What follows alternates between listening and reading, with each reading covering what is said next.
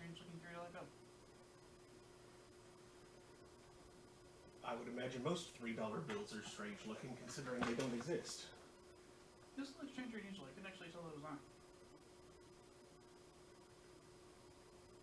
Couldn't tell what it was on. Who was on it?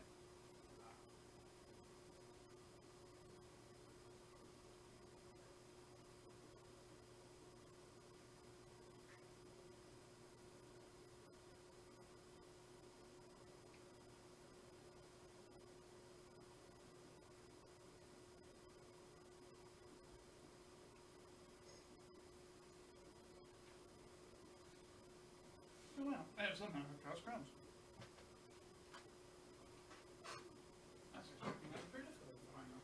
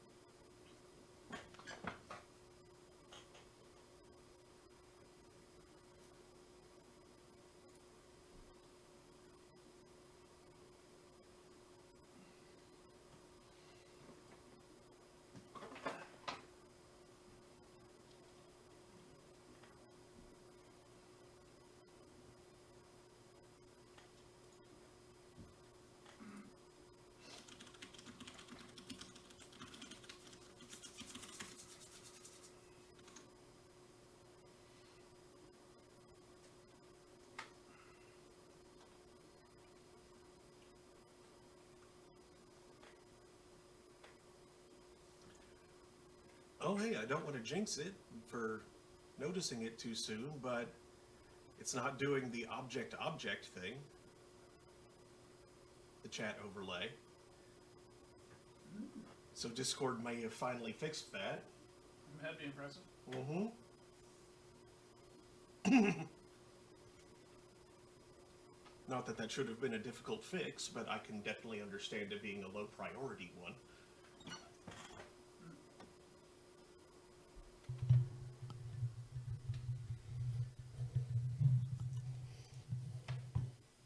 Yes, they're too busy rolling out their AI incubator. What are they gonna do? Hatch them?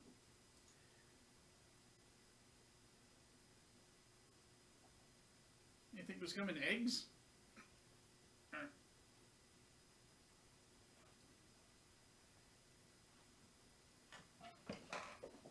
Wonder how long it is before Clyde goes the way of Tay.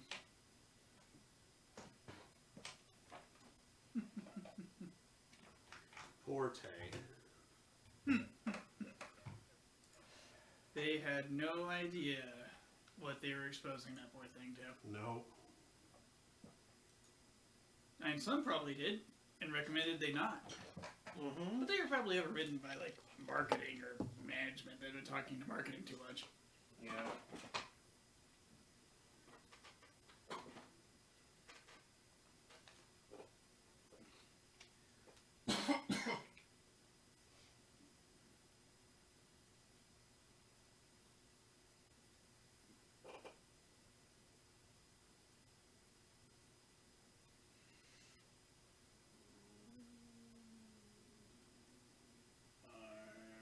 Stiff and sort.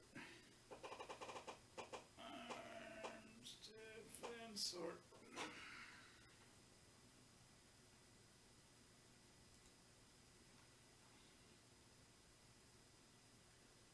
Okay.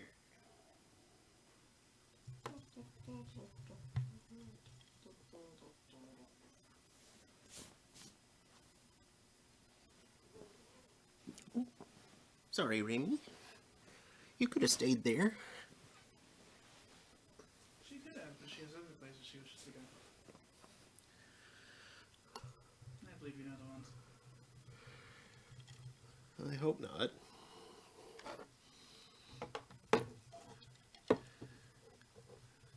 Yeah, litter box, food dish. Well, those places, sure, that's fine. As long as she doesn't go to my desk. My chair is fine. Apparently into a wall at full speed with her left eye. I don't think that's what happened.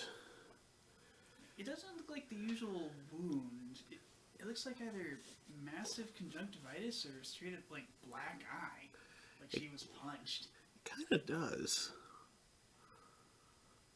And the last time she was punched was years and years ago.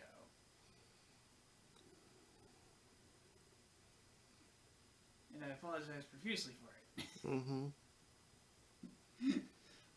Also, it didn't give her a black eye. How sad would that have been if I'd given the kitten the black eye? Oh no. That would have been so sad. Oh no.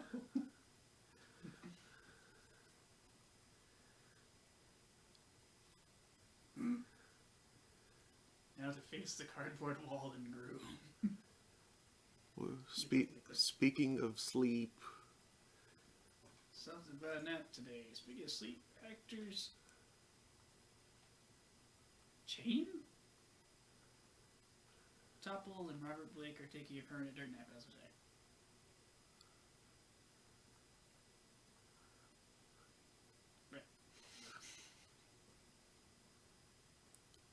that's definitely not pronounced Chaim, but I forget. I literally don't know how. Chaim, Maybe.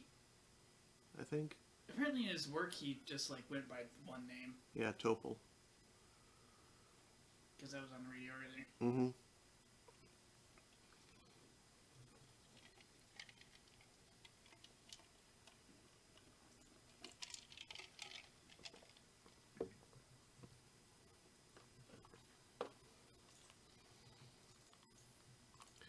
Has APR picked us up yet?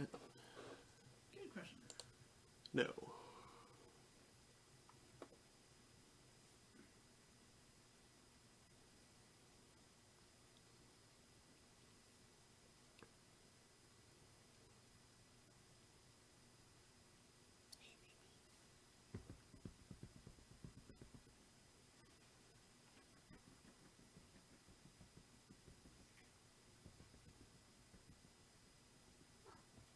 And a girl.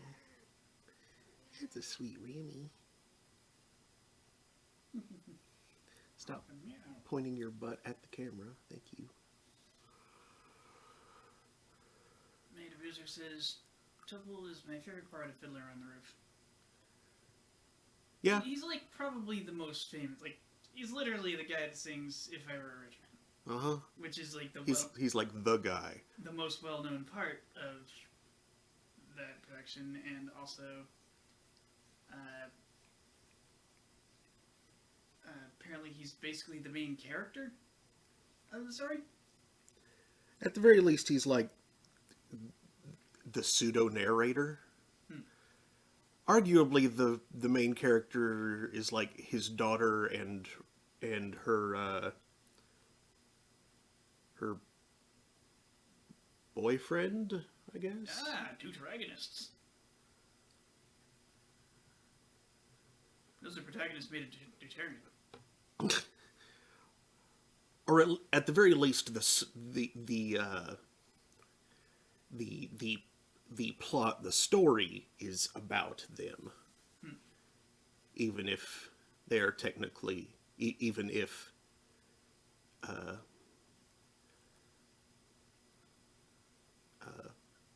Topol's character starts with an R, I think.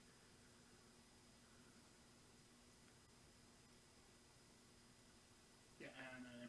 Yeah, I've lost it. Yeah, he's still kind of like the main guy that Yeah. you see and hear from.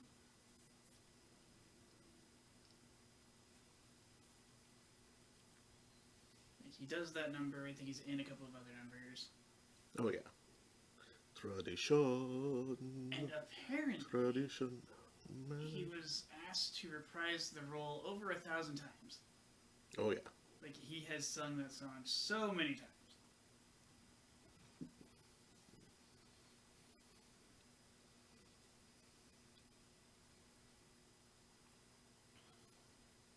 Though I'm guessing the last few dozen or so didn't have him jumping around the set quite as much.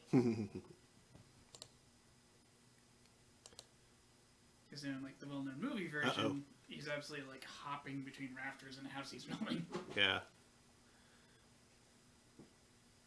What you doing, Fuzzweed?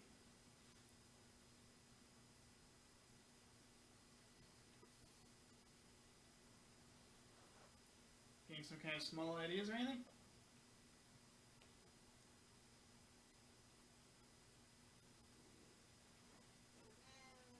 Yeah.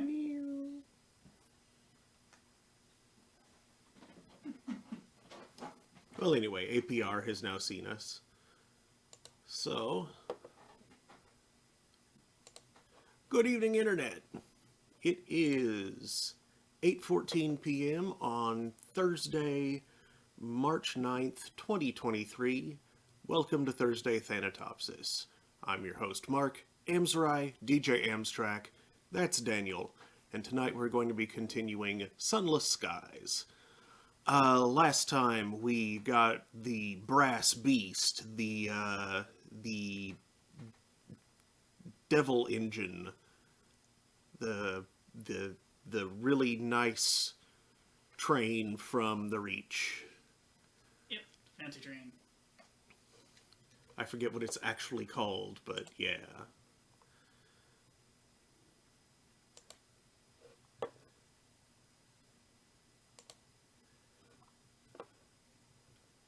And we started making our way into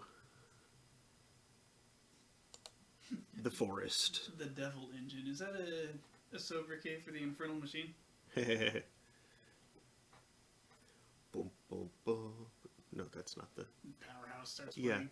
Dun, dun, dun, dun, dun, dun, dun, dun. Yeah. Remy, I guess. again.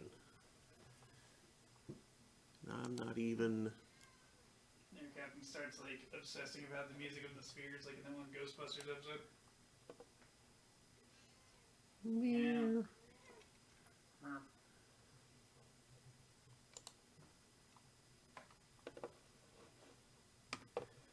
Once you get that taken care of, Oh, this...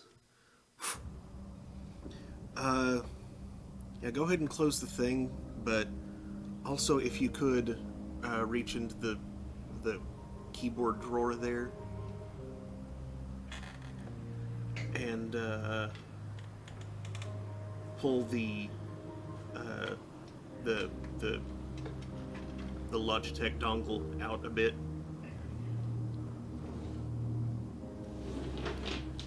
Because I'm experiencing the same issue as last time with intermittent.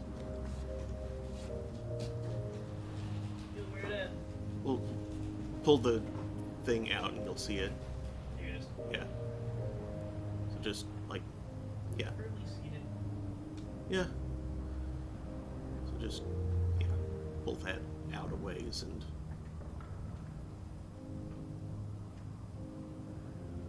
There. Yeah. Hopefully the shorter distance will stabilize it a bit. The shorter distance and the nothing in the way. Yeah, usually stuff in the way is the bigger determiner, that's really. Even though the only thing in the way before was wood, really. There's bits of metal. And also there's various things around the room that affect the whole waveform. That's true. Like, you know, people walking around can move dead zones Yeah, in Wi-Fi. it is true. Same goes with Bluetooth. Bluetooth is shorter range by nature. Is that even Bluetooth? It looks Bluetooth. It's, I mean, it's not a Bluetooth symbol. And it could be NFC. It's even shorter range. It's, It's not air, I'll tell you that. it's whatever that is. I think it might just be whatever, like some Logitech proprietary frequency. Don't know. Yeah.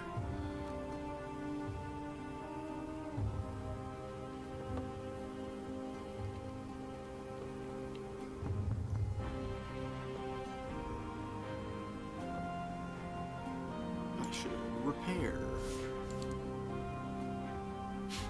Foof. Yeah. 105. So, let's start to Semaphore Sam. Semaphore Sam? You didn't like what I was calling him before, so now he's Semaphore Sam. Fatalistic Superman. Oh, the signalman. Just say the signalman. That'll... You didn't realize why I was talking about Semaphore Sam earlier. No! You thought I just... I had no idea that's what you were talking about.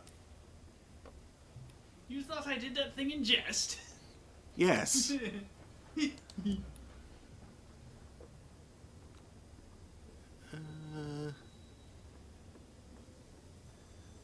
Let's see.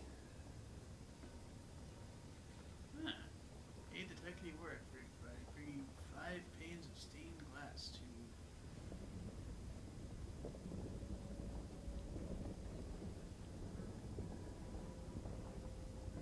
To Victory Hall.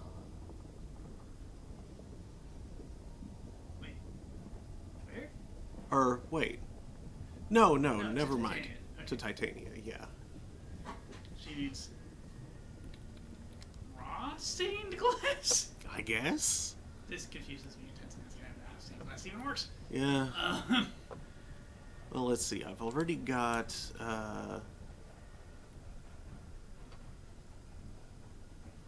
yeah, Lustrum needs literature. I was going to go deliver that. Although, I guess I can save that as well. Like, that doesn't need to happen right now. Yeah, so you take more expeditions. That's Traitor's Wood. Mm-hmm. You've got the giggling place ahead of you. Bring reports of the circus. Let's see, I need a report from the circus. Yeah, to bring to, the... Check for a ghost at Magdalene's. Collect 3 bee souls for the princess to take to Caramon. Let's see, the ant and rats want to stop at Port Prosper on your way back to London. You can fix the thing back that way. Well, to Port Prosper. There could be a reason to do that. Mm-hmm.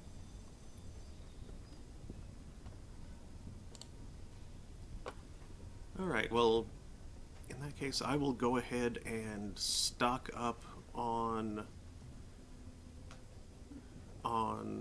fuel and supplies and get to further exploring the Trader's Wood. So you need to stain 1 more glass for anything. Yep. I come across those here from time to time. Much more often in Albion than here. This is the wrong store.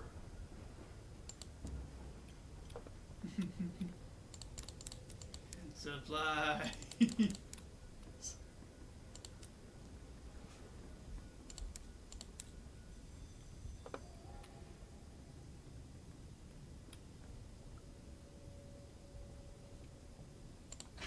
And let's see, I needed to... I hadn't delivered port reports yet, right?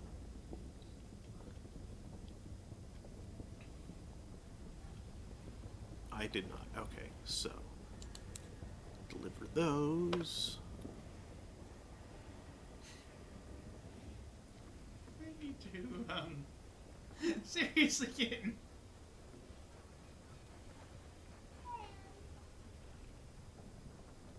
Remy, what are you doing? You are being so weird, cat. Yeah, she's downright unsettled about something. Yeah. Like rushing around. I'm guessing her eye's uncomfortable. Maybe. Whatever's wrong with her eye. Rushing around. Somebody told me you had a murder. Ba-da-da-da-da.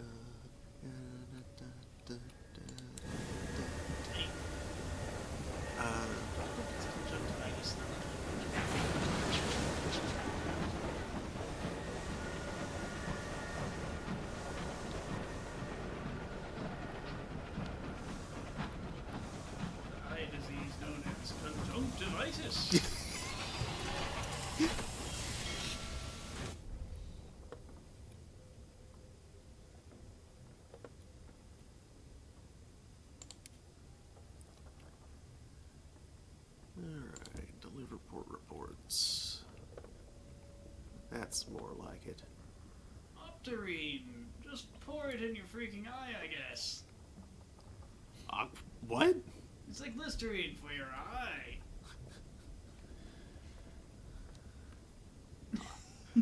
Octarine? Yes, that's what I said. It sounded a bit like you said octarine. No, that's for octopi. I thought that was just the color of magic. Which maybe that's one of the colors they can see. Or mantis shrimp. Mantis shrimp can see all the colors. Yes, they can. They can see Gant. Except it doesn't work the cool way that people think it does. It's actually just like a funky way for them to be able to focus at various like strategically useful distances at once.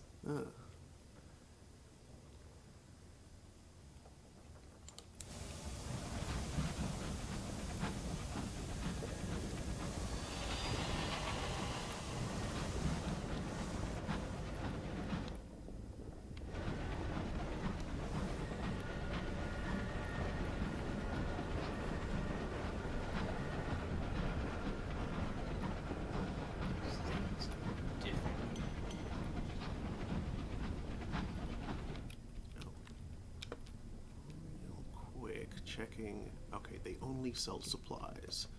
So I should stock up on fuel when I get to Port Avon.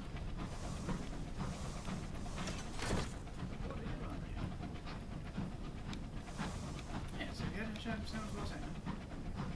No, I have not. I will do that when I get to Port Avon. And it's going to be so confusing if you keep calling him that. Oh, thank you. You okay there, Tackety? No. They have no idea what they're doing.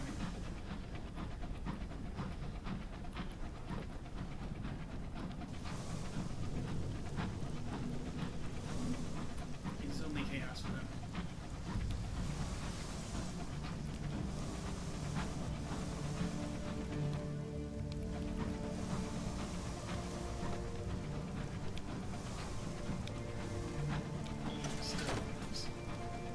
Are there any other kind? I mean, Yeah, there's... there's like hummus, Yeah, there's fresh obsidian, volcanic rock. igneous.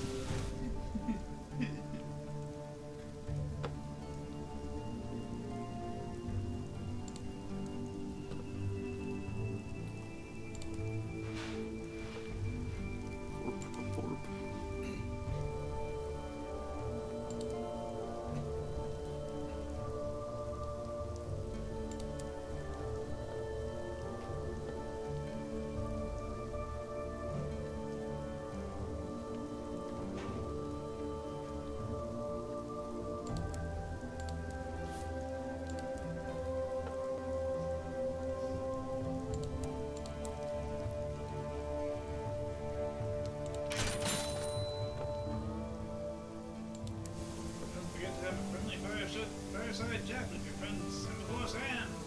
Yes.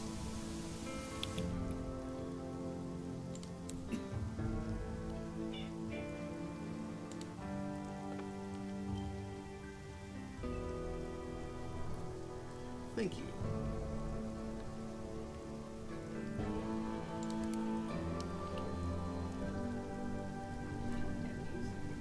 It's nice, isn't it? He smokes in a constant chain now. The next cigarette is lit before the last has gone out. His work on board has become perfunctory. He has given up writing his signaling catalog, which once gave him, if not joy, then a temporary stay of misery. "What's the point?" he remarks. "I squandered my life on a folly, and it came to nothing." Fortunately, you have the foundations of a plan. Sympathy and encouragement are unlikely to work on the signalman, but resentment, that might do the job. Oh, that's why I had the ministry-approved literature on me. Oops, I forgot. Well, I can do that later then. Okay. Yeah, rouse him from his gloom. That was the... Xenophos and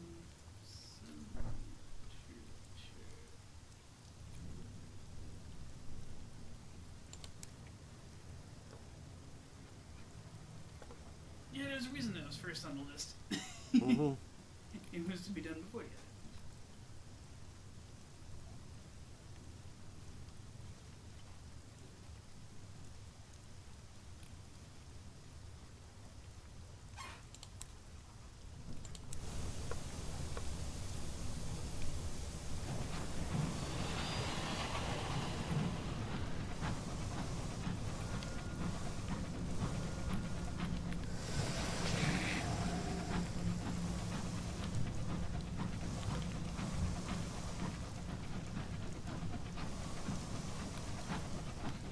Aggroed, but I don't care. It was facing the wrong way.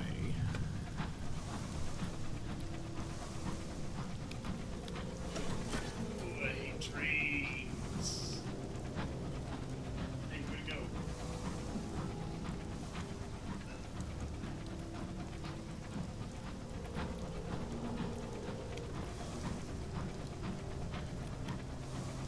Okay, that's a weird thought.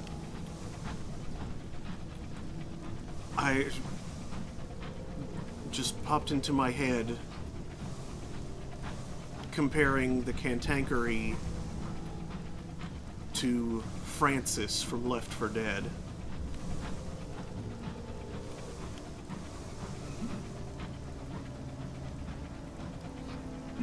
You know, the one who's always like, I hate whatever it is.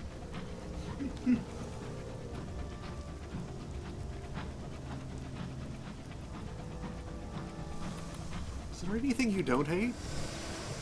I don't hate vests. Hold on a sec. I can't think about that for a moment. That's some good characterization. Mm-hmm.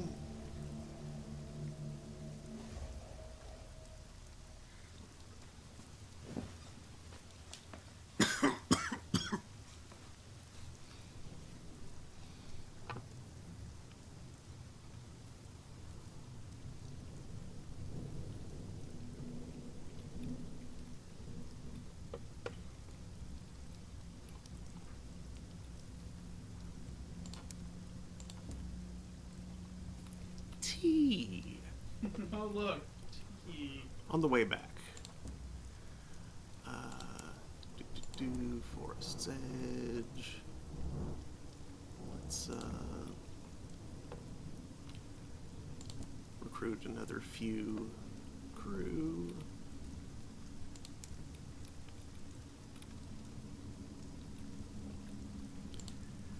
And expeditions. Large expedition. Janine Garofalo's expedition Mount Everest. What? It makes no sense. No, it doesn't. What? Where did that come from? Something or just? Crap. Where the hell did it come from? Came from somewhere, but I don't remember. Okay. Because like if that just like if you just pulled that out of your ass just now, that would be very strange.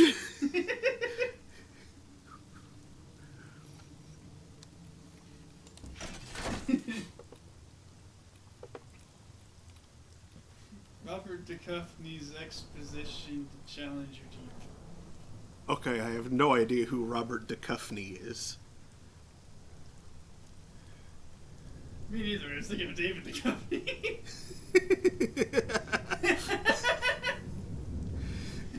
I don't know if he has a brother named Bob or not, but maybe an uncle. Well, check his IMDb page. It usually has information about relatives. Or Wikipedia. Oh boy, that sounds too stupid to bother with. Besides, we have stuff to do. The giggling place. The sigils on the scythe suggest it was connected in some way. You're sure the name, however, is an error of translation. Oh, yeah, certainly.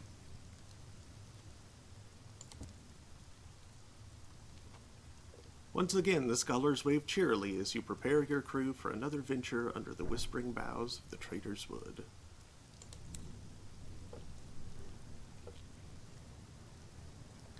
"100%.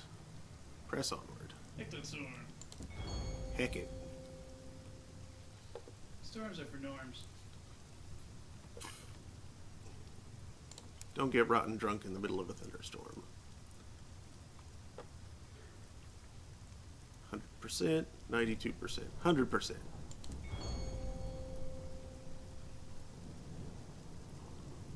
Yep. Sky story. Sky story. Ooh, 2 to the 6th. Yep.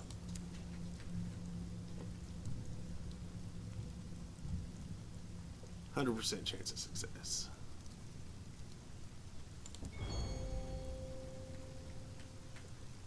Looks like Weird Force Beast is back on the menu, boys. Enter the giggling place. A shaded dell below a steep and cruel hill. Bright laughter emanates from within the shaded dell before you. I unfortunately misidentified that as a shaded deli. Shaded deli. You order a Reuben.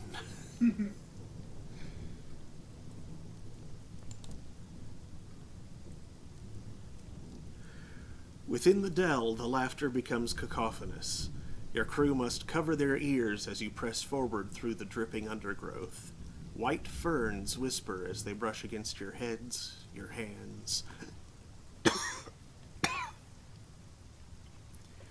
I inhaled something.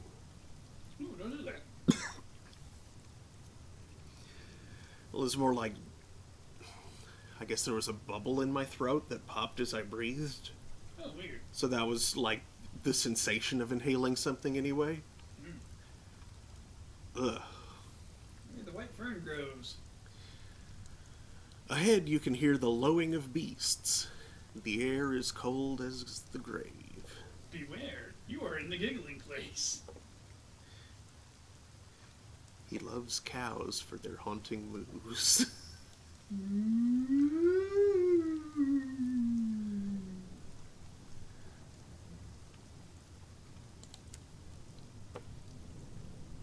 You inch forward as the laughter crescendos, washing over you.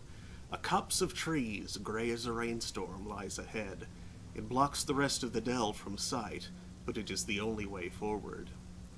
Go alone, spare your crew whatever laughs at you from behind shadowed trees, or send your crew ahead. You cannot afford to risk yourself. Mockery won't make you reckless.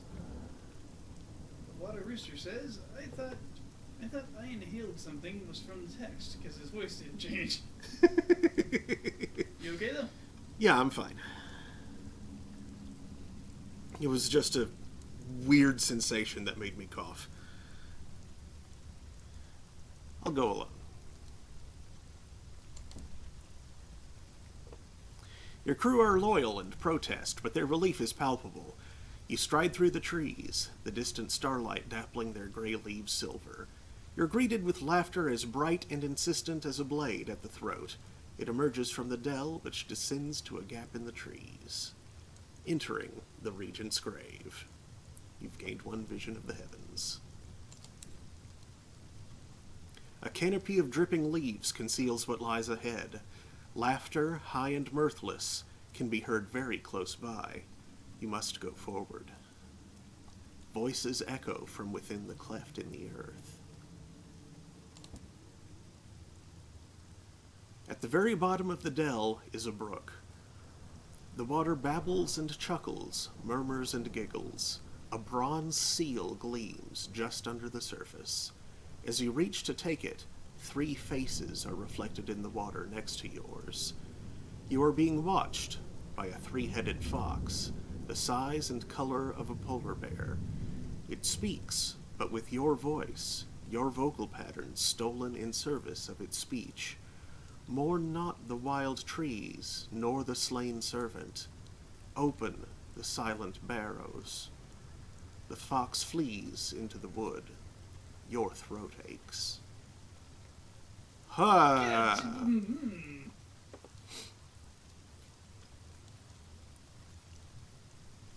That sucks. I hope that's a temporary loss. And, Same. like, it'll give it back by the end of the story. Or, by the end of this arc.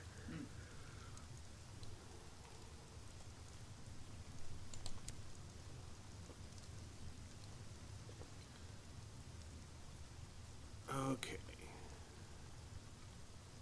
I'll continue talking to the classicist.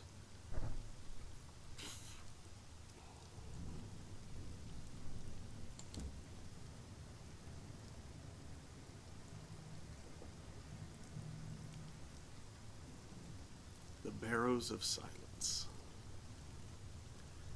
The wood spoke in stolen voices of it.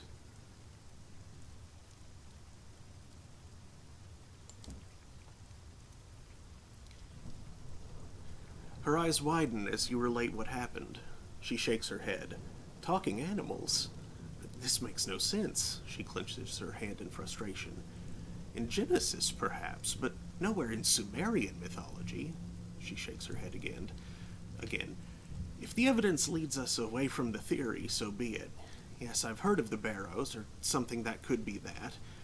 We found a stone tablet written in the correspondence. It mentioned quiet graves at a place in the forest where deeds were done. She marks her map. I wonder if I would have gotten more info then by talking to the theologian.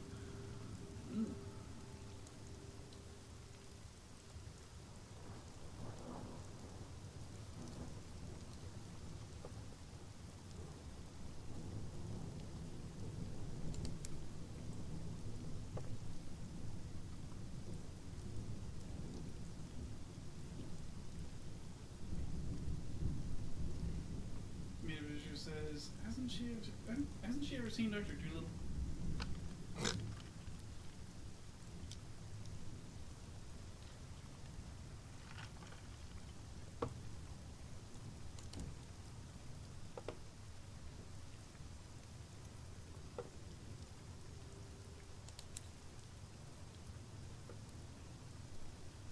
Okay, another expedition. Large. Barrows of Silence. The scholars have provided the location. The wood whispered its name to you. Whoever lies in the regent's grave may have been connected with this place. Presumably the regents. Your crew are reluctant, but obey your command. They haul on their packs and make ready for another incursion. The scholars watch you leave, their expressions solemn. It is not long before you are surrounded by trees, the canopy plunging you into gloom. Old Tom Bombadil has his back. Yep. His boots are yellow.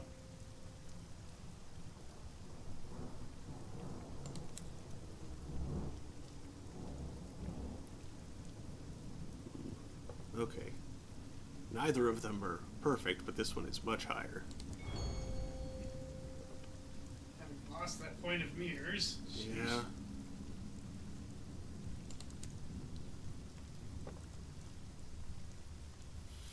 Ooh.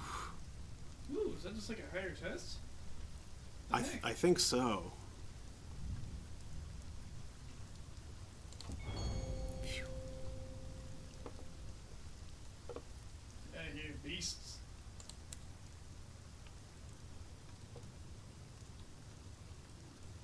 Alright. The bog here. Better. 73. Good. Tale of Terror. Enter the Barrows of Silence. A circle of earthen mounds surround a hollow of blasted ground. Freaking ground.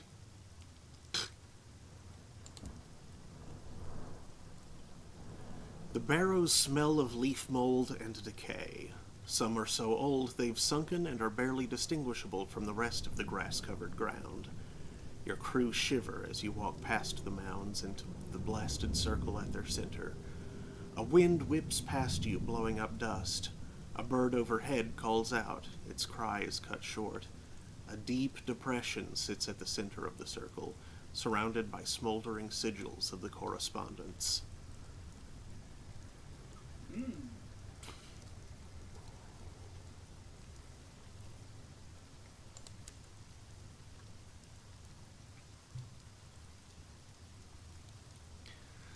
The sigils scored into the barrow's earth smolder. The incandescent language is searing. A command burns your marrow. Here you will be silent.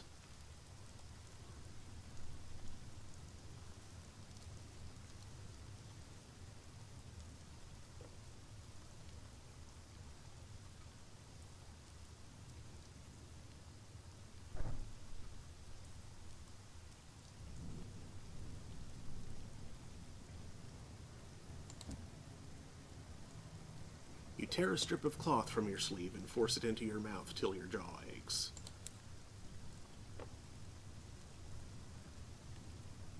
Do it to myself and to the rest of them. Yep.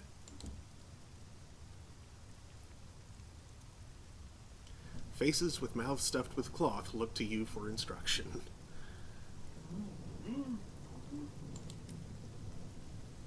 Go further into the circle. Whatever secrets are buried here lie within the barrows themselves.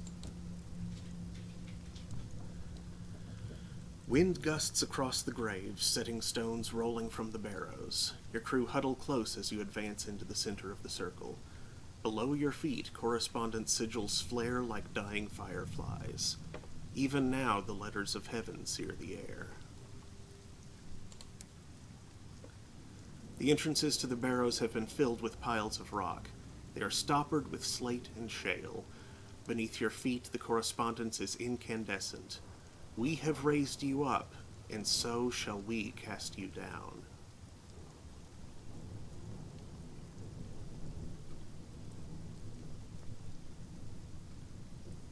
Approach the hole at the center.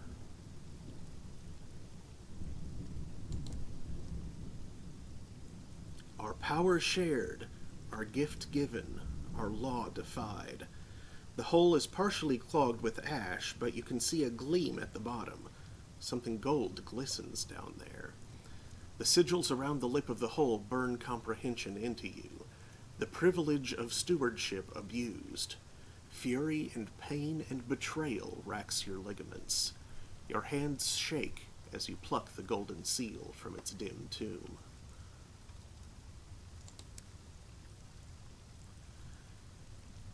The entrance to the barrows, oh yeah, that's... You have the last seal. Be away from this quiet place.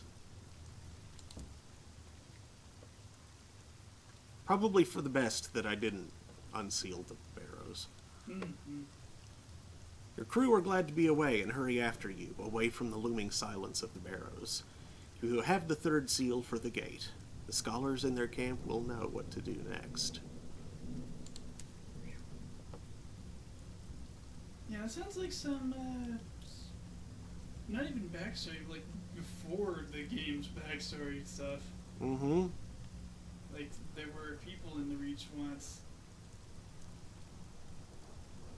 and the stars, the judgments, did something for them, made them great, but they defied the judgments, and then they suffered the judgment's judgment. Mm-hmm.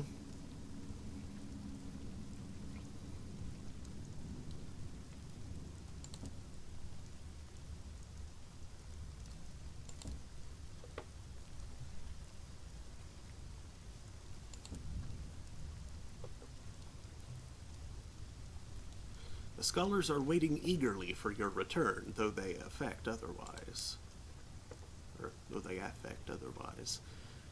The vituperative classicist arrives first. Well?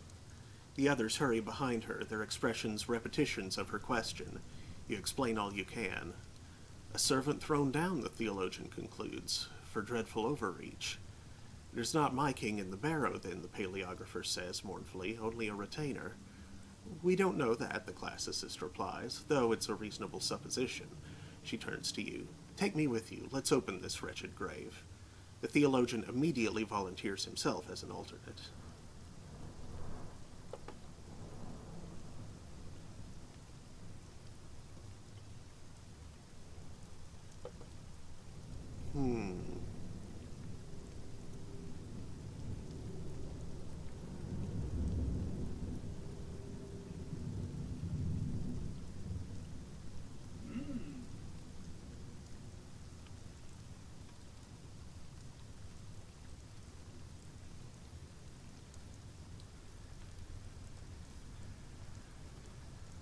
Should we do? I still think the classicist had the most reasonable hypothesis to begin with, and the fact that she was willing to throw it out when it stopped making sense also is a point in her favor. So I'm willing to stick with her. Yeah.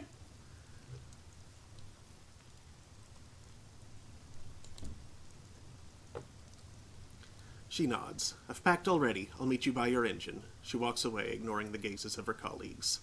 The paleographer sighs and returns to his tent. The theologian approaches you. Please be careful. I wouldn't want anything to happen to her. You will need to find the regent's grave in your locomotive to continue. I already have. We know where that is. Mm-hmm.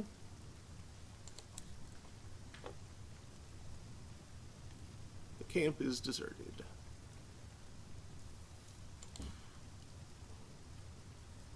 The remaining scholars packed up back to Somerset and London once you'd made your decision. They hope to salvage their careers, or at least be somewhere warm and inside. The wind shivers the grass. The shadows lengthen over the camp.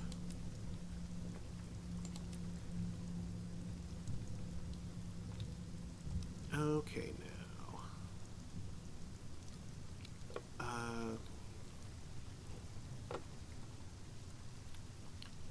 And was it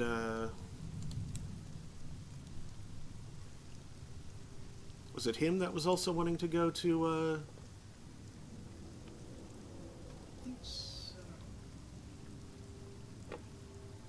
was also wanting to...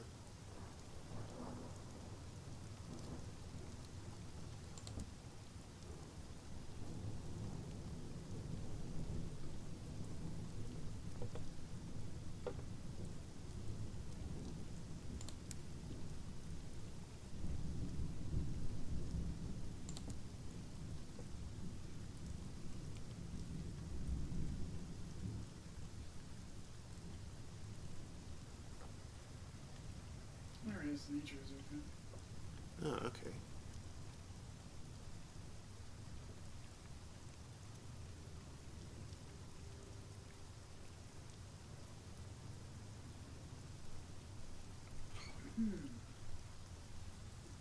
I got another. Yeah.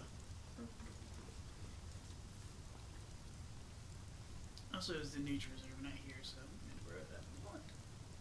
Hmm. Let's see here. This was the Trevor. Okay, Yes.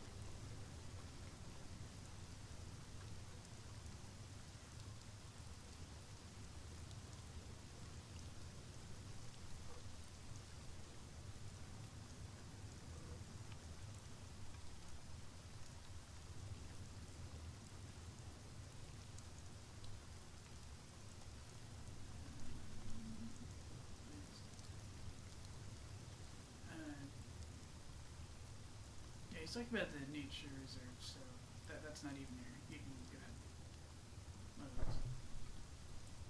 Well, I think I'm stuck here and I have to make a choice. Wait, you can't just X out? Nope. Oh. Oh boy. Okay. The way the structure is sort of annoying for this sort of thing.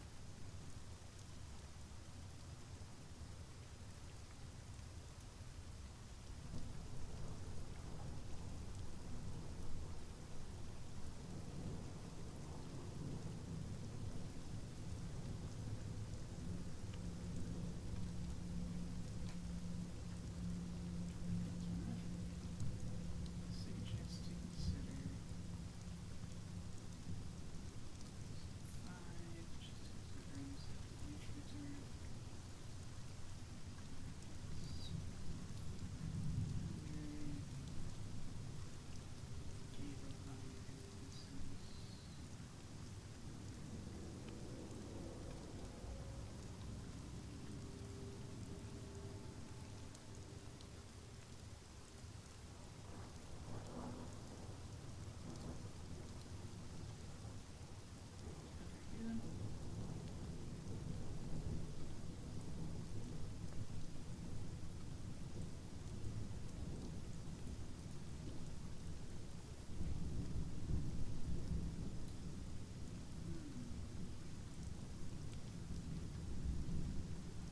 Judicious.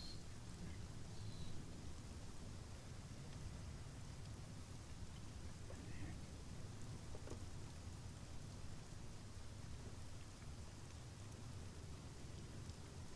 Turns.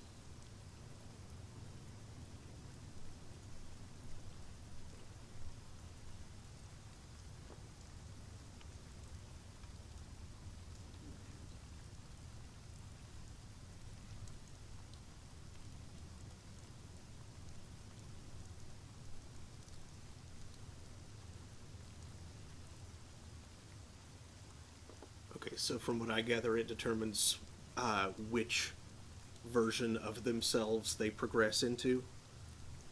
Their secondary class, basically. I think so. So the reckless driver is an option with 10 iron and 2 affiliation establishment.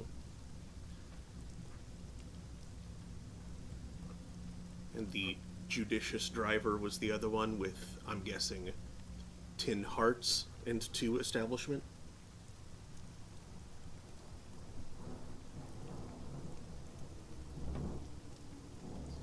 Question.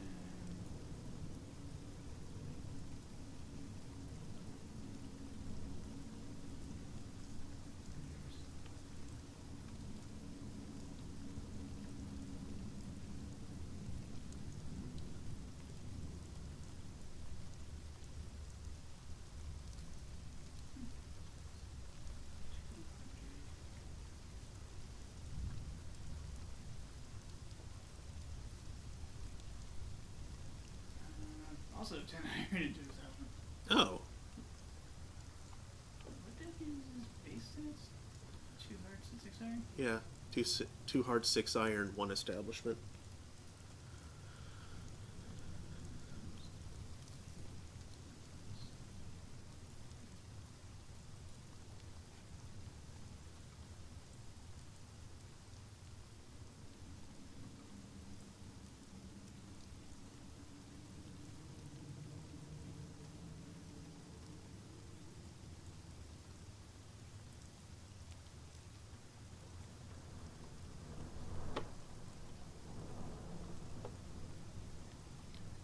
Okay, so that being the case, I think I'm going to recommend they finish the journey.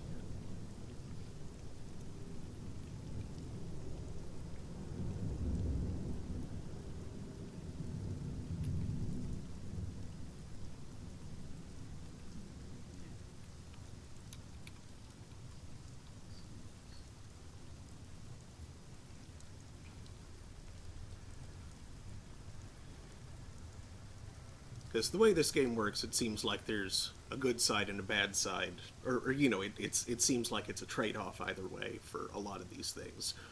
or sometimes even just mechanically similar results for narratively different paths. So,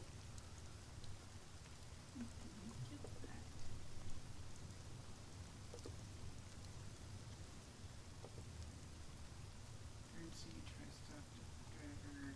Talk about hearts. Gold. Legends are gonna be seeding.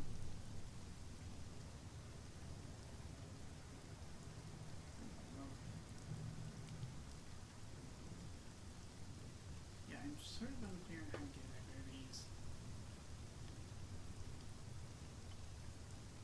huh.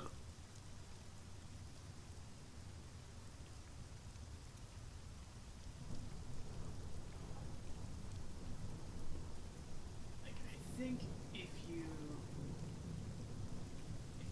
It might be the free one? Up here we freaking go, that was up there.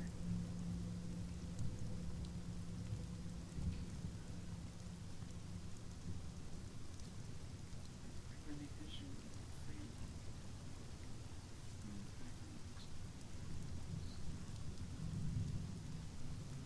Results in fruit and seed date plus 15.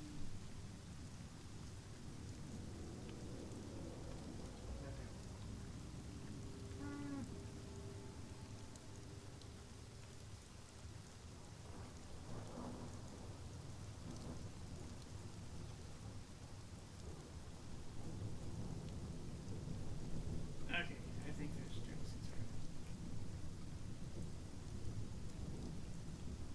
It's not remotely clear enough, but freeing it looks like it does the other number than the two that we're looking at. The other number. Yeah, they've got like numbers assigned to properties. Reckless is 300. Judicious is 200. And gave up is 400. And 400 seems like a bad and is available at various points. Okay. It comes from like ignoring the hurt and it comes from remain neutral, or it comes from recommend freeing.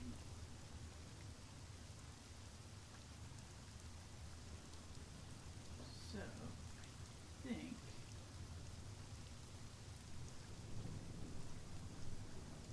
Okay. we won't finish the journey. You're right, of course. I spent too many years worrying about consequences. We must finish this. To the nature reserve, then. Okay. Onwards. That leads to Vine Mountains. No, that's it.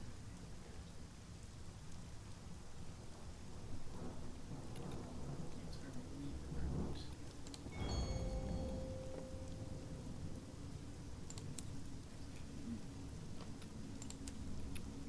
Not finite instruction.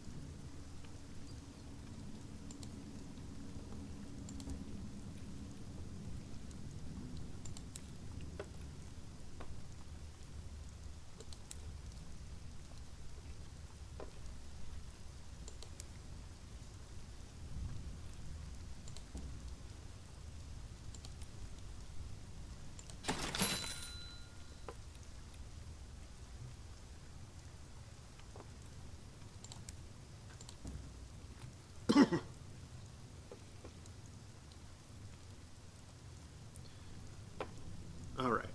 And now off to the Regent's Grave.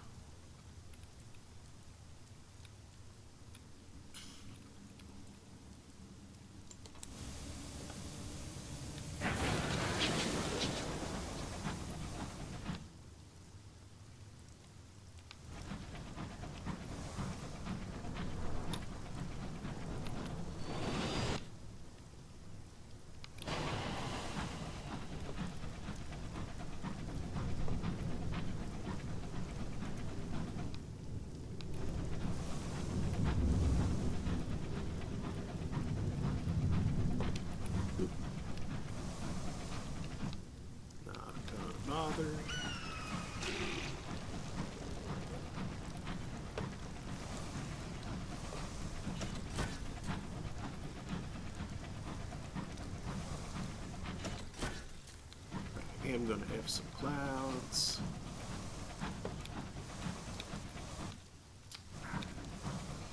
Since there is a timer on that, so we'll probably want to head to Nature Reserve soon.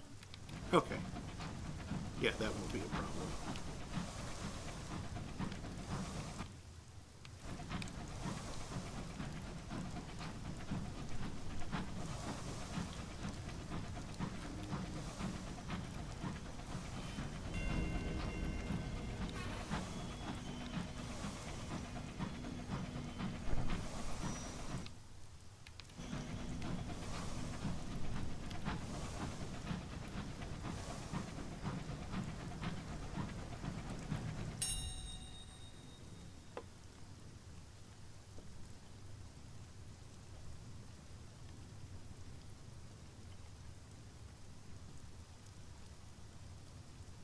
This place is good for lowering terror, but will consume time. No. Terror is very low right now.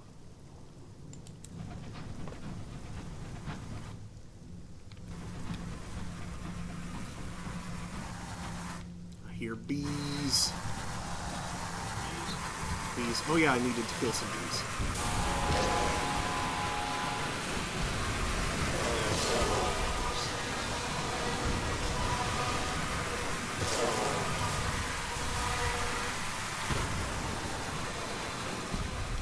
Great, those guys are shooting at me too.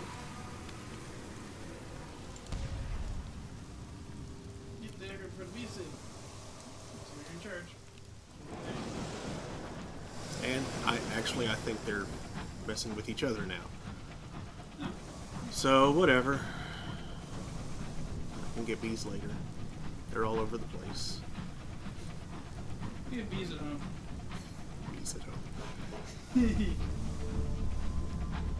Unholy Button 239 says howdy. Howdy.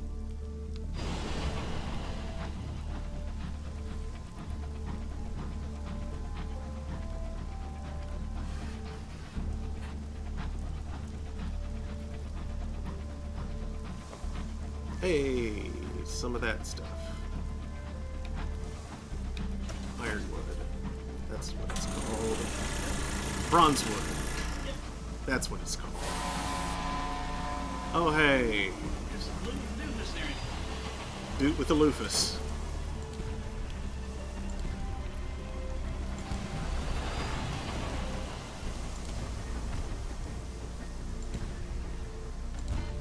There.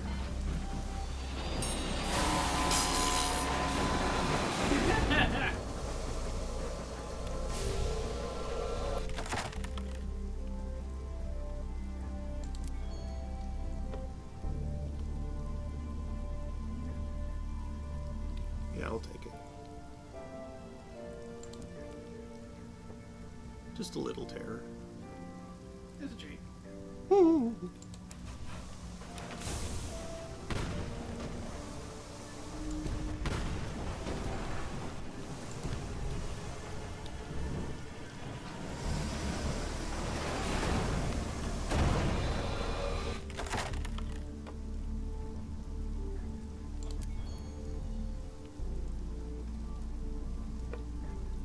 And another crew.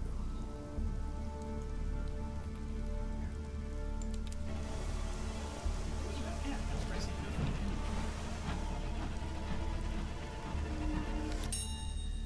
And here we go. You have the 3 seals and a translator. You will discover what was entombed here. Open the gate. Before fitting the seals into the gate, the scholar examines the correspondence markings on them. Something about to be used for visitation, and a reminder to not visit unless in direst need, your scholar translates, plainly baffled.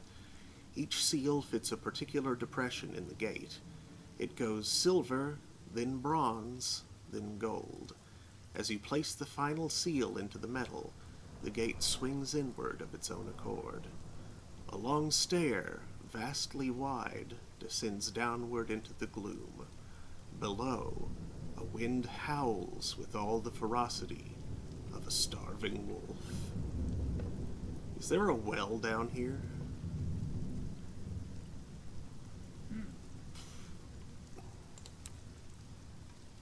At the foot of the stair is a burial chamber, fathoms high. Hanging from the roof is a skeleton. The bones are the size of locomotives, the skull palatial.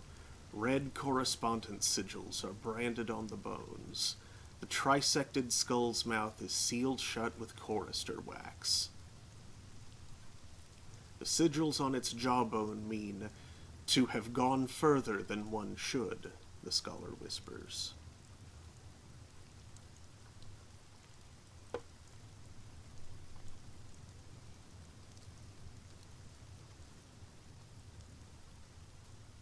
That sounds like a great idea. Weird. I do want to see what happens, though. So this is the region. Standing well back, you order your crew to light a fire below the skull's mouth. Soon the wax is congealing and dripping in long, slow splashes onto the tomb floor. The heat in the chamber rises. Dashes of wax begin to fall in heavy drops from the mouth of the skull. The wind rises to a frenzy. The last of the wax melts. The skull's jaw hangs open, and the correspondence sigils begin to appear on the walls of the tomb. The cavern lights in fierce incandescence as the traitor spits furious correspondence. Your scholar struggles to keep up as they translate the sigils on the spot. Water Rooster says, this seems like a lot to go through just to find the ruins of the last blockbuster. The scholar translates, the servant was given a task. They mean to complete it, but they have no body. They mean to chain the wood. No, tame it. They are the tamer. They overstepped when they gave voice to the voiceless. They want to undo their error. The scholar falls silent. Sorry, what? Their eyes widen. They want one of us to help them for a year and a day.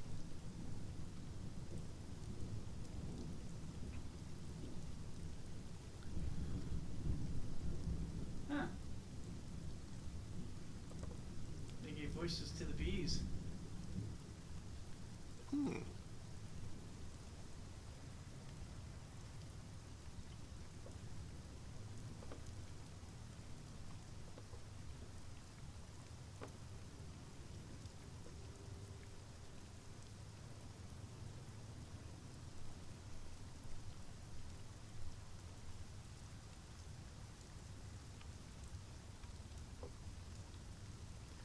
Yeah, what would they think if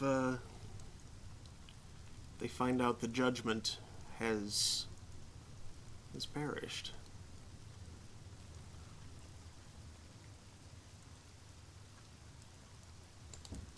Yeah, I got right to the well seed. The scholar struggles to convey your statement, but the tamer appears to understand. Correspondence flashes like lightning. I know this. I know this. A duty magnified, the rights due to the dead. The scholar pauses. The chain of being, the obligations thereof. I don't know this last one. I think it might just be grief.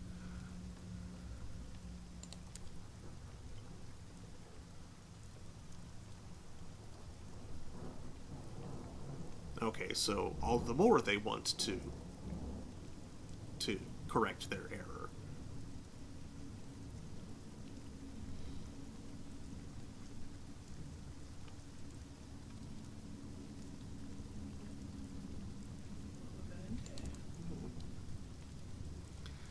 Correspondence flashes in the dark like bonfires on Guy Fawkes night. The scholar frowns. The vanquishing of all errors, the making right of the wood, something about work, bloody, burning, taming work, the silencing of the voices and the stilling of tongues. The scholar shrugs. They seem to think it's self-explanatory.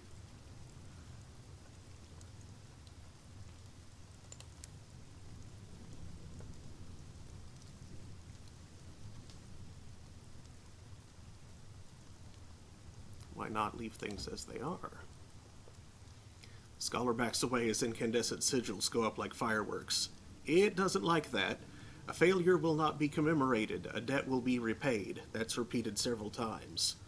A transgression that must be unmade, the regret of having burned too brightly, to return humbly to one's place.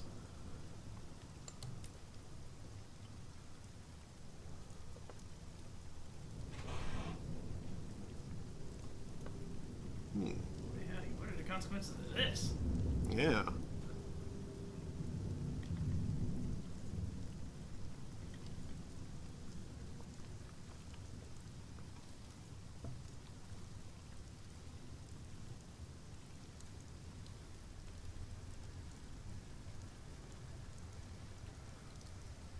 Does that leave me honor bound to kill every bee that I see?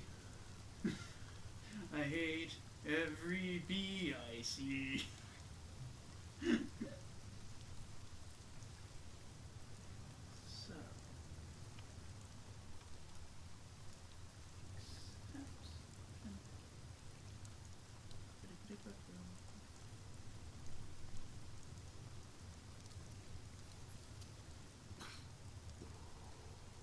Take up the mantle of tamer, return to the parting blade, and traders when you begin your task. Allow the scholar to do it.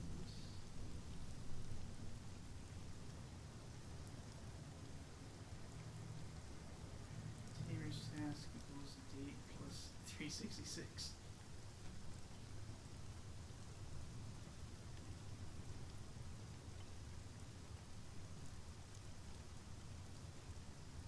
Or maybe it was all the whispering, giggling stuff in the Trader's Wood.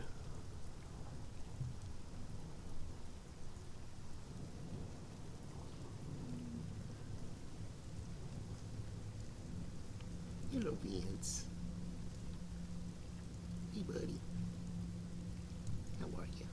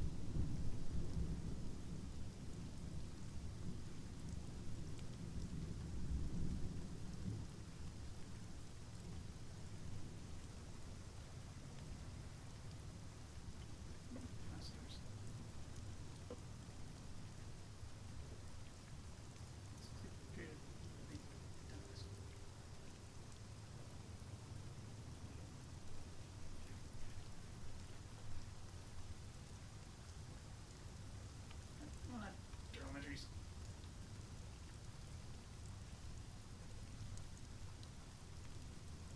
Sorry, it's dumb. Come here, you. Let's see what I can find in parallel.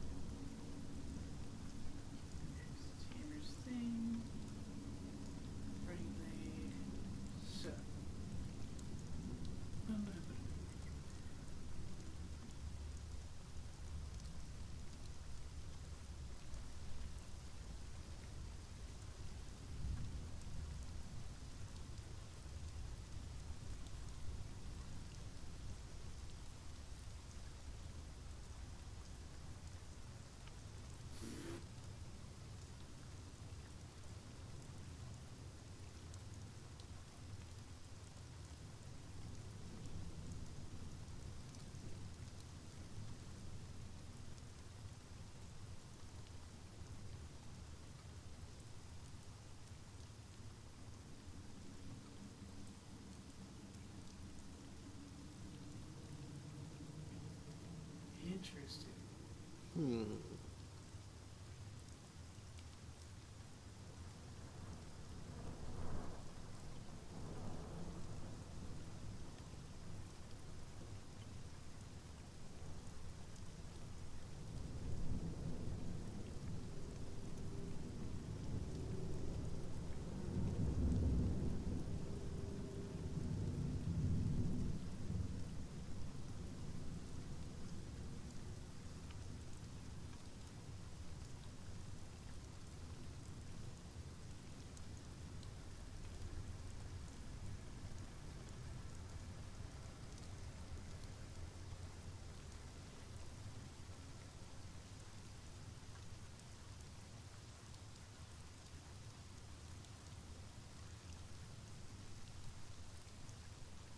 So,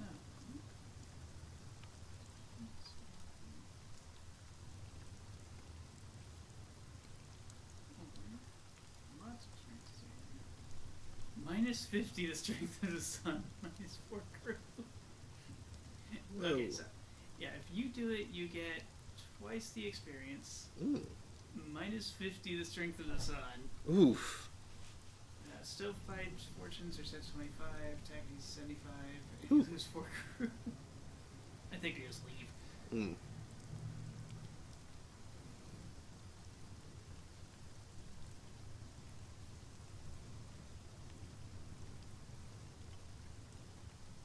And the date is set to 366 days after the current one. Not immediately. When you next go to the Trader's Wood Parting Blade, begin your service of the year today. Okay. You can also let her do it, which will get you half the experience in Serenity, and none of the other weird effects.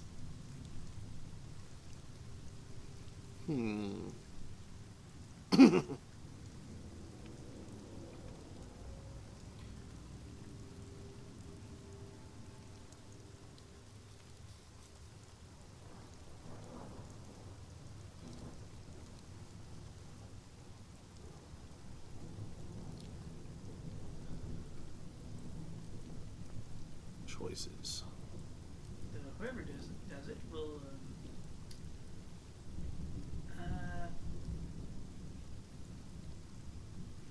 be slaying all the talking things in the wood. Or at least as many as they're able in the time.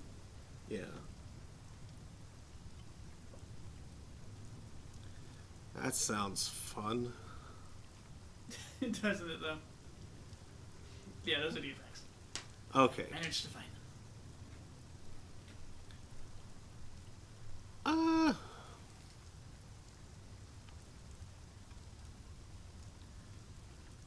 Well, then do I want to, or do I want to let the scholar do it?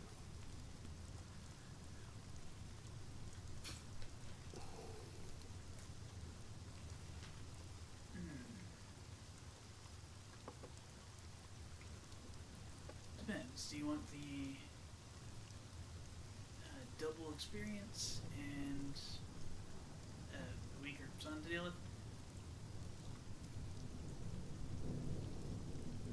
Or do you want the recuperative classicist to have her hands coated in dried blood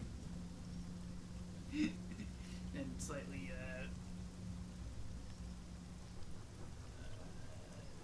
slightly traumatized by a year of murdering stuff? You know, I've handled a son on the brink before. I can handle it again. I'll do it.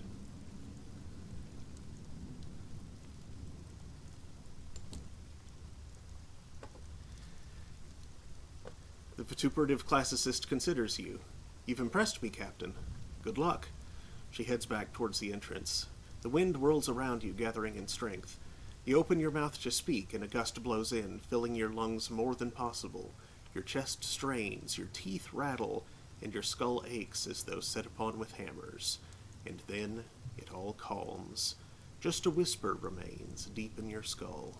It tells you where to go and how to begin.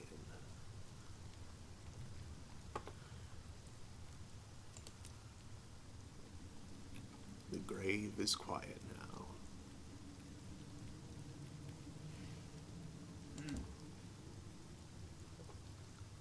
You leave the long dark of the barrow behind you.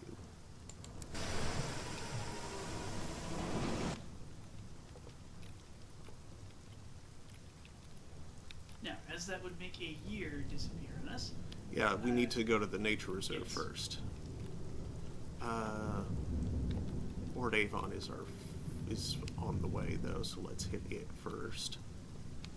Just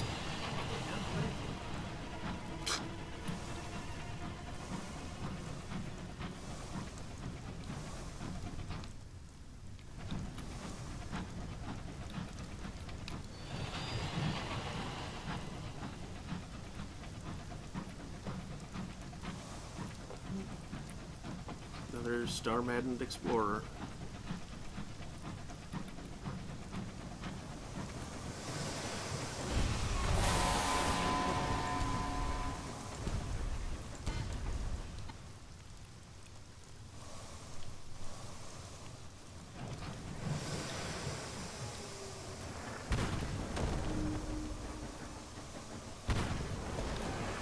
That was hardly off.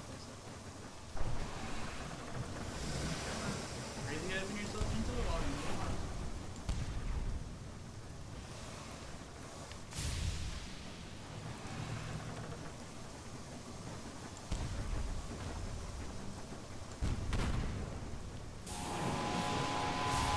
Dora!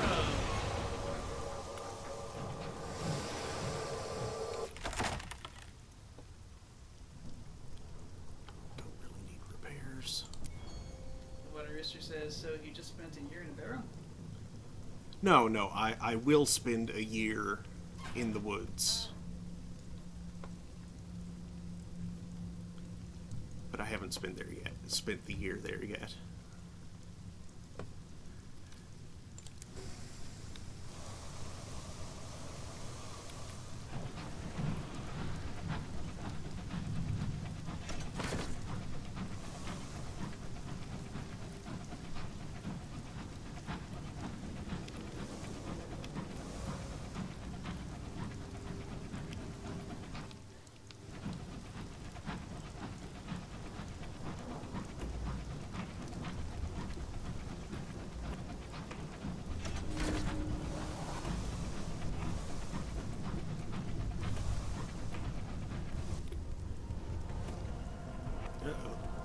An engineer has made an alarming discovery. An undetonated shell from a recent battle has penetrated your hull and lodged in a cavity under the plating.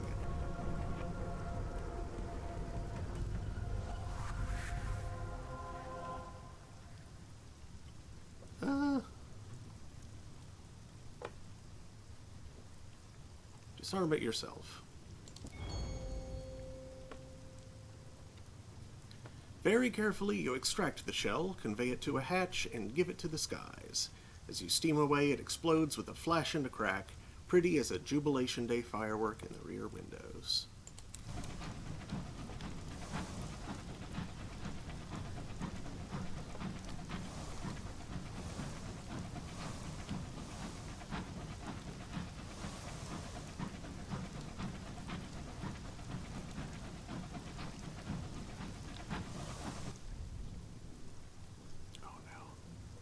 It's done!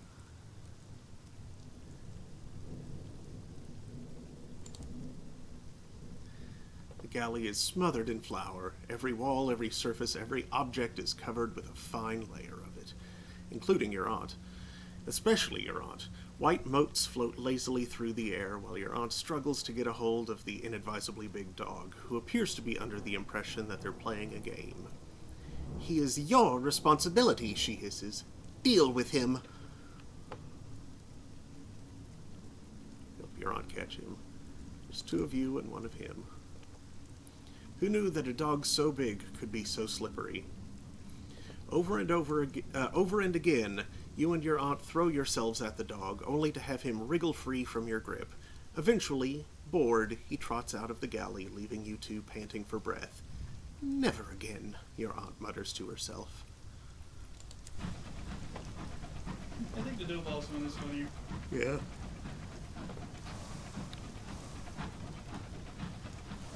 That God quickly she manages to take one to the face.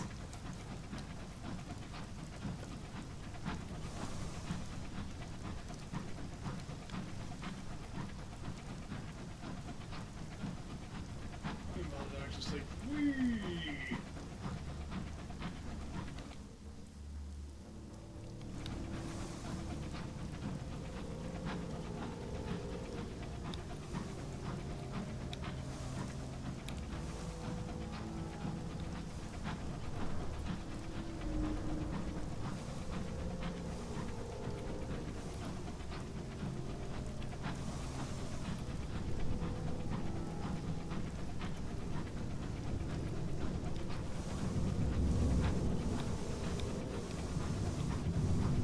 Now I know about the unpleasant fate of the one that gave you wings.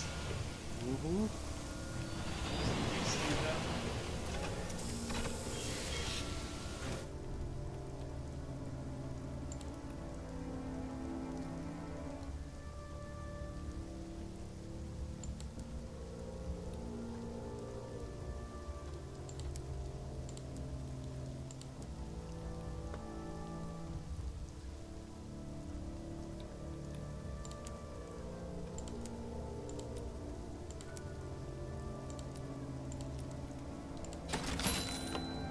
That'll do for now.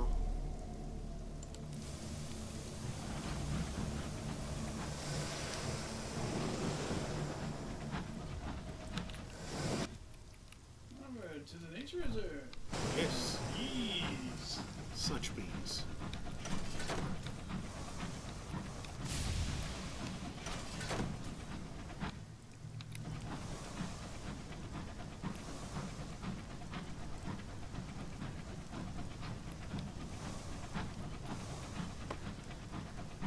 Mystery lizard. That is very good.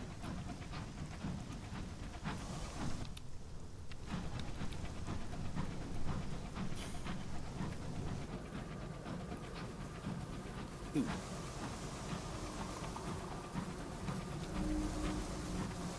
Ah! I hit the wrong button. To stop. Yep.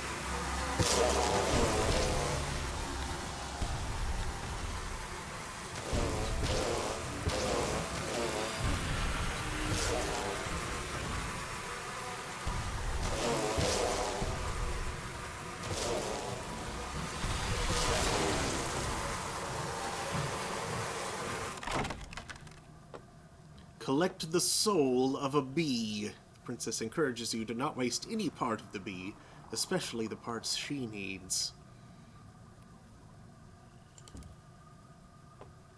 Collecting the soul of a chorister bee swarm is traditionally an onerous endeavor, made a little easier by the distraction of the incognito princess.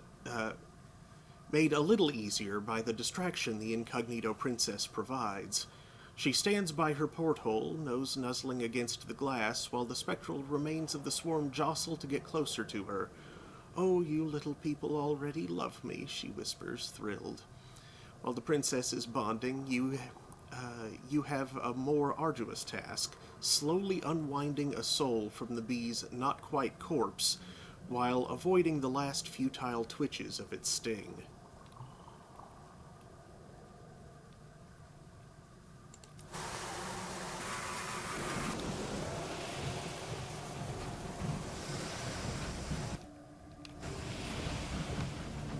Not unsettling. No, not a bit.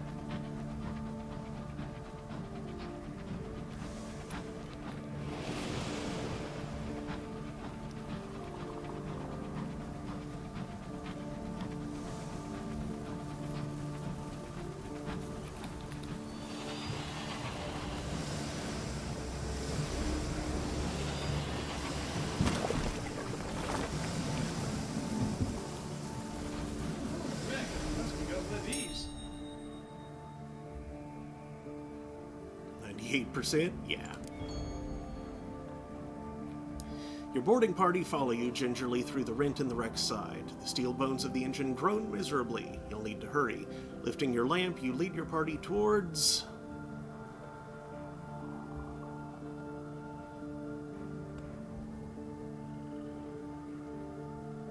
Captain's quarters.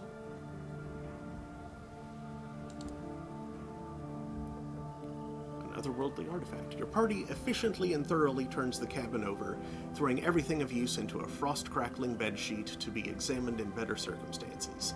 Then you hurry back to your locomotive in time to watch the wreck crack, split, and spill its remaining secrets into the sky.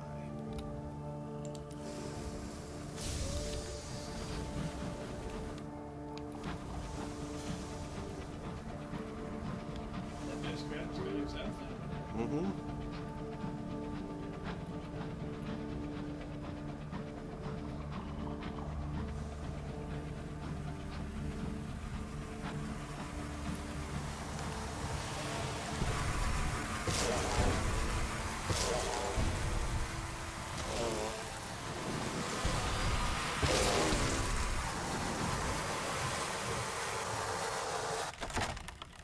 More souls. More bees. More bronzewood.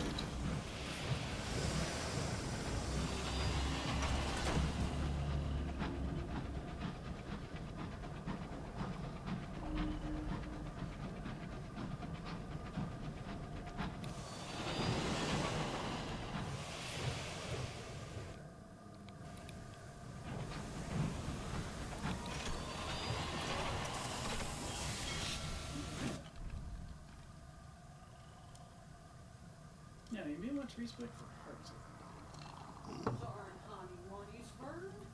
Those are beesy weezies.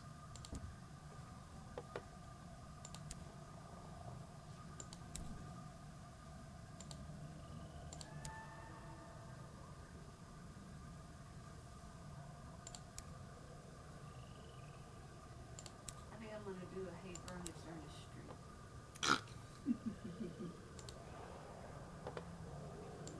You'd watch, wouldn't you? Sure. Wait up.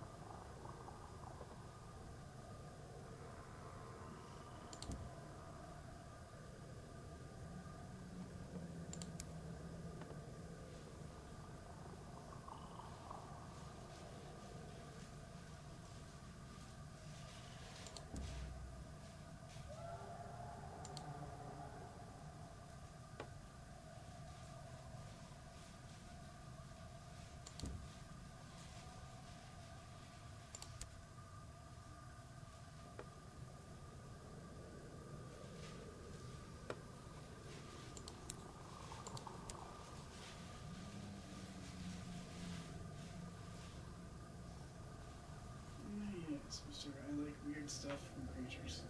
Yeah. Actually, that's probably in the journal instead. Yeah, experiments sanctioned by the company. I can take restock. Yeah, I haven't gotten the fungal crinoline, and the cutting of the titanium petal I have no idea about. I think you just get it at Titanium. I've been to Titania, and I've never gotten the option.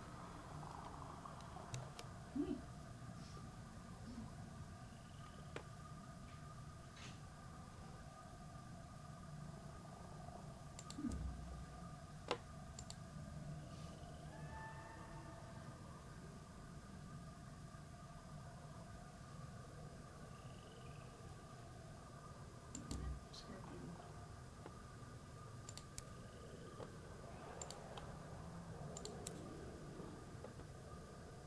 She's driving. No, to the verb. Yes.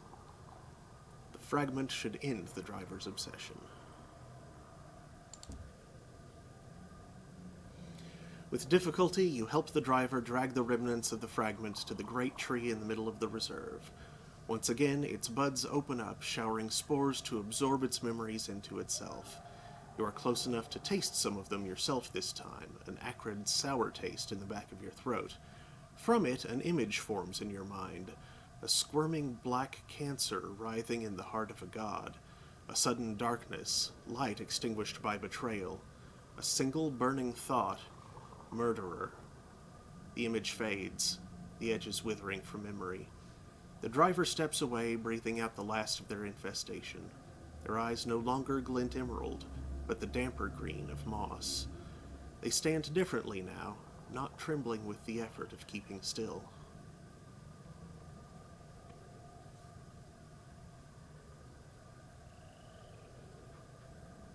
Woohoo! You now have the judicious driver. Hey. He no longer gives you hearts.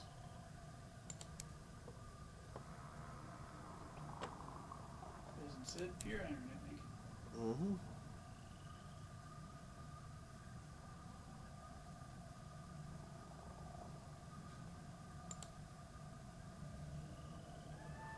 The crew have stopped complaining when the driver takes the wheel.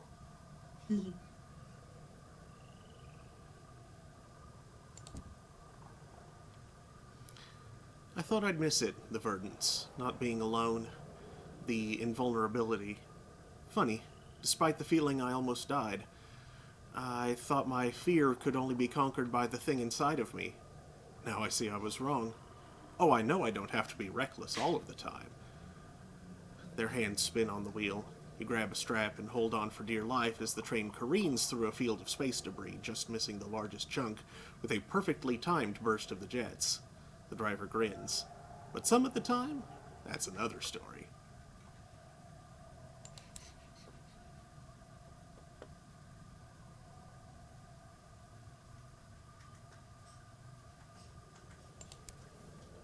Most excellent. Yeah, I believe we've completed that questline. indeed.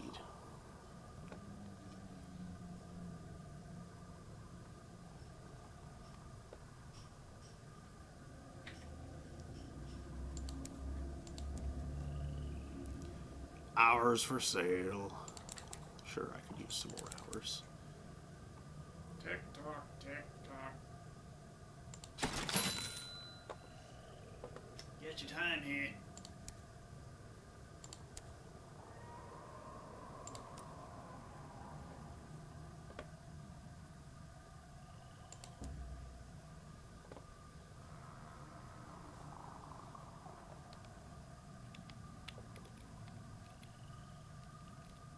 Okay. If I go back this way, I will definitely find a bee. Pretty good place to find bees. Yeah.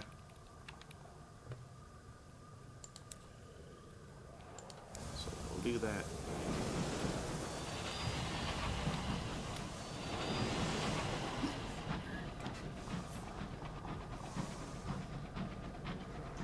What are you tormenting Granny with?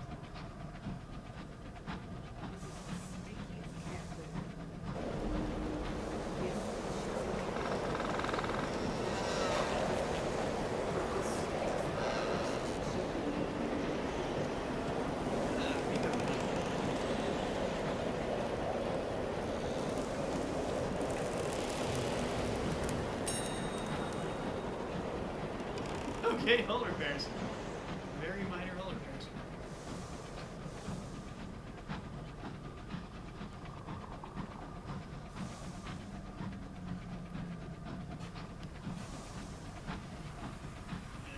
Okay, eat and stick food. And bees.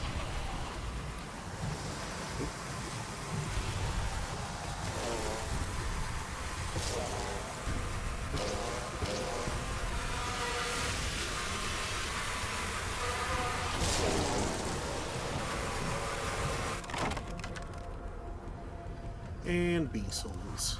3 souls.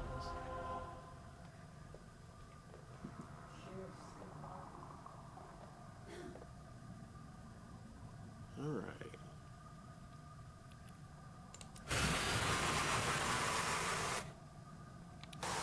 Creppy.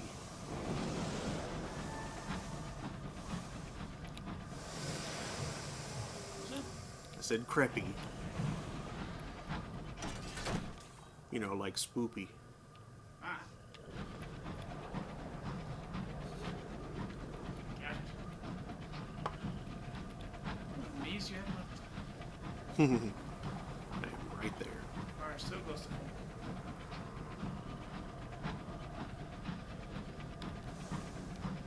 You're about to start suffering terror events. Yeah, I'm gonna head to New Winchester pretty quick. You got wind! Again! This one unit of supplies is gonna last us a good long time.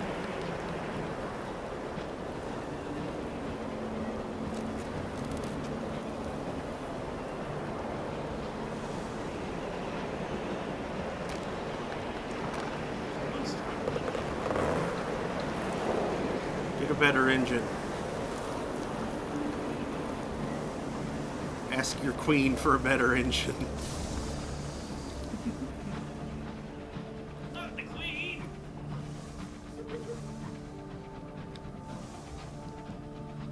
Also, I believe she calls herself Empress. Yeah, whatever. For her creepy time powers that she stole from the sun that she killed. For the experimental bomb. The backstory's weird. Yeah. I knew it was always weird. Yeah. London was stolen in the night by bats.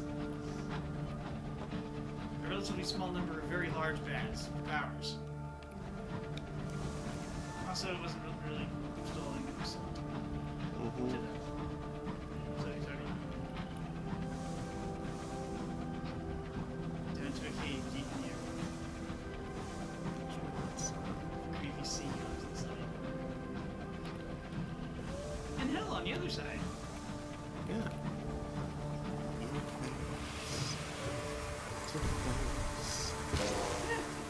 The shenanigans! Nice.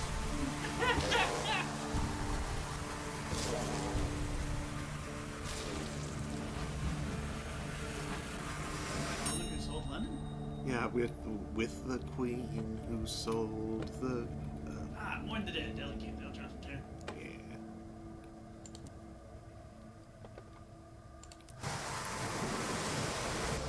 Say stuff that's in the can. Oh, she's gonna be weird. This is right we're talking about.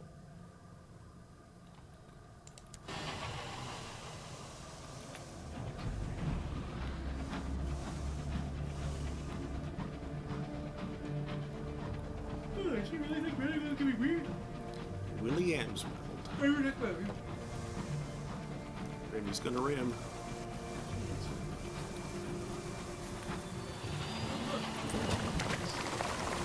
Yes, indeed.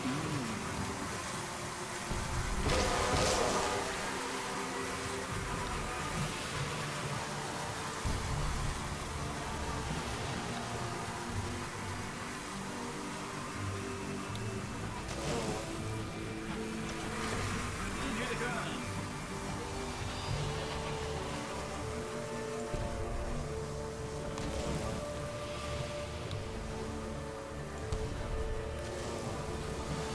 I'm sure it just stinks because fish, or whatever.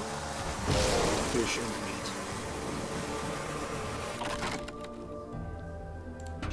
Yeah.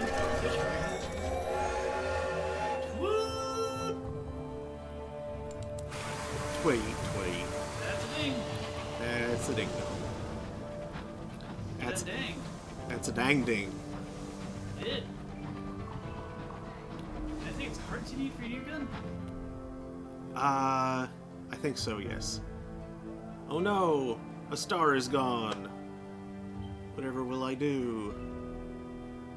The Empress probably did it. Or maybe the stars did it to each other. They really portal. Blame the queen. That's the easy thing to do. Yeah.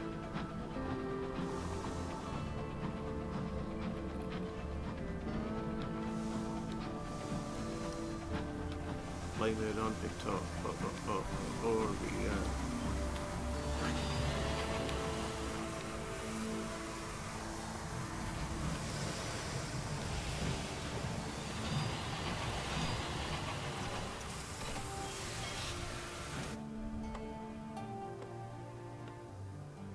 Stretch rim.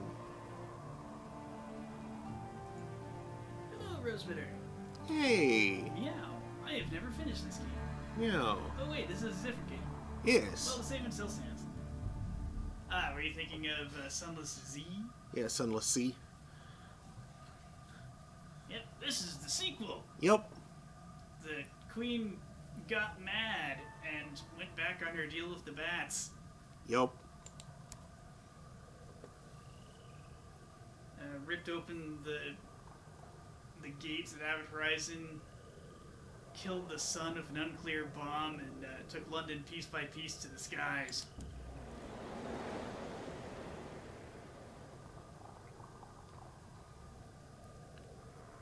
Okay.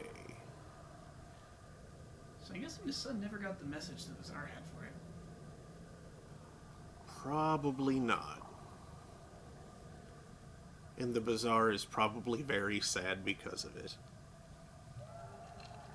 Or dead. I don't know what she did to that.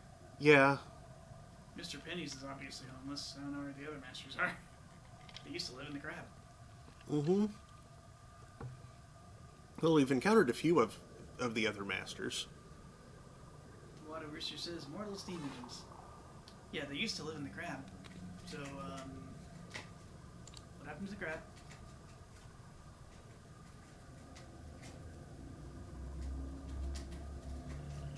There is that one dead crab in the Reach, but that might be a different crab altogether.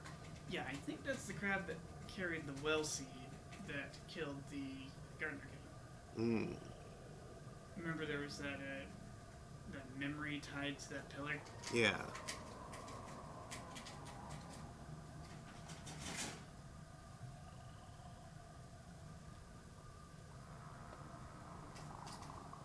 Okay, who left something clipped to his cage from the Yankon during stream?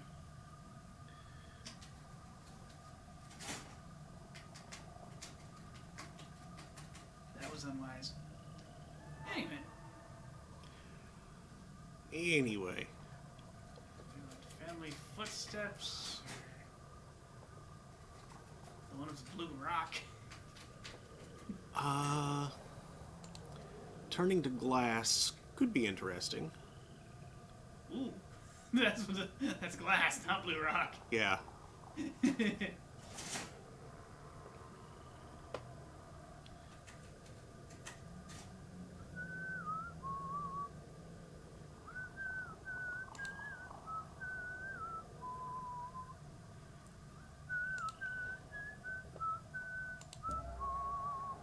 Pestilence. The progress of the disease is halted for now, but where has it taken root? Beside your heart or in your lungs? Your breast has become translucent and allows an educational, if distressing, view of your coursing veins and thumping heart. You take pains to conceal it. Or your lungs, you suffer from a perpetual hoarse cough and occasionally expel clouds of emerald sand into your handkerchief. Fascinating. Sounds lucrative.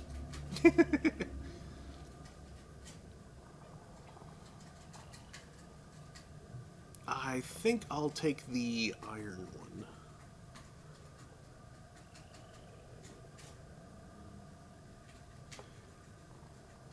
Were you also after veils for the sake of the weird armor? Yeah, but actually, Like hearts for the guns and veils for the... I think it was also hearts that I needed for that, but I forget. Oh, was it those? Or was it veils?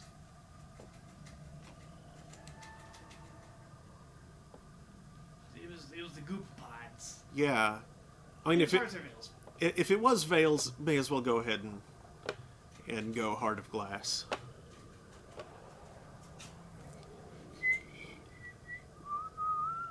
My fart of ass. Oh.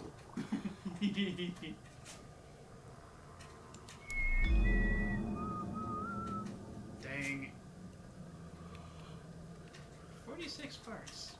I wonder if that's enough for the gun. Is it 45? I want to say it was like 65. Ooh. Well, it'll be a while if it's 65 then. Yeah. Although it might be the armor that was 65. Might have been. Attend an art exhibition. Yes. New festival. Hey, Vince.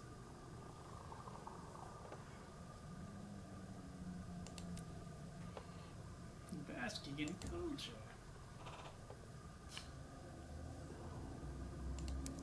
Report. I have to make a recording.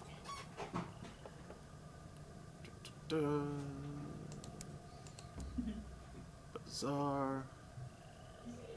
Cute arse little voices when I get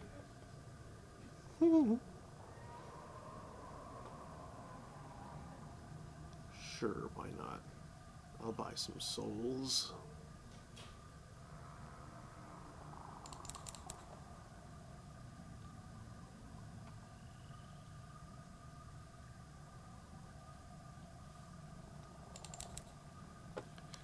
And then head straight back to New Winchester.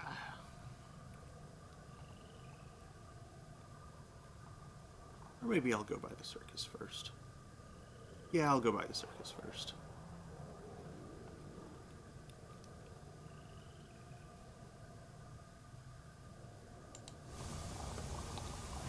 Corcus.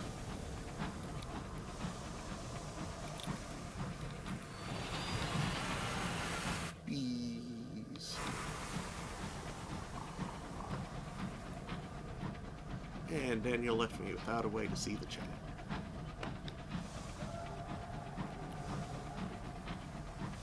Moderators are asleep post something. I don't know.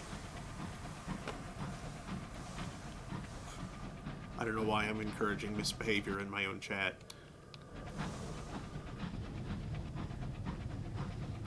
Oh, hello, Marauders. Ow.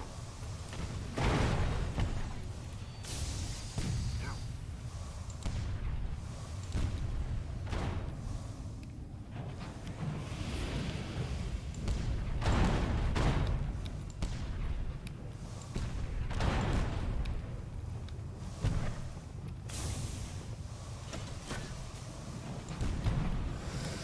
Oops.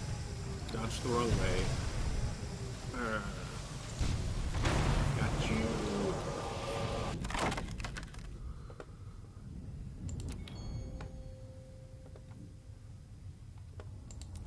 Gossip. Gossip.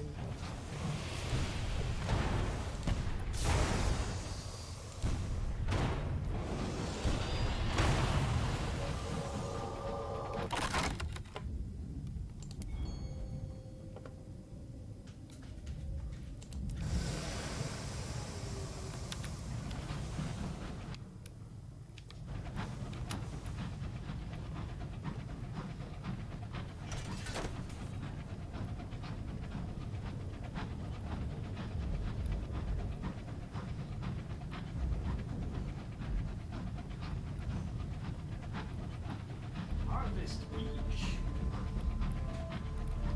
Beach? Like the tree? It says, well, dang, now I want to start playing again. It's past my bedtime. Aw. Well, fair season will be over soon, and you'll have a little more time for games again. Yes. Thanks for dropping in, just to say hi. Indeed.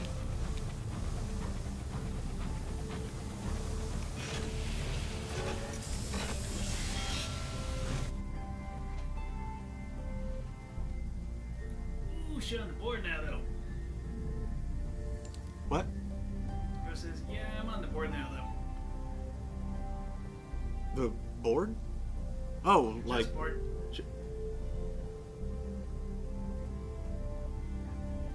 Oh, chessboard, right. I didn't understand what you had said there. That's like what she said. Oh, Yeah, okay. I'm on the board now, though. Yeah. But then you said chessboard and it didn't register as chessboard. Because you said it weird. Oh, board of directors? the chessboard. And the chessboard. Board of chess directing.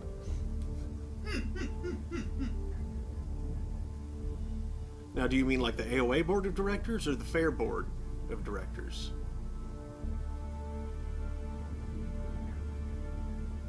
Because I'm guessing you don't mean hospital board of directors. That would be climbing the ladder pretty dang quick. It'd be like jumping over the ladder. Pole vaulting. Boingy. That would be pole vaulting. Rose confirms AOA. The Water Rooster says the chess board of directors.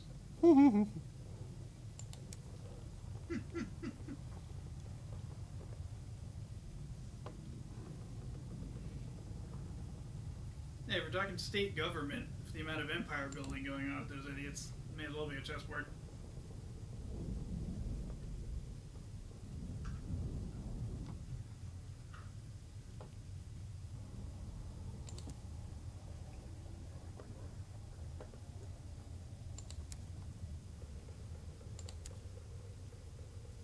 Ah, yes, the Corcus.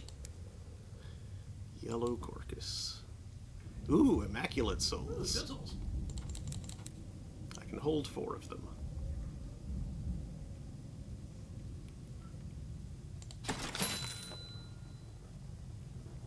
Now... Rose says, if I were state government, I would be subject to the wasps.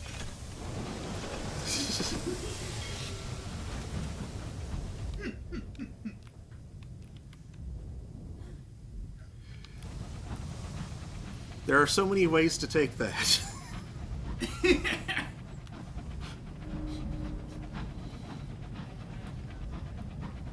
I can only assume she's referring to my to our plan to my release...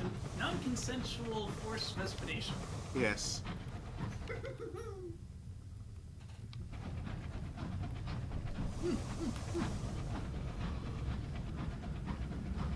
you don't try hard enough to stop the disease, then you get the bees. Releasing wasps at the Capitol.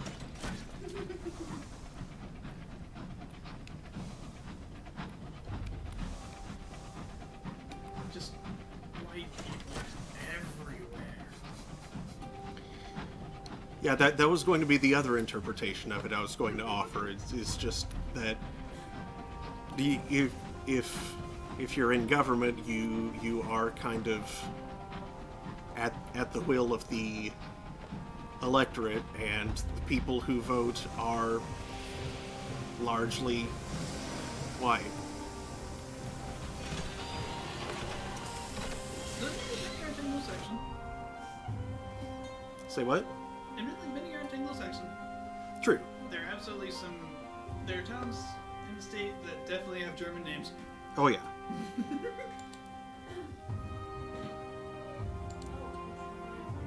Mm-hmm.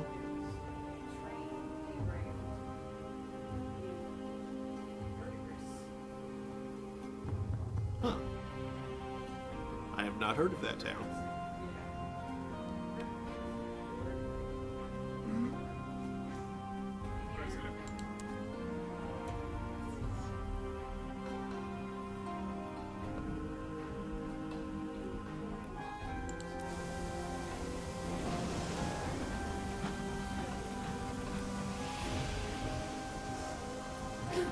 Yay, we didn't do it in Ohio.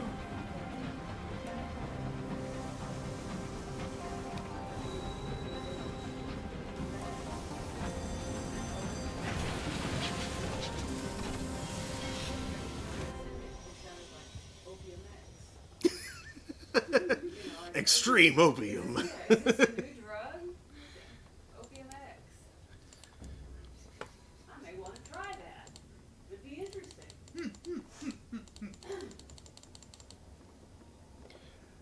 Grab that literature. Yeah, what's the... Yeah, Oh, hard 65. 65, yeah.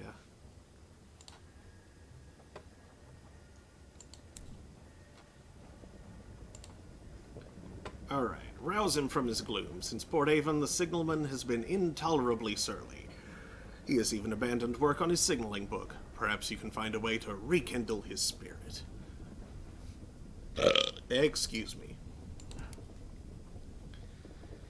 You leave a slim set of approved signaling manuals, stamped by the Ministry of Public Decency, on the galley table.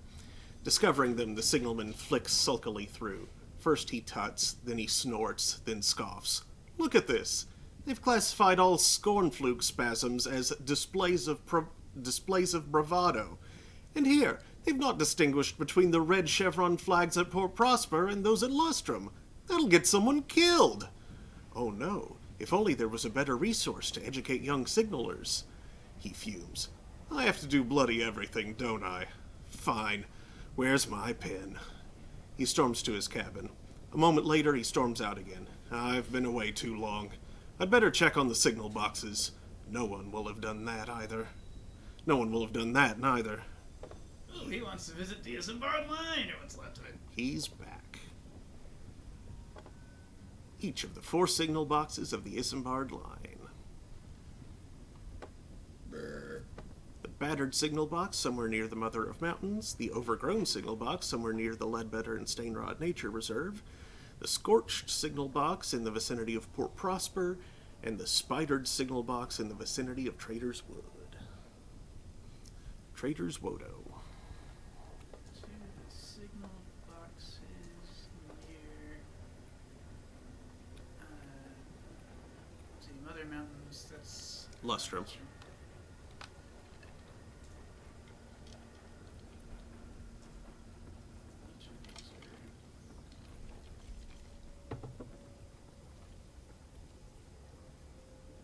Prosper and boy, if only we had already done this, we would have 2 of these done. Oops.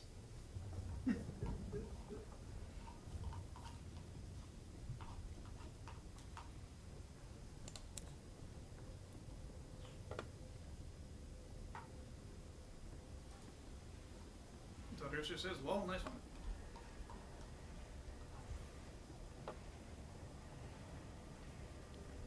Alright, what else was there?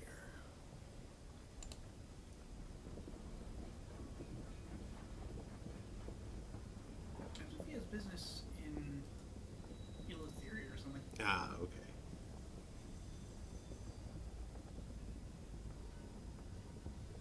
Hey.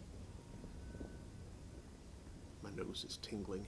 Like there's a sneeze coming, but it's far enough away that it's not, like, right there. People wanting to go to Evil's Empyrean and Atlas. Atlas.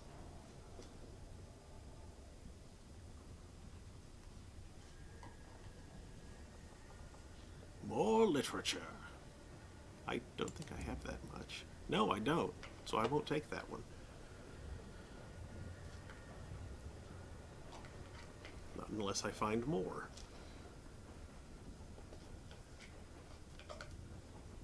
Hello, Vince.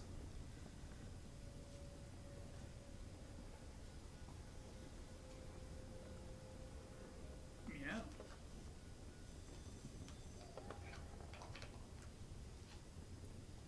Okay then, where do I go next? I have business at Carillon and at Magdalene's, I think. Let's see. So far, Sam has his 4 stops. We have to check for the ghosts at Magdalene's. The bee souls are going to Carolyn, and the rats to Port Prosper. And that's what we got rated on. Okay. Then.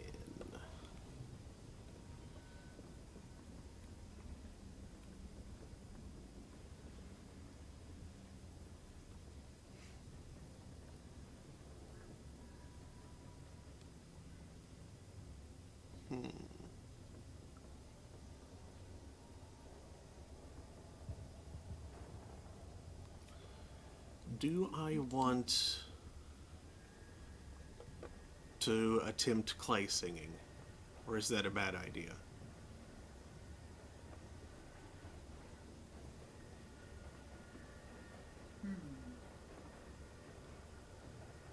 have plenty of nectar. He wants to go to Atlas next, I think. Can do it yourself.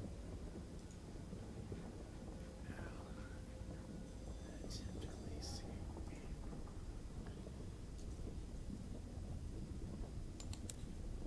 That was clay sign. Sign the clay.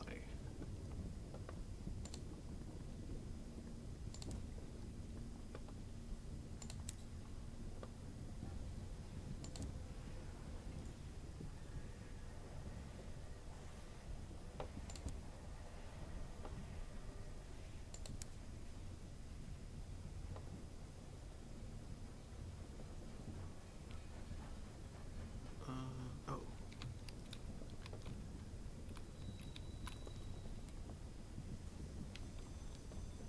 I should... Okay. Oh. Okay, I guess you.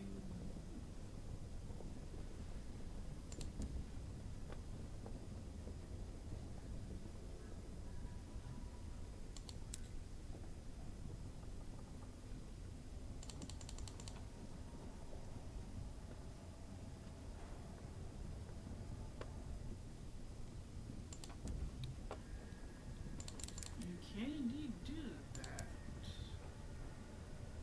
think.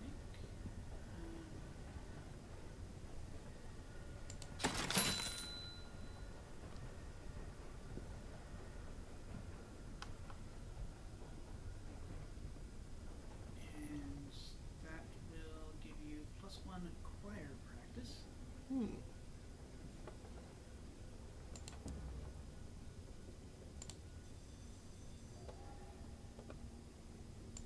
guessing he won't like it much, but you can improve. Okay.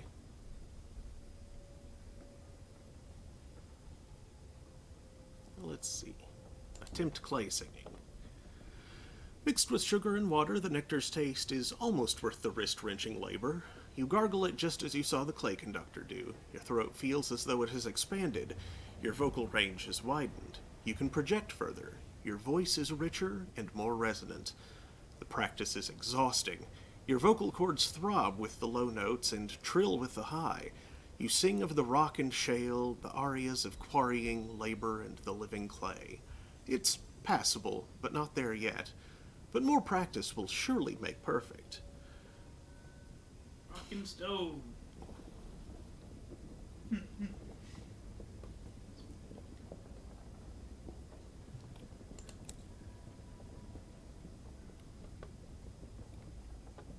Interesting. Okay. Well, now I'm going to go to Lustrum.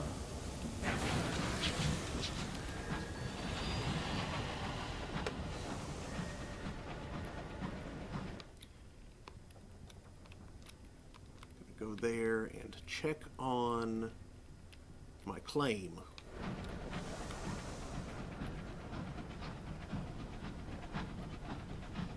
And also deliver the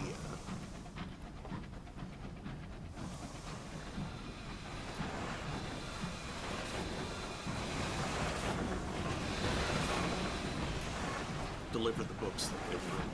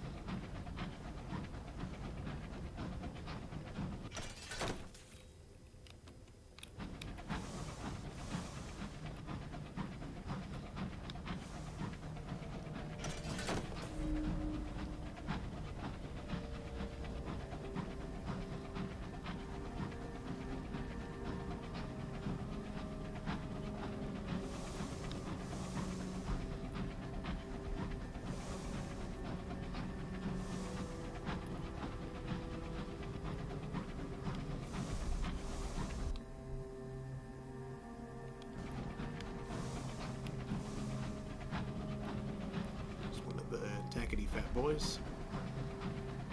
Forget what they're actually called. Liberators, maybe? Is that it?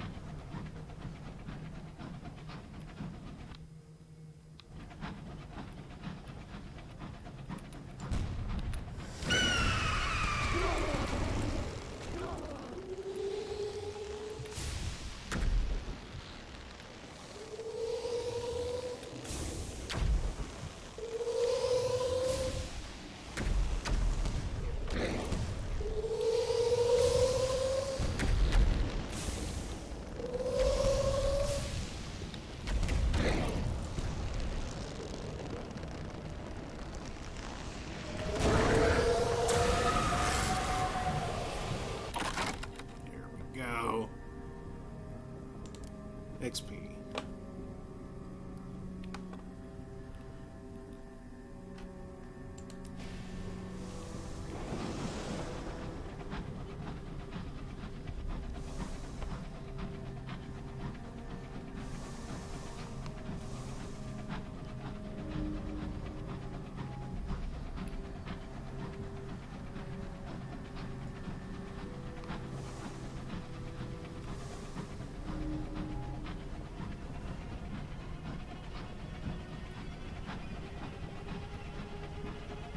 Constantinople. Why did the Constantinople get the works?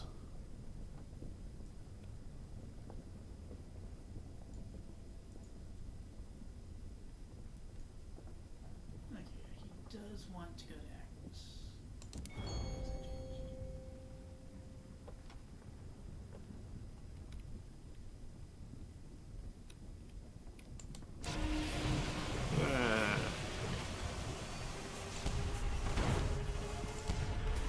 Marauder.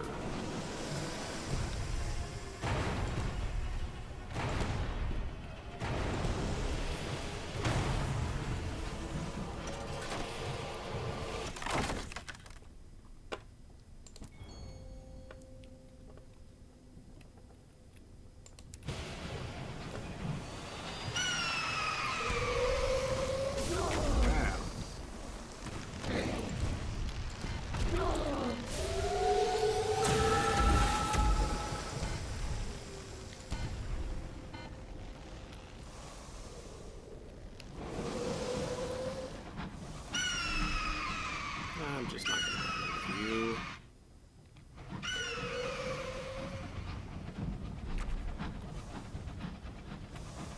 Hardly worth the trouble.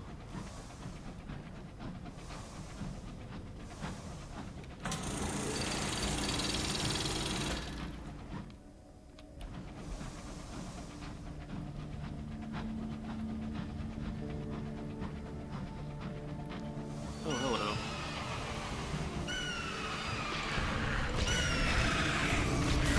Ow.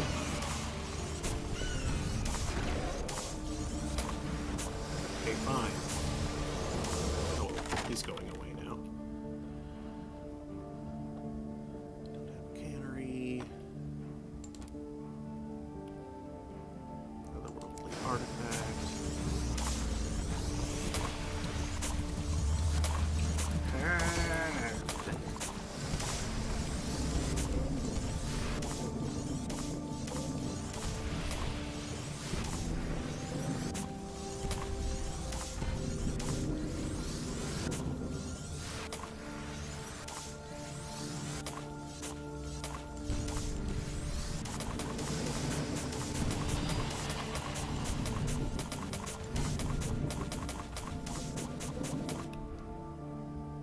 Again? Okay, knees up, everybody.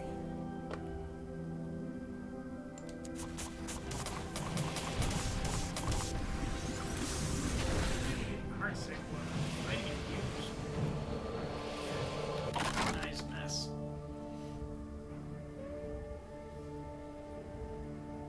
Well, at least you can get this voice back. Gross. Mm-hmm.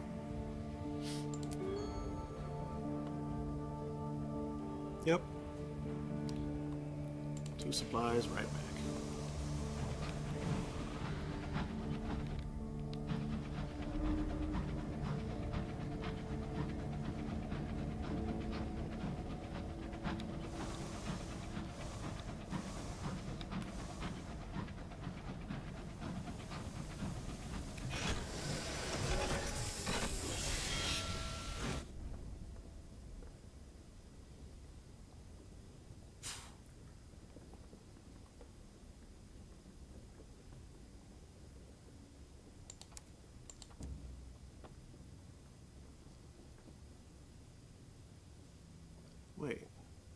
Why can't I?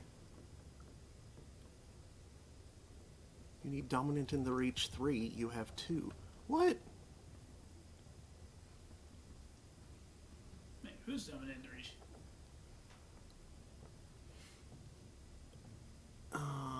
Dang it. Okay, that one was only good as long as... Oh. Right, this is for helping the tackies out. Yeah, I see. Well, shoot. Oops. That means that this one is no longer good. So abandon that prospect.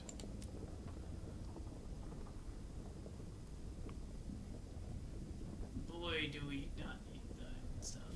Yeah. You have over 50 of those.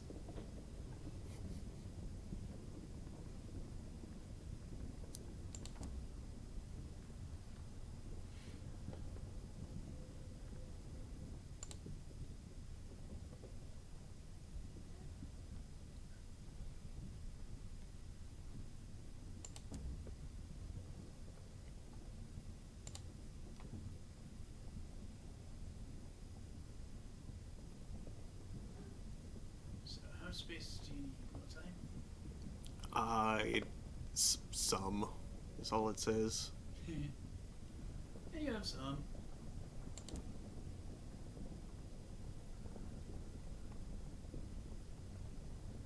Whole centuries worth of evidence. Couldn't put anything like that. Without a factory full of equipment, the most you can realistically hope for is a fine bounty of unseasoned hours. Cool. 6. That's fine. And 50 XP for some reason. Yep. Barrels of hours are carefully loaded onto a cart to be transferred to the train. Each is encased with beeswax or the closest available substitute to prevent any leakage. The stamp on top marks them as officially approved by the ministry, as long as nobody looks too closely at the finer detail.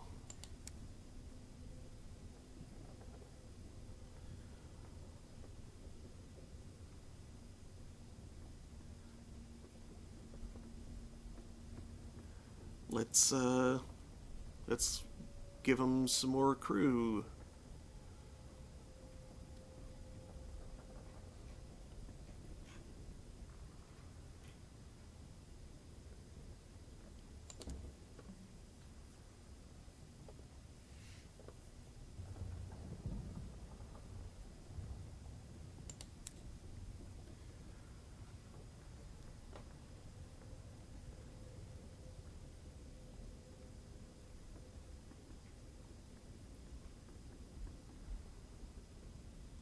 How do I tell how much crew I have here?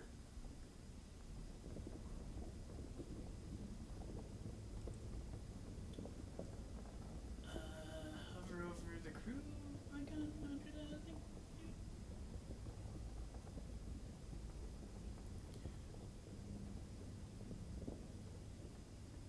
The one under every chair.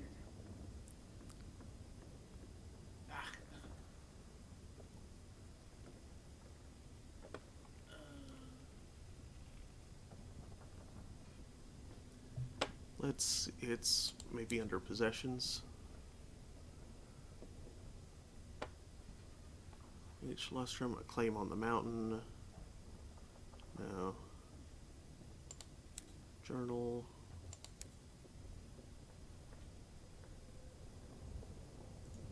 Lustrum, mining crew. Some. Thank you. Some. Okay, fine.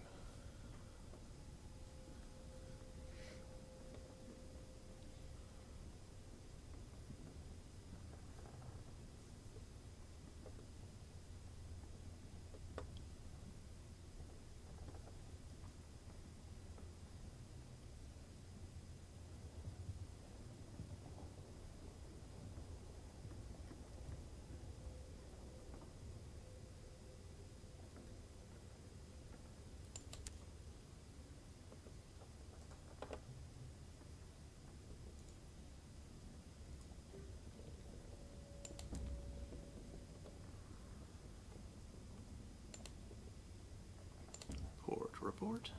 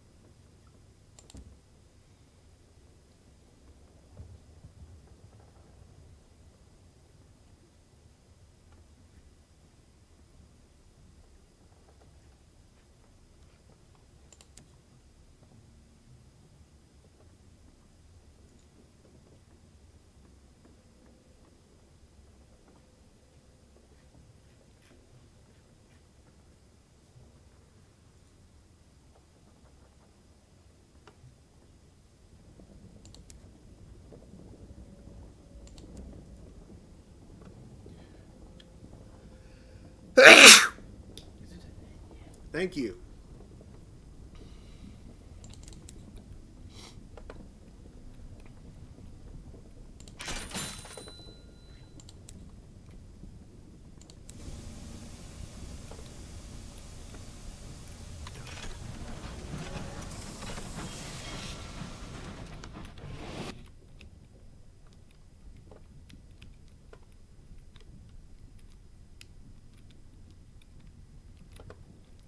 Eleanor Green. It's definitely one.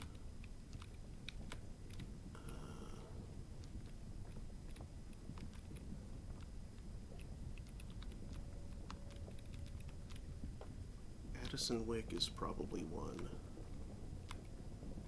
Whelping Rest. And Cuddlescombe.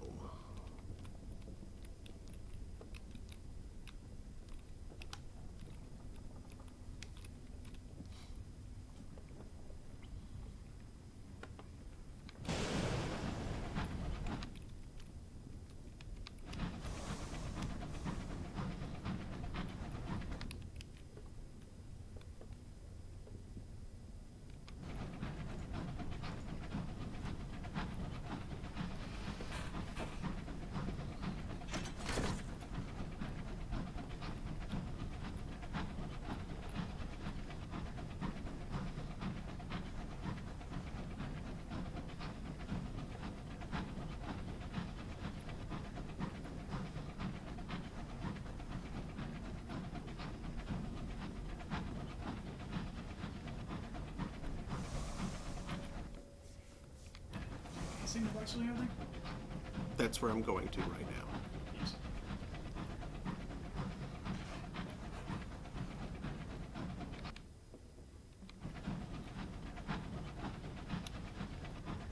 That was all the places that I was naming on the map just a moment ago.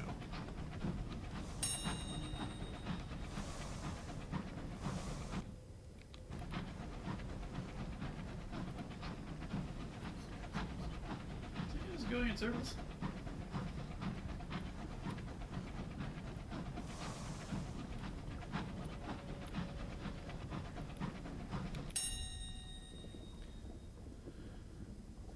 The latch is broken, allowing the signal box door to bang in the wind. I won't be long, he promises, if you don't mind waiting. Inside, skeletal leaves are scattered across the floor. Locating a broom, the signalman sweeps it clear. Then he turns his attention to the door.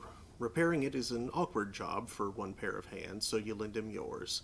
The two of you work in easy silence, one holding while the other hammers, one measuring while the other trims.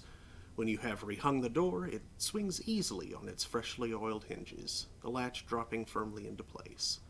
"Good job well done," he says, as if that is thanks enough. Shutting the door carefully behind him, he hops back onto your locomotive.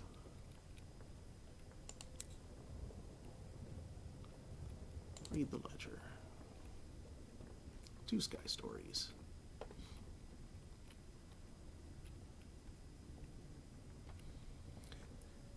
There's a column for miscellaneous notes. The captain describes a field of debris they flew through to reach the signal box. Each rock was bursting with life. Tiny flowers, the color of milk, jostled in the currents of the engine. The locomotive was overwhelmed with the scent of honey and home.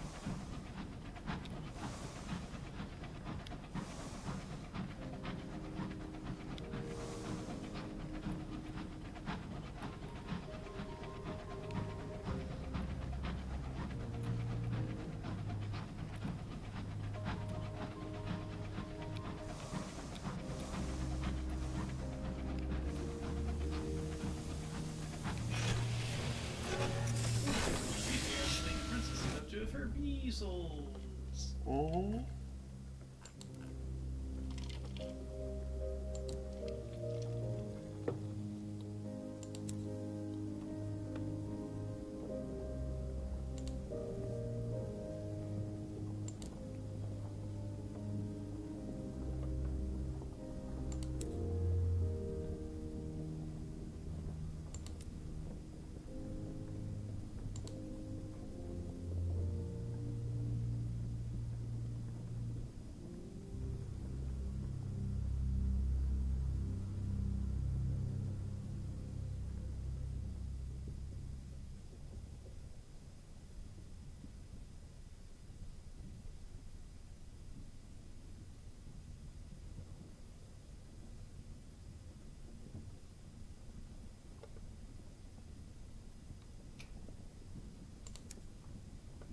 Do I need to visit the presiding deviless?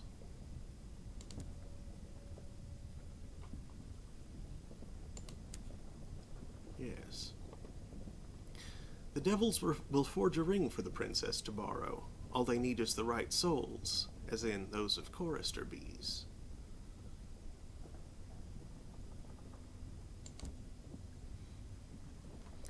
The devils set to work, the uncanny distillation of the ethereal insectoid souls, segueing into the mysteries of constructing stained glass with pure souls.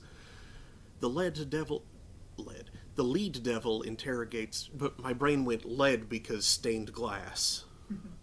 So, the lead devil interrogates the princess as she watches impatient. This will be a lone princess. The ring must be returned, with interest. You understand this, yes? Yes, said the princess. I understand everything. That's part of what being a princess is about. With some trepidation, the devils pass the perfect glass circle to her. She holds it up, abruptly enchanted by the swarm of souls swirling around its interior.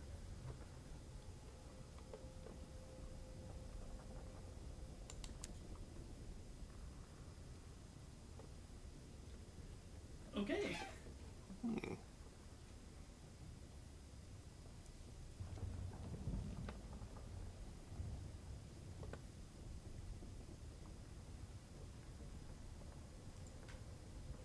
Suppose now we talk to her on board.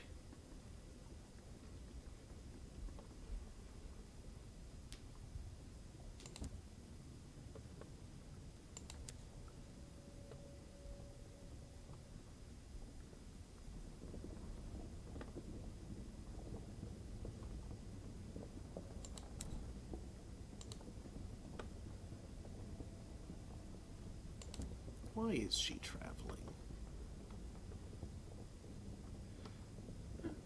For a change, she says with a smile. After all, I am a princess. The ambition of any princess worthy of the name is not to remain so. That's it? Okay.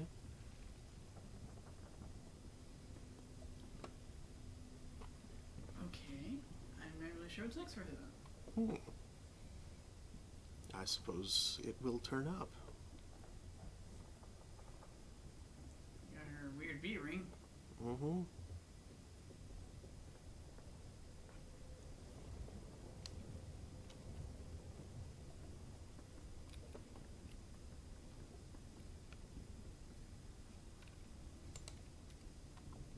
Sounds like she might have chosen Regicide.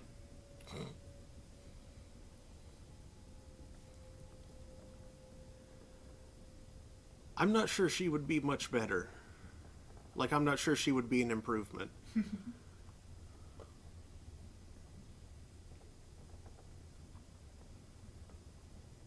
At least the coins have a smiling face on them. True. As opposed to Vicky's scowls.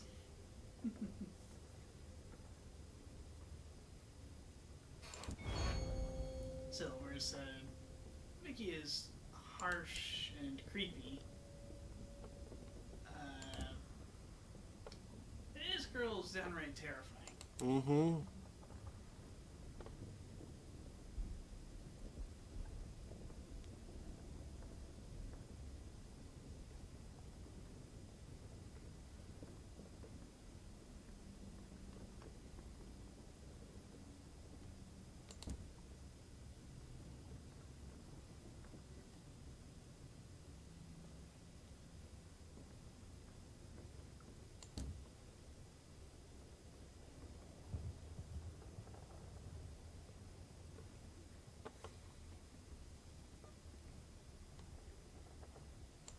Let's see if I can. She'd have all of London obeying her without question. It would just be like unsettling and weird.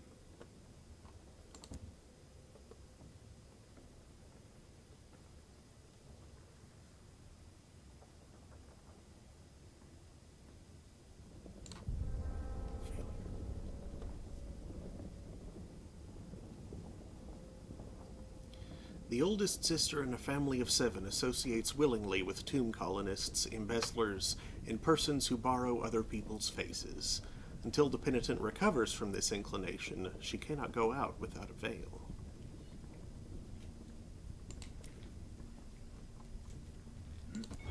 There we go. A confessor wore unchanging socks of advanced putrefaction. To cure these defects of character, he is allowed to sleep in 2-hour stretches twice a day, inside a silk cocoon insulated from the sound of the bells. I trust you see, remarks the supervising Deviless, why self-restraint is needed. As for your punishment, it does not bear speaking of. You cannot laugh afterward.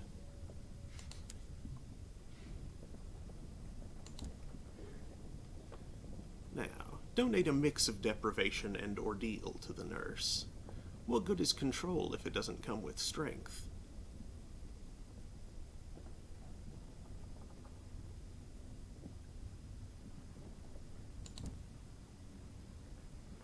You donate your penance to her. She struggles. The penance was painful to perform, and it is not easy to receive either. On the way down the staircase, she tells you about the hospital where she used to work, administrators who stole from the medical funds, doctors who drank before surgeries. Some meant well, some meant poorly. I can't say I did much about it. I didn't want to be too harsh with the ones that were trying, she says. But I should have done, for the patient's sake.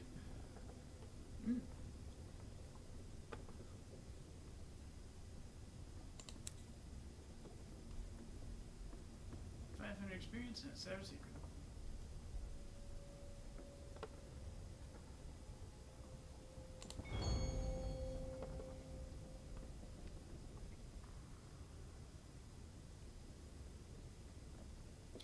A housemaid was known to sleep in the daytime. To improve the quality of her soul, she sees the world through frosted white glasses. Don't know how much that helps. Me neither.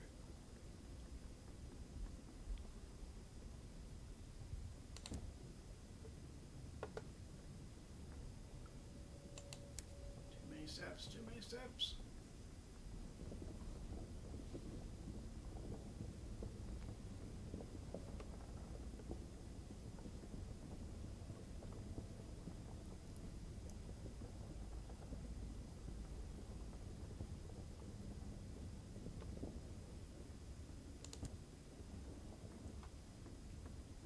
stinky stain.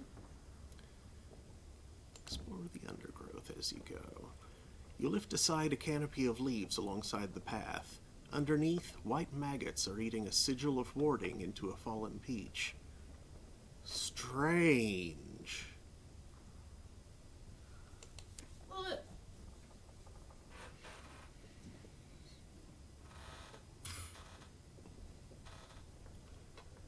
Okay, well, I'm already spec'd for hearts, and it's a 40% chance of success. I'm gonna need to do this later, I think.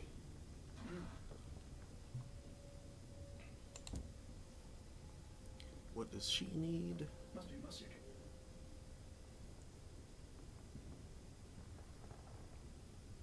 No. Mustard?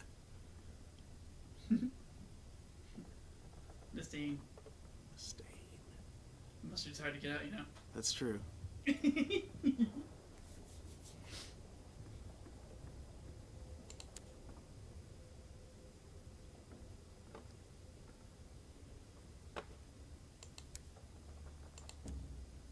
Bargains.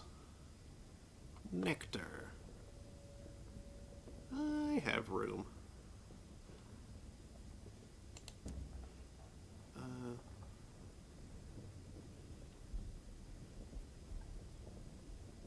Yeah, that'll be fine. Although actually,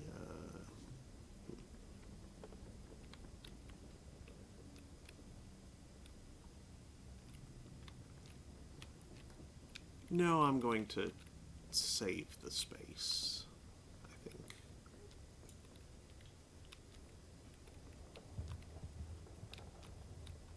Yeah, you got all those hours on board. Mm-hmm.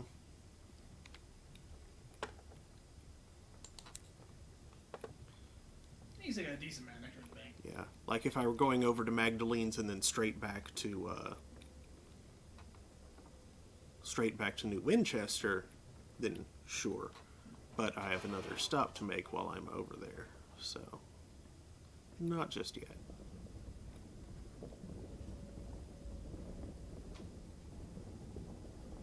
No stocking up at this time.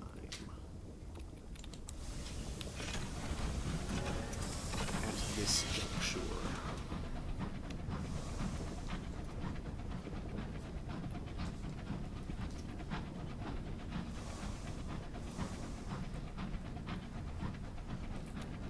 Good, Steve. Yes, I do not wish to be thrown into the abyss.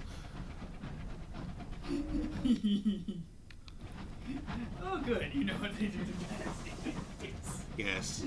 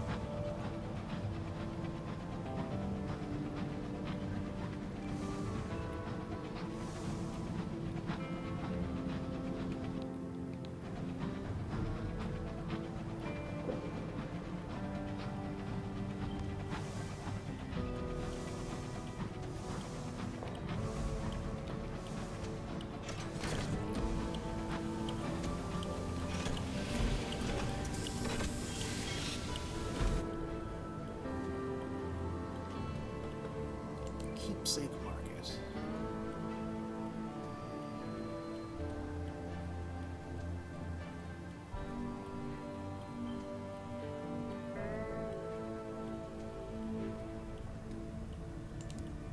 Here we are.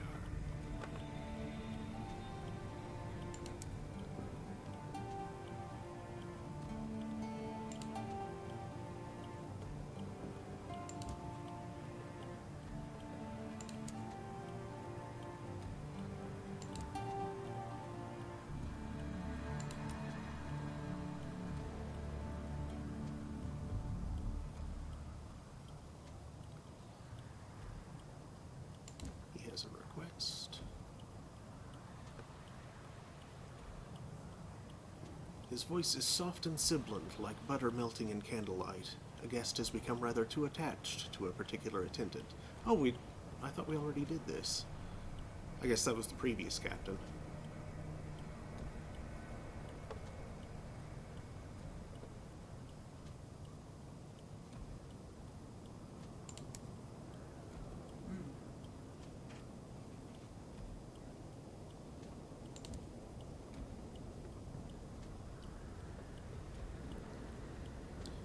I'd recommend taking on the role of one of our attendants. That way, you'd be playing the role of someone significant to him. The amenable host sighs, reaching for his goblet. He knows all of our attendants by voice now. Someone new is needed.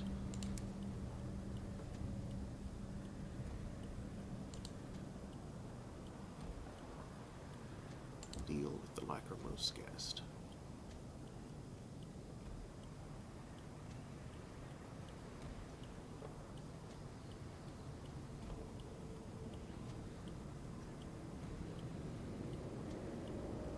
Approach this directly. Disguises have caused the poor sod enough trouble.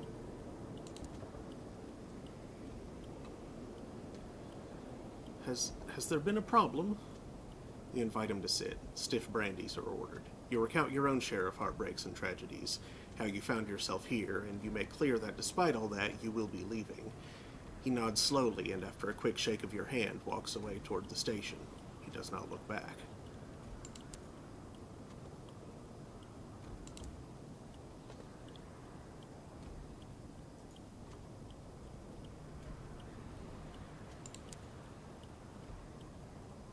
Lachrymose guest is gone.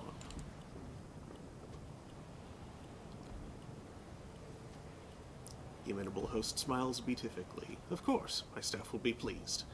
It is a risk of our trade when our clients can no longer separate identity and illusion, but seldom pleasant.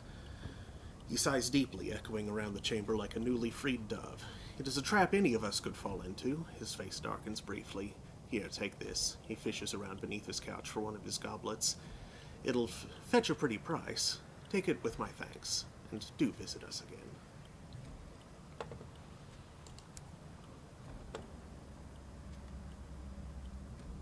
Okay, now, what was it about ghosts here?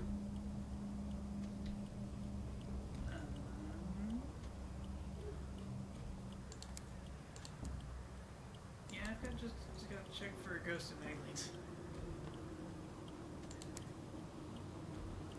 You should have written more down. Because I see...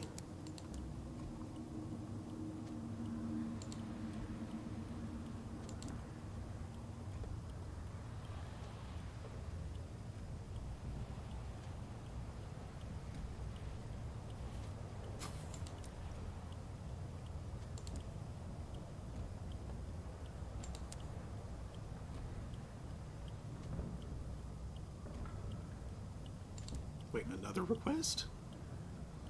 I admired your discretion earlier, he sighs. You have seen the dangers of our work upon those who abuse our service, yet we are not immune to it ourselves. He draws your attention to several paintings on the walls. My regulars have, at various points, requested that I be a prospector on Lustrum, heir to a fine house in Port Prosper, and a titan of industry on New Winchester. Very specific requests, and more. I have vivid memories of being all three, yet all cannot be true, surely. He presses a locket into your hand. This bears my image. See if anyone remembers me. I can't remember who I was before this. If I could be other than I am, I'd like to know. Huh. Okay. More business at Western Manchester for last week. Mm-hmm. What about patients being discharged? Didn't see any backups. Nope.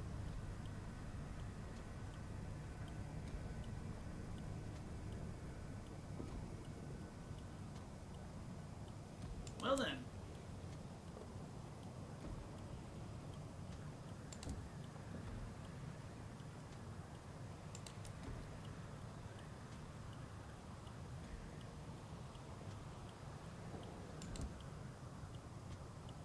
You have any ghosts?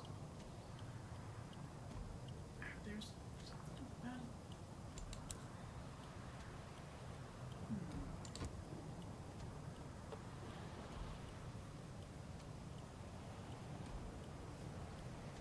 There's like a rumor about a thing that I interpreted as it's like a new runner.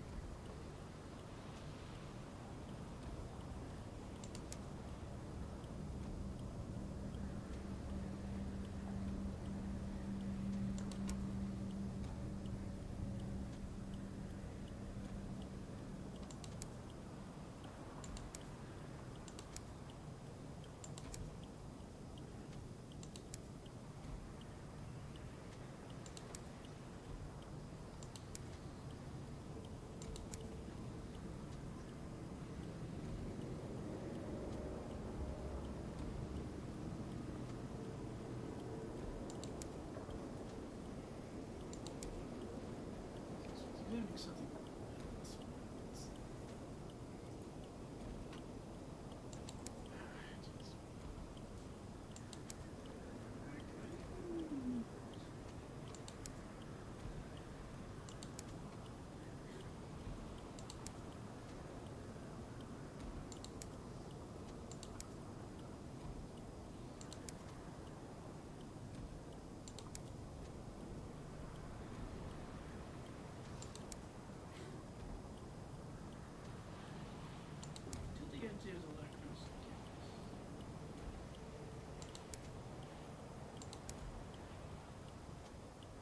I don't see anything in my journal about that. About either ghosts or Magdalenes.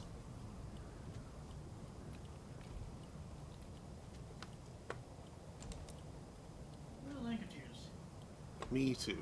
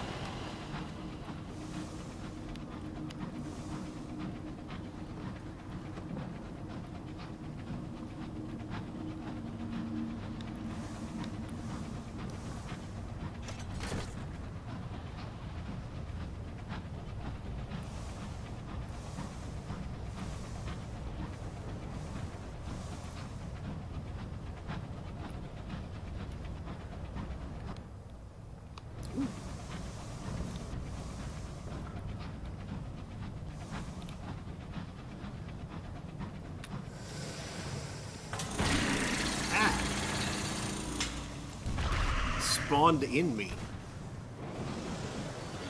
Yeah.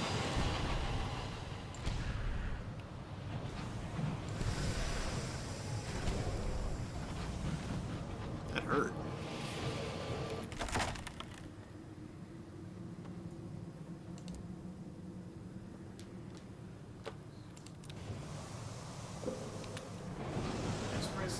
Telefract.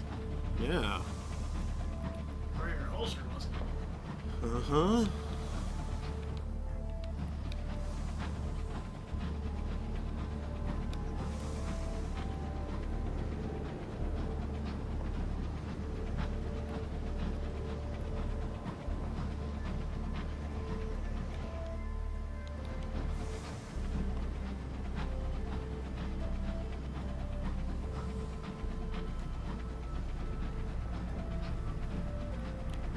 So we got a single box of cluster.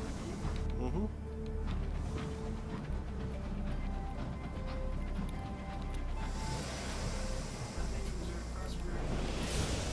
Bomb.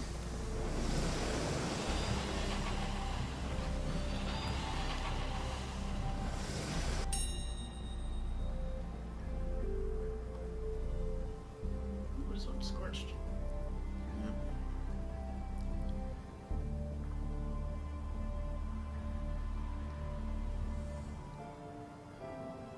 He wrinkles his nose at the old sooty scent of smoke that still clings to the place. Last about weapons fire. Some idiot left a candle burning here a year or so ago. Fire made a right mess before the peacock wind smothered it. Then marauders started using the old girl for target practice. He pats the wall sympathetically. Took me a month to fix her up again, and I've never got rid of the smell. He gives the signal box a good airing, opening the windows and letting the biting wind blow through. Shivering, he flicks through the ledger attached to the Skyfarer's cache and gives it a satisfied nod. Before he leaves, he shuts the windows and blows out the lamp. Can't be too careful.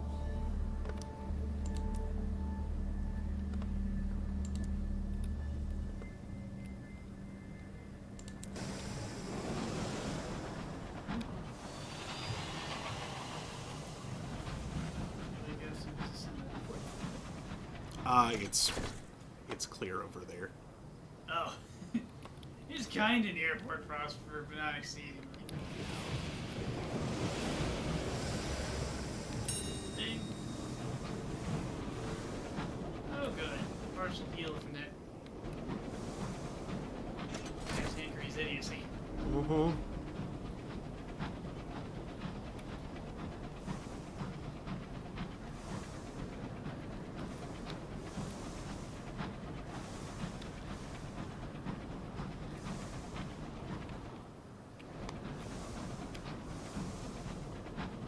Oh, look. Ours.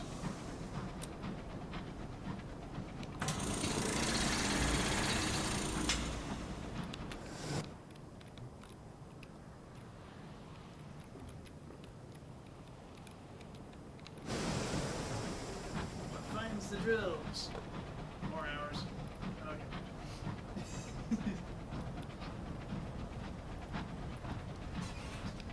Sure are biding their time, aren't they?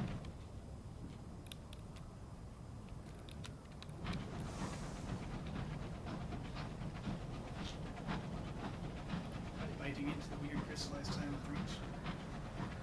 Yes.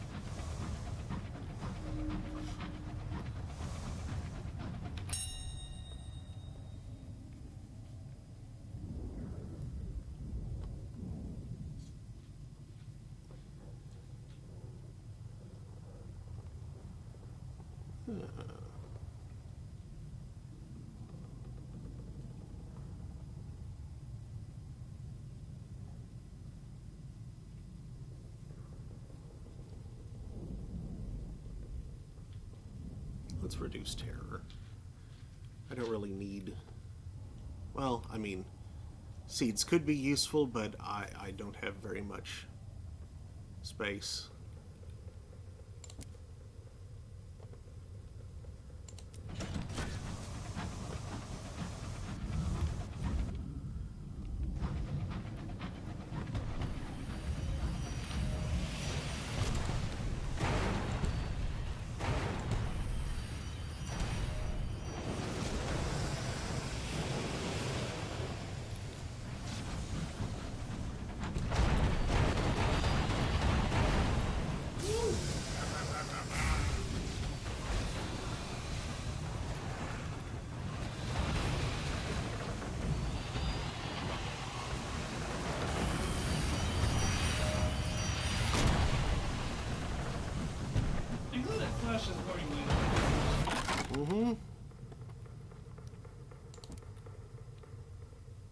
How pleasingly it rattles.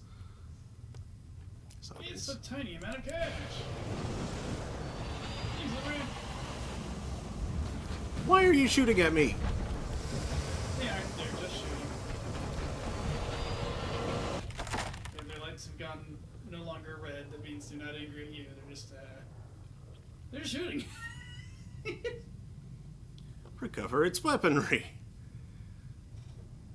Sure. Oh, that piece of crap. Yeah, I'll sell You it. can sell it for 60 sovereigns. Yeah, that's more than I usually get. Or is it 30? I forget. Marauder Mangonel. What a piece of garbage. Compared to what I have currently, yeah. We're into a lot of guns really. It's very efficient on heat. Been okay secondary for a while though. Yeah. Something to smash someone with if they're in a fix.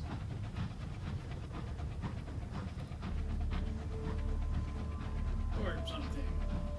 Which was not much more.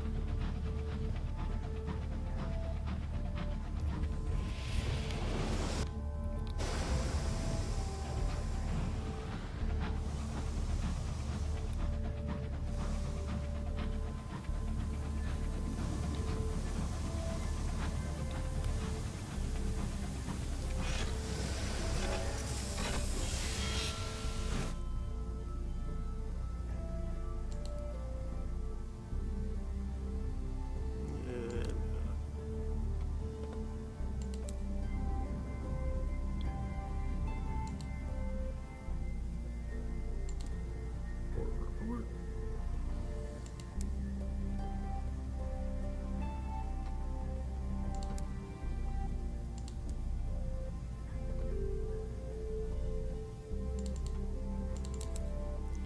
Two more Immaculate Souls.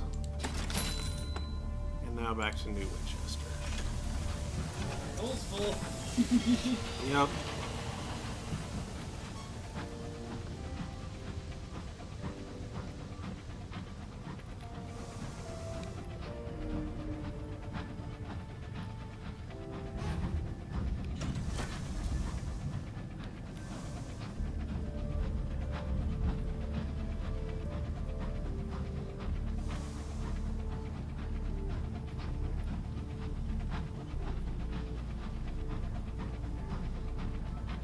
We're slow for that answer.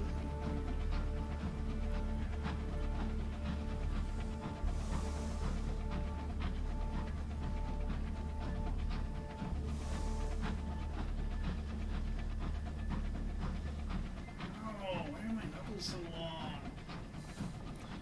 Why is that ow? If they were unnaturally long, that probably hurt a little. Also, why would that be surprising? Like if they were long, like you'd think that would be something you were accustomed to. This is the reach. I'm a creepy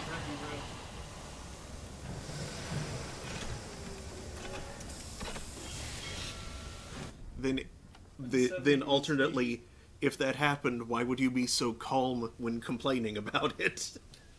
Unsettling monspaneous sputation, is that what I was saying? Monsaneous sputation. That sounds gross! That sounds grosser than spontaneous mutation. That's like 144 right there. Ew.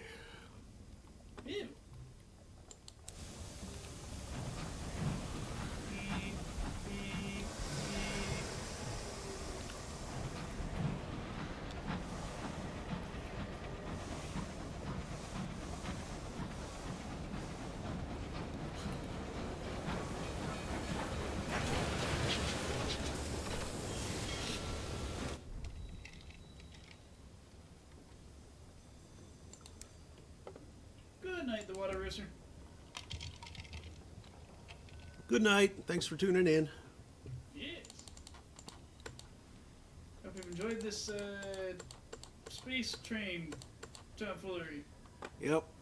This brass up, gas up.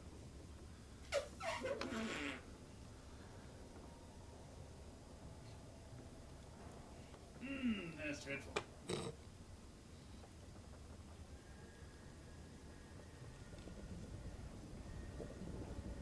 Smiley face. So that big a piece of garbage to sell and some story beats together. Mm-hmm. 100. Oh, okay. I was worried about that somewhere. That's much worthwhile. Yes.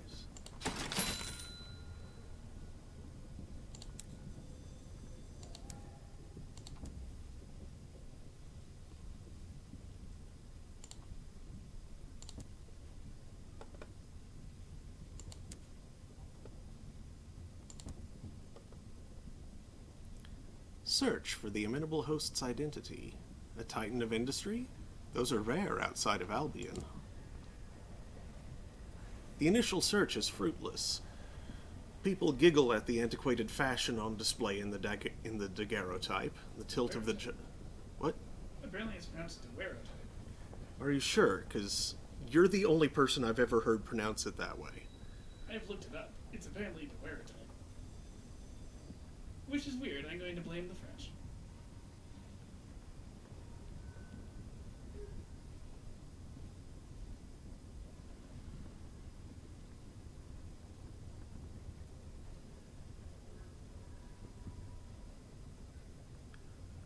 Daguerreotype. According to Wikipedia, at least. Perhaps the robot spoke strangely. Daguerreotype. Yep, Clearly IG. daguerreotype. Weird. The tilt of the jaw, the unfortunate arrangement of hair, but the proprietor of the round table seems to recognize the face. Oh, yes, right sod he was. She holds the locket up to catch the falling starlight through a window. Wanted to open a factory here a few years back. Something went wrong, and there was a workers' revolt. Not been seen since.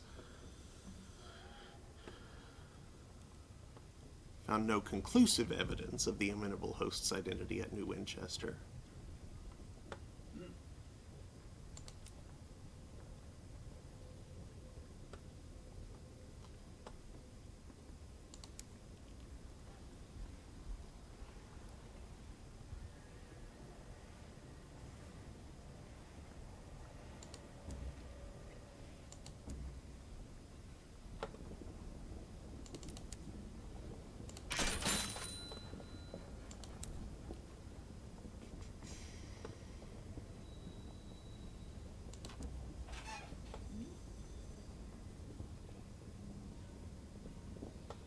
Okay, now I can take both of these.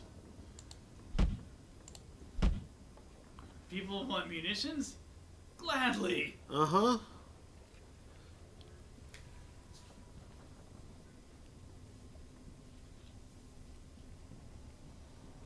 Let's see, last time I went to Lustrum and circled north. This time I can go to Lustrum and circle south. I mean, you can freaking Scrooge McDuck in your giant pile of munitions right now. Yeah, basically. That sounds incredibly safe. It sounds wildly inadvisable. Uh-huh. More so than the size of that dog.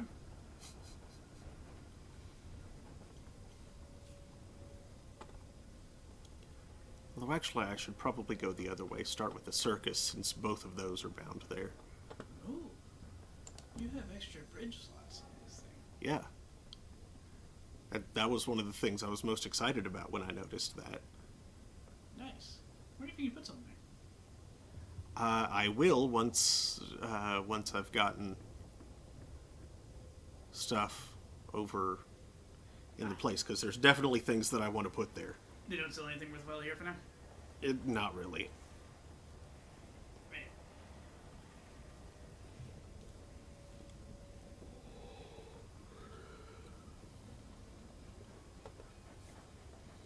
But like there's a bridge slot cannery that's Oh, really that nice. one. Yeah, that one. And I think also a bridge slot thing that has hidden storage. You're gonna lower yourself to work for Wit and Vinegar. Sure, why not? It looks like someone wants literature somewhere. Yep. It's the circus. Someone else wants trees. That is Parliament. Oh, them still. Hmm. Have you accrued enough? They want like 3 or... I only need to deliver one more. That's why I was Nice. That's why I was trying to fight spinsters last time, or before we left Albion, and we nearly died trying to fight one. That's because I think you ran to the Super Spinster again. Yeah, I did. It was a bad time. It was a short time, but a bad time. Mm-hmm. Actually, considering how much stuff that is, I'm just going to go to the circus and straight back again. Yeah, do you have enough glass? I thought they wanted 5. They want 5, but I can deliver 4. Ah, true. Maybe I'll find another one while I'm out.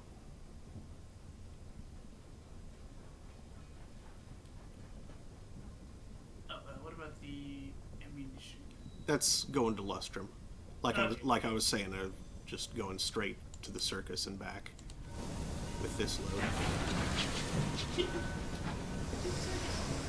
Because since they're in complete opposite directions, Did you see what your engine did? huh? Oh, it banks a little. Weird. I saw the red bit kind of shift. It was because the whole thing was banking. I think it's just like rotating around a center point. Right, but I mean, like the red bit shifted in response in respect to like the rest of the stern. It's the whole thing was twisting a little bit. At first, I thought the image was just glitching.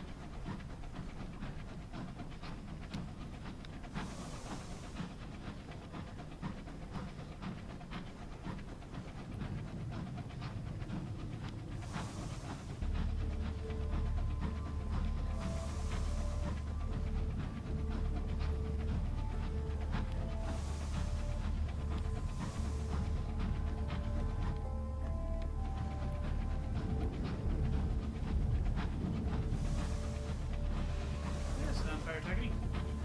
Nah, that's just their engine belching smoke. Ah, jeez, they're blowing coal. We're just gonna start suffering climate change. Because of the way that word came out, I heard the Reach is going to start suffering clam something. Like, I don't know clam what, but Chowder. it's clam chowder. It's gonna suffer. What a horrible fate. I agree. You've made a terrible fate, haven't you? Chowder.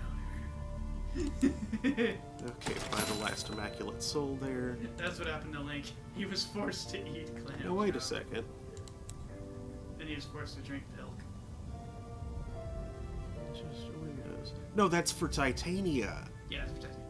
I was confused. Why did I think that was for... Well, Because Titania's... Titania's near the circus. Yeah, that's probably what it is. Well, then okay, I will make a thing out of this then. Surprised you didn't make a swing and grab some more group. No. That dude's fine. Yeah. It's fine. I was like, I think I was free group. Big Earth Challenge and a couple of guys walking over. Mm-hmm.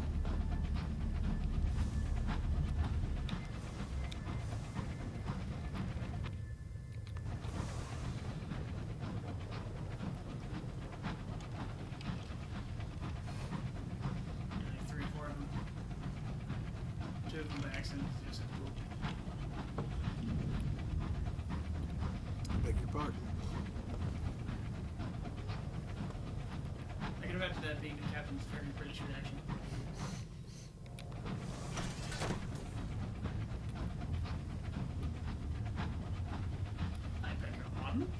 England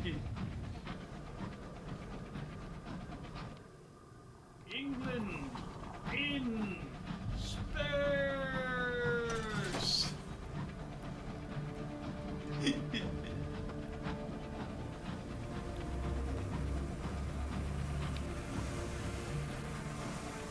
We're rescued to use this guy from a cannon.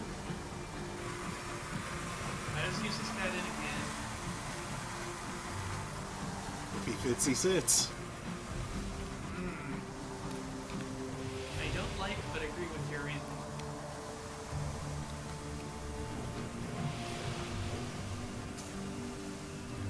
Right, well, and there's... Shut up.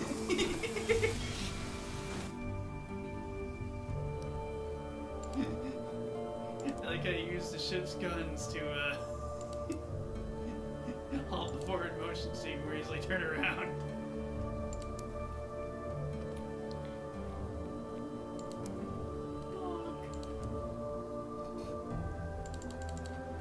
Being sustained as? Gross.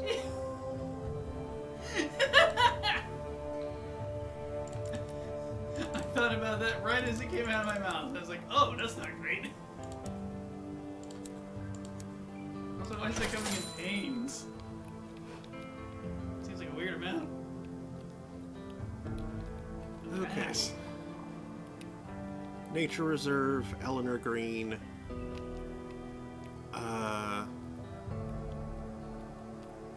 Don't want to hit Trader's Wood just yet. Then Port Avon, Cuttlescombe, Lustrum. Not Lustrum yet. Because I don't have the thing that they want.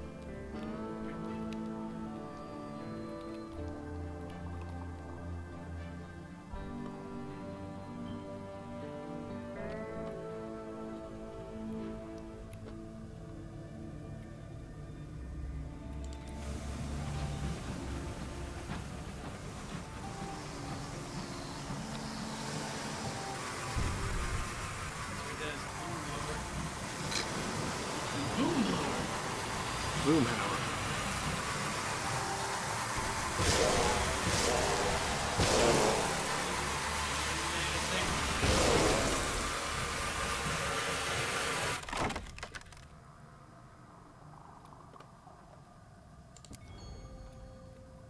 Ding! The shotgun is very effective against these guys. Ow. Ow. They're double teaming me. Yeah, this is a sizable position against these. That's better.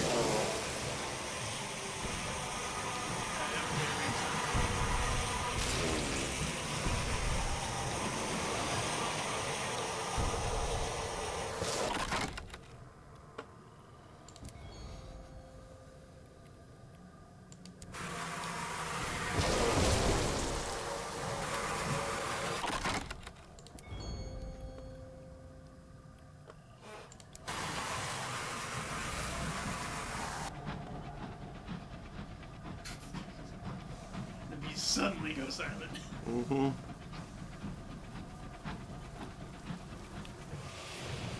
Oh look! Honey. And bees! Wow, that's bees.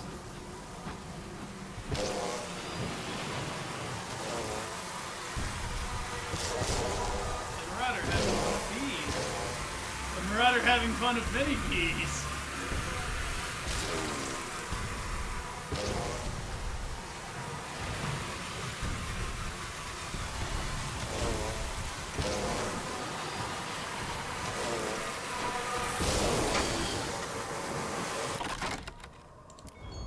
I get to clean up.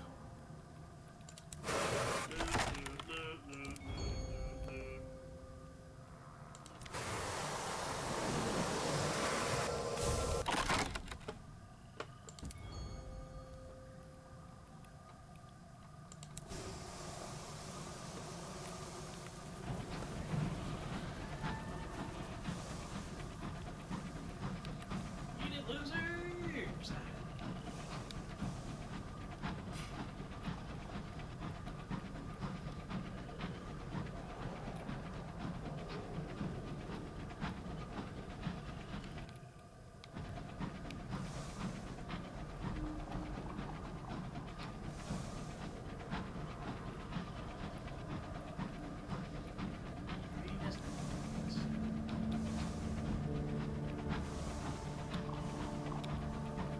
go, Knuckles.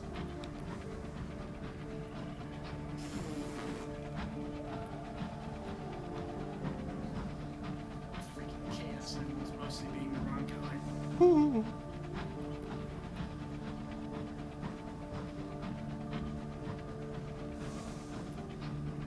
Guess that's what makes them chaos.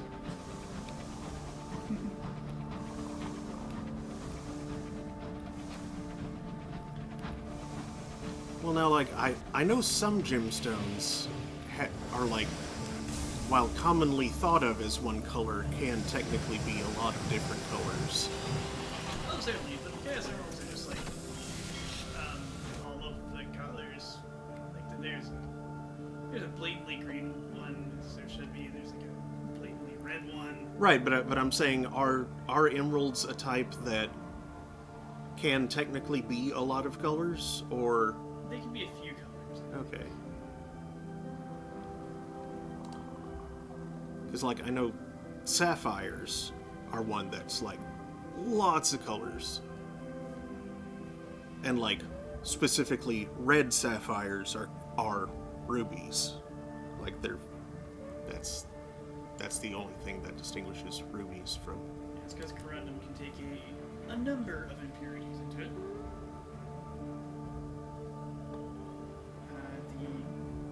The copper, I think, that makes for the blue sapphires, and the whatever the heck is included in rubies that makes them red. Potentially potassium. Some part of me thought it was iron, but... Lithium would make sense, but I don't think that's right. It's too light. No, not the programming language.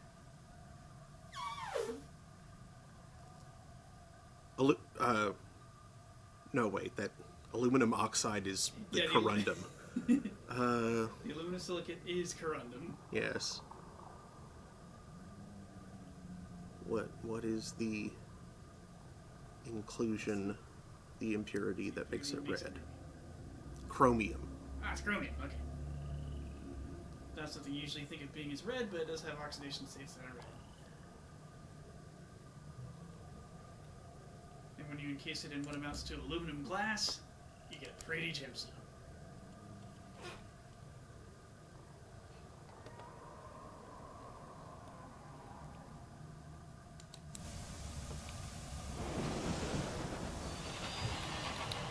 Oh wait, I don't think I got a port report. Yeah, you got distracted by mineralogy. Yep. Nerds! Mm-hmm.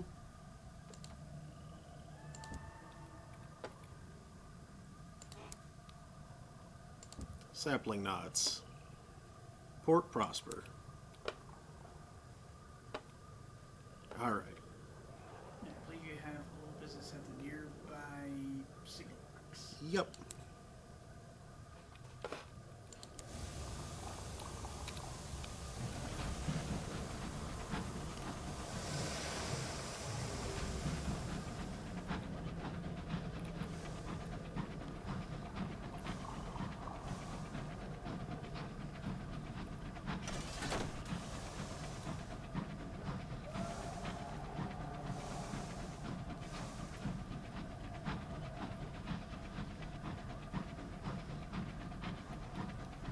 Apparently the Gardner King told the regent to not give voice to any creatures. But then the regent did.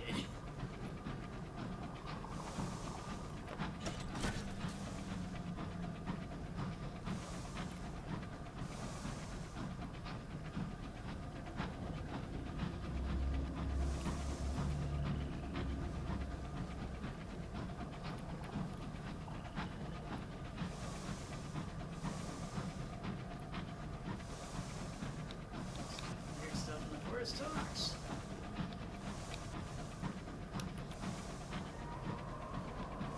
Oh, come on. I can usually interact with it without that far.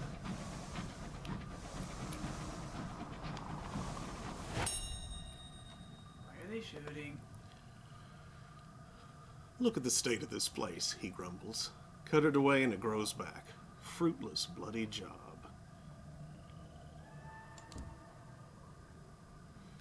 Despite his complaint, he prunes away at the vine as neatly as a widow at her window box. Her widow box. At her widow box. Some recent visitor has left cigarette butts and unwashed cutlery scattered about. The signalman tidies them away. Then, taking a key from his pocket, he unlocks a drawer and removes a stuffed envelope from it.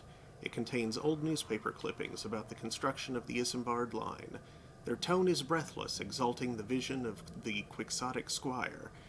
Easy to forget people actually thought we'd manage it, the signalman muses. He stuffs the envelope under one arm. All done, he says, clambering back aboard.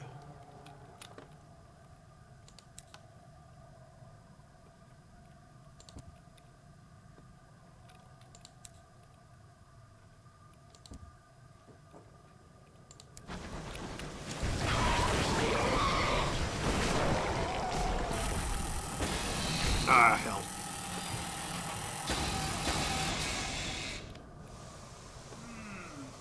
Not good.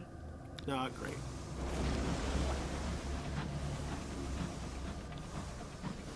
Ah, there's more.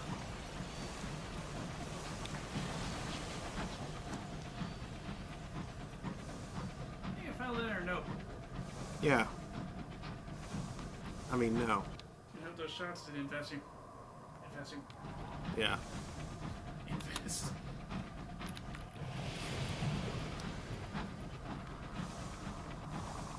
Yeah, the shots took your money and put them into Buttcoin. Doink.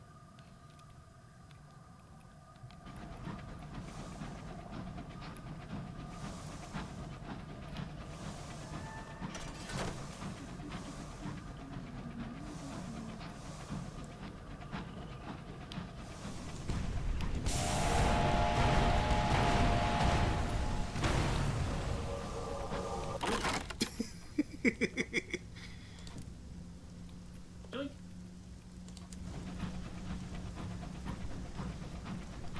your engine basically ate that other engine. Mm-hmm. And didn't even stop.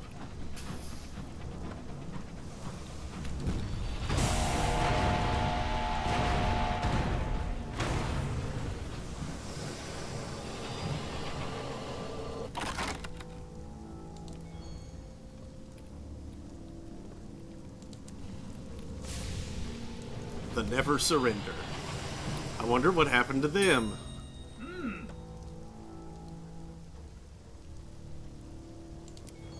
Signal the wreck. You've gained 1 crew and 50 XP.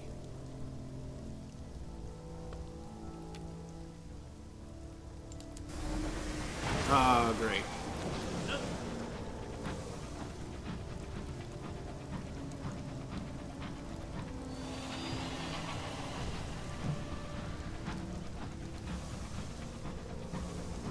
No one suspects a trade in reverse.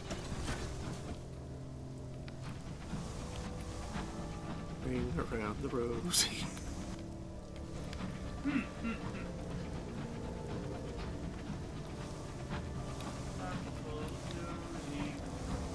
Nosy. Pocket full of noses.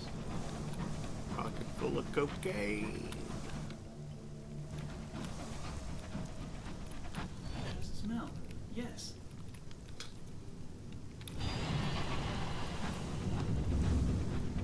My dog has no nose. How does he smell? Terrible. So that leaves the box sneaker.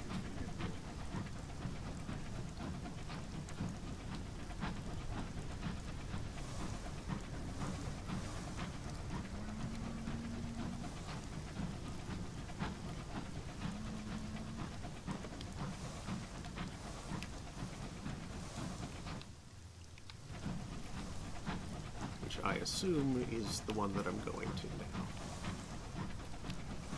So you're gonna send it when you have it? Yes.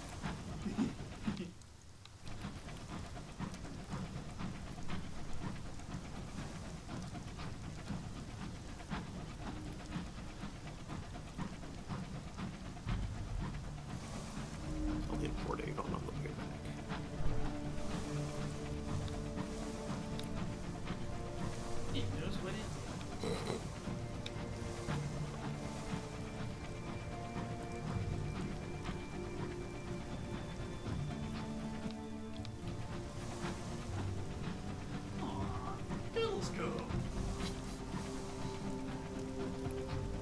So cute.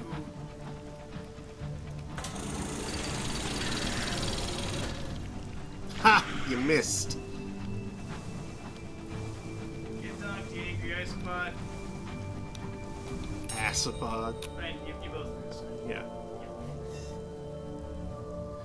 He steps from your engine's footplate onto the signal box's porch. I'm not an admirer of spiders, if I'm frank. Anyway, I shan't be long. Cup of tea? The spider is trapped in T-Bog. Good job.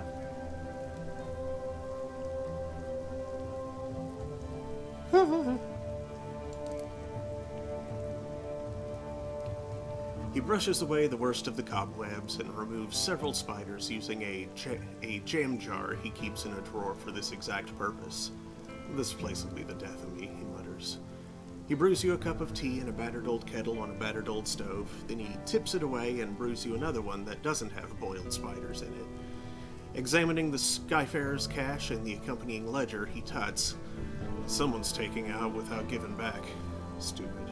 Sooner or later the borrower will get their scent. Anyway, finished your tea? You return to your locomotive.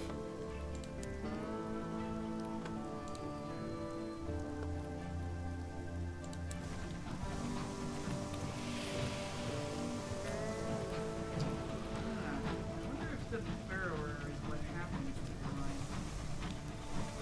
Maybe. So we've taken Southwest Sam to all the boxes. We're going to talk about work next time. Mm-hmm.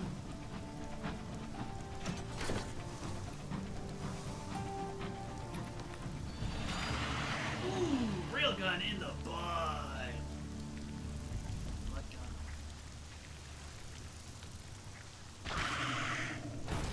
Nah, that's a Vulcan tank right. Mm-hmm. Ah! Nope. Getting out of here.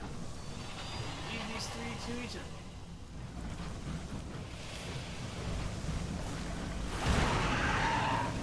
Ah! No, no, no, no. Okay, screw it.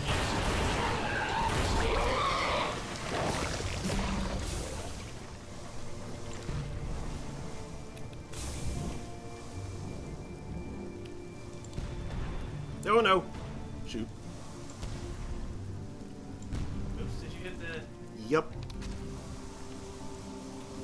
Well, that's okay. You just sort of disengage. Just a pretty fun.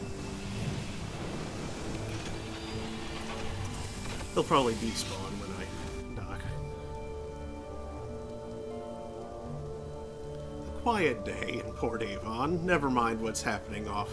Yeah, don't worry about that.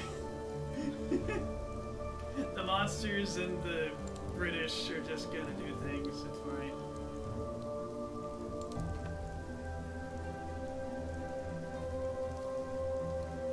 These are by Sky. How many then? 3? Do we like 3 lanterns for that?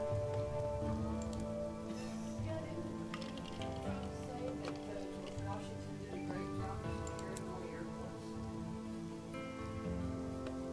I don't know, but that's one of the stupidest things I've ever heard, so possibly. Yeah, I'm. Twice. The, Same speech. as many stupid things as he's said, that is one thing I'm willing to give him the benefit of the doubt on. That he just misspoke and meant to say ports. Twice, yeah. George Washington did airports. Yeah. Which hadn't been invented yet. For very good reason. Yeah. I mean, you know, Yeah, what are you gonna do with an airport if the Wright brothers haven't made like a yeah. crazy backwards flying plane yet?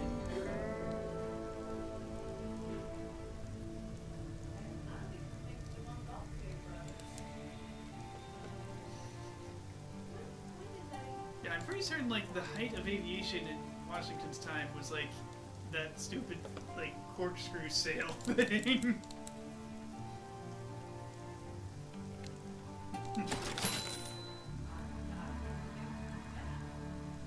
Actually, yeah, probably not that because there's video of that thing. Video didn't exist yet.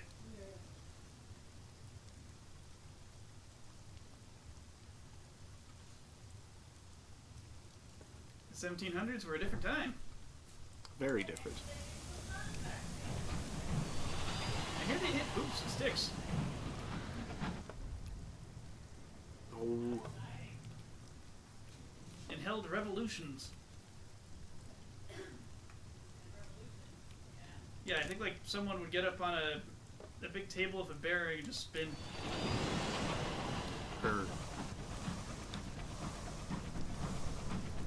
then someone counted how many times they were spinning per minute. I'm not one to sit and spin.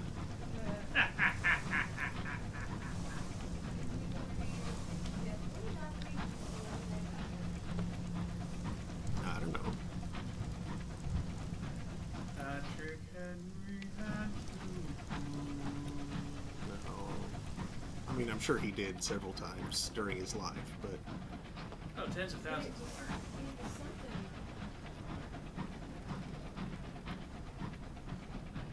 Negative. Not like horribly negative, because I think it would have made a big enough impression on me that I would remember exactly what it was. They say he smelled like dried fish. that would be unpleasant, but not horrible.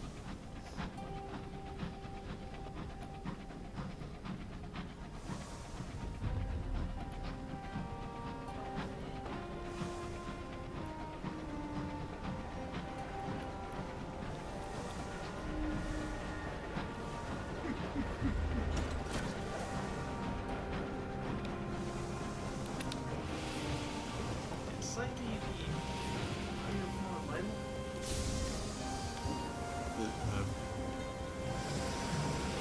Dang it, why can't... Defamation. Slander. Slander. That's it.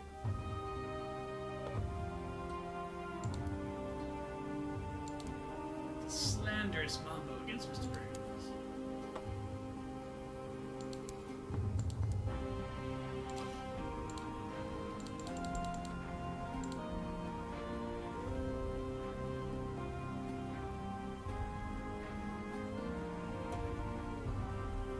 Oh yes, we should talk to this again.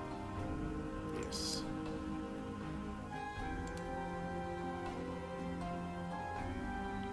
Ask if he is satisfied with the state of the signal boxes. You seem displeased at all, huh? He is in his cabin, surrounded by the notes and pages of his unfinished signaling catalog.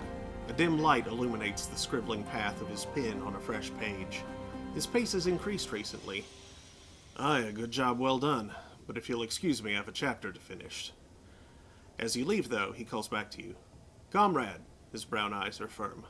Thank you. I don't know why you bothered, but you did. Signalman needs nothing else from you at the moment. Like I say, we've got a taste for side quests. Uh-huh. Side quests are a source of power. Indeed. So I can remove the whole semaphore stam section. For now.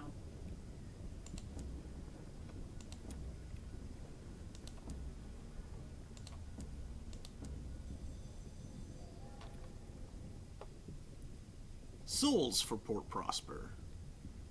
An infernally themed party. We have business in Prosper. That we do. And I have so many Yes. souls. And these are like jumbles of the boring ones. Yeah. Sweet. Finally, we get rid of some. Mm-hmm. Okay. I'm tired of all their moaning. It's munitions for Lustrum and souls for Prosper. Alright. Getting plenty chilly, so I'm going to see how well I tolerate Pop-Tarts. Seems like my only remaining problem is gas.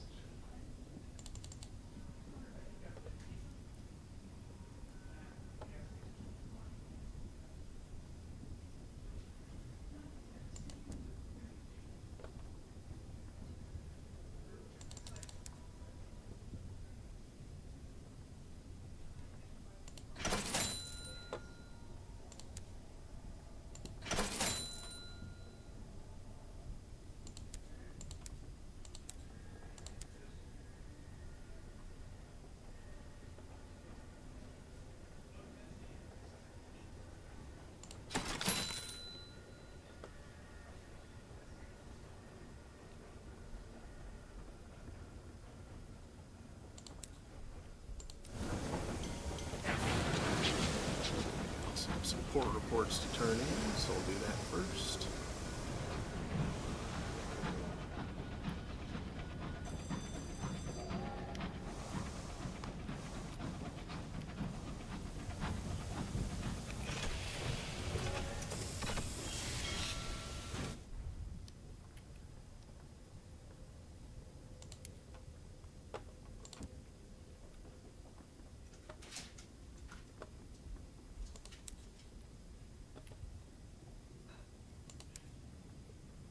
What was the deal with this again?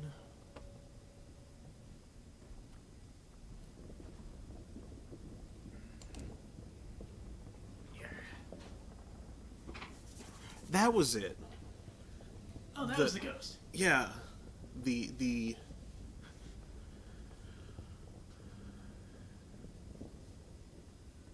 What was... How did you do that?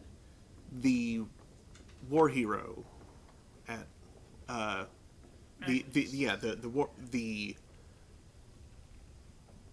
the believed dead war hero had been sighted at Magdalene's in the Sunless chambers.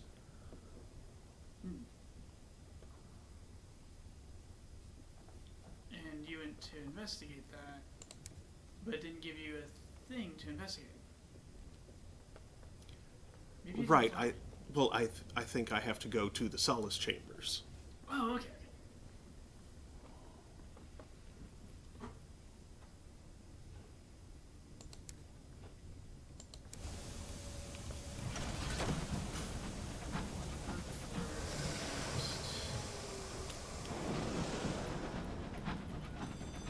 Solace chambers.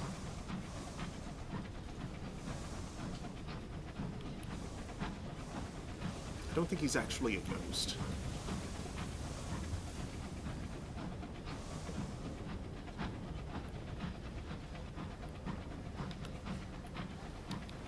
Lance, but you're chasing a room. So, Yeah. This is like a ghost story. Yeah, fair.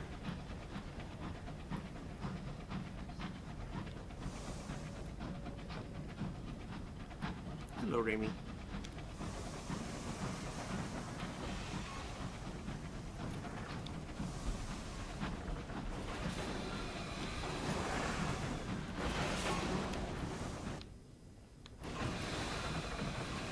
Nobody's able to comprehend text.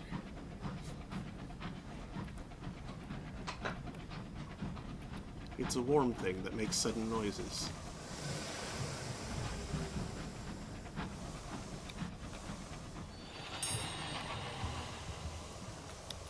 This is one thing that I can restrain in my cold nose and ears.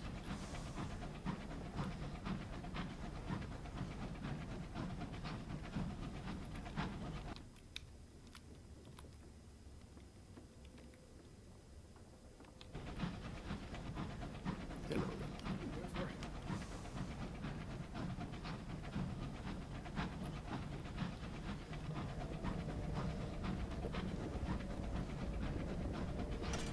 Slow it shall it reaps into your very bones.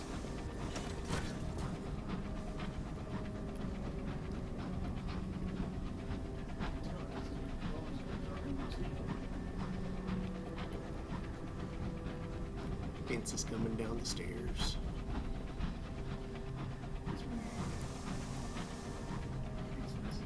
Mhm.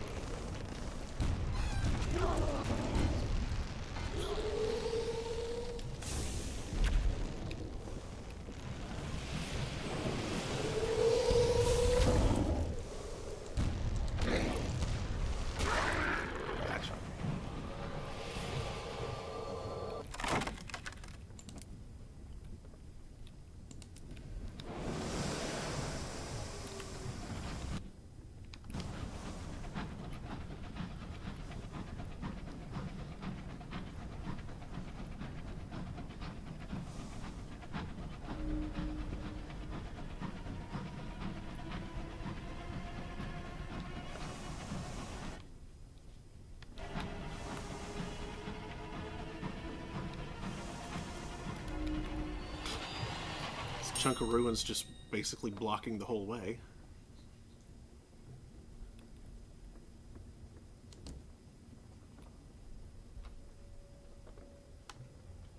Ooh, moment of inspiration. Yeah, it's a good trade.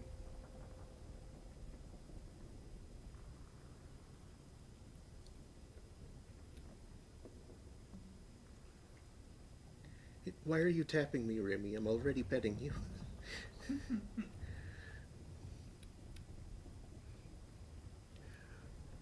Or are you petting me back? Is that it?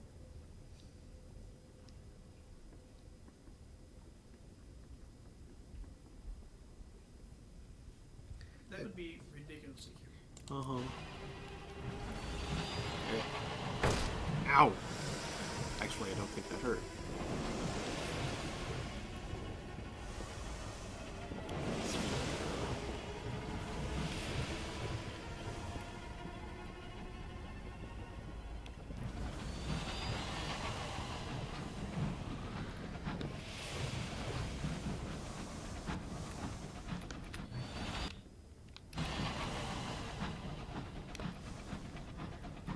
Oop, there's another one.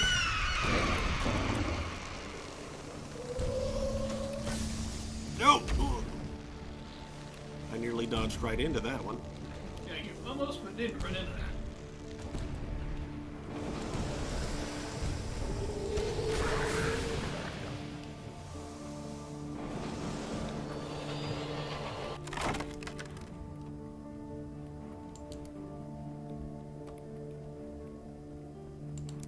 There we go.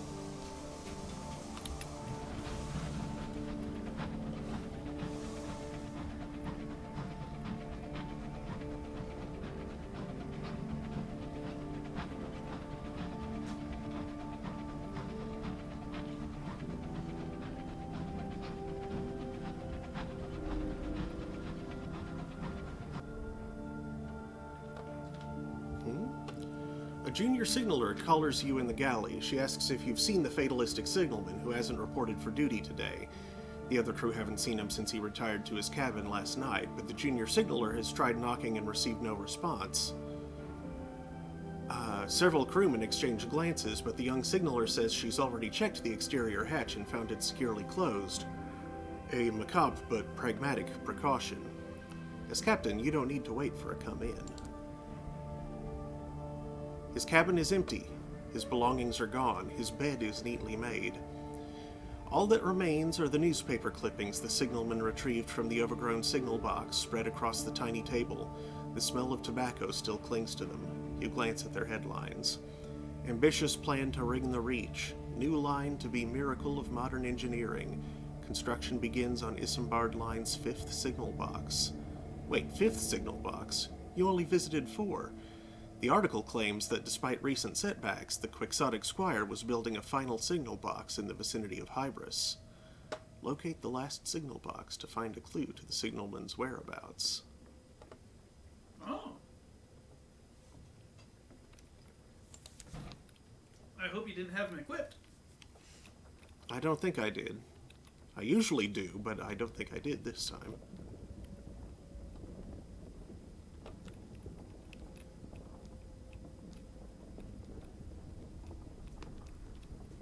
Does the place have a name? It might. It'll be near Hybris. Right. But like I feel certain that I have seen another like thing that looked like a It's likely. that looked like one of those pathways. I just don't remember It'll be where. somewhere along the line where the Isambard line seems to go. If you zoom out a little bit, you can see the Reach has like some circles, Yeah. and where the Isambard line was meant to be is kind of like a circle. It's not too great. Well, these here and the fact that here and here is kind of janky. Yeah, that part is a little janky for sure. But like here to here to here works pretty well. So it might be somewhere in there-ish. Yeah. But I mean, it could be anywhere along there. But I've already been all over here, so if the place has a name, then I can...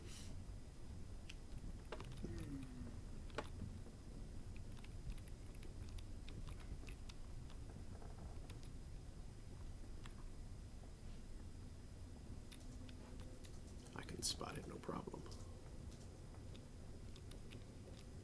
But for the time being, I have a couple other things to take care of.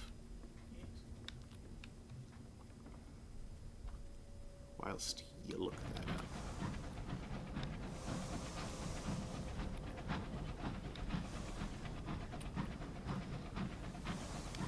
But it looks like it wasn't.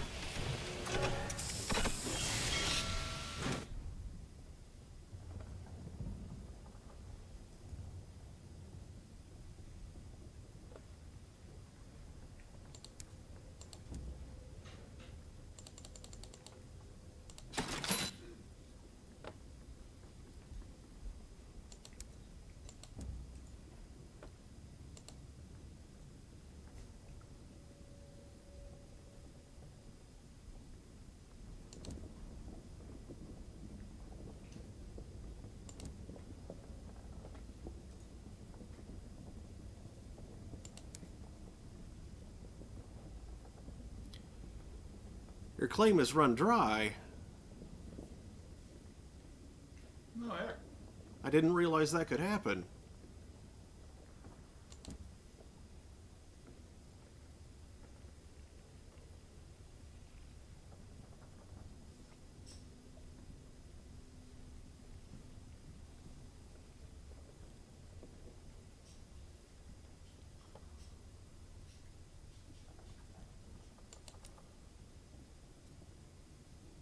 I'm trying to bring everyone on board. Actually, I figure I can stake another claim.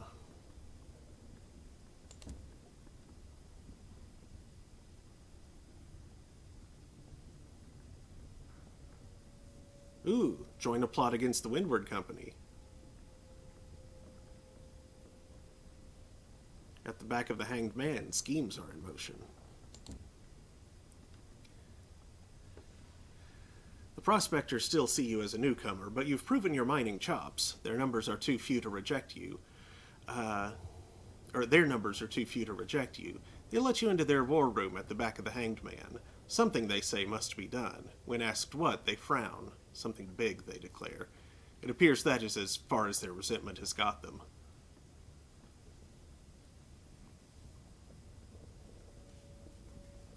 Suggest aggressive action. It's time for action, and a very large explosion. You can even build the device they'll need. Aggressive. B. Aggressive. B-E. Aggressive. The back room of the pub is silent while you work. It isn't long before you've assembled the bomb. All that remains is to slip it into one of the barrels heading for the Windward Factory's mighty furnace. When it comes, the explosion is glorious, a slow-motion flowering of flame that lasts much of a day. Nobody is hurt, even the closest have plenty of time to evacuate. That makes sense considering what we're exploding. The damage to the inside of the factory, however, is nigh incalculable. This facility will not be processing any more hours for the foreseeable future.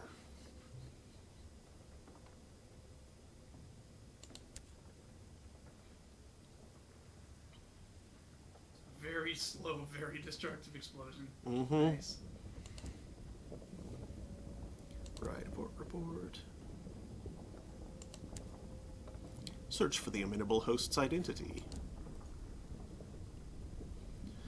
The locket is passed around the camps of prospectors. Most scratch their heads, others sigh and look away. An elderly prospector approaches, carrying her hat in her hands. "You're the one looking for old Gray," she sighs. "Long dead. Shot, south of the mountain. Wouldn't share his hours.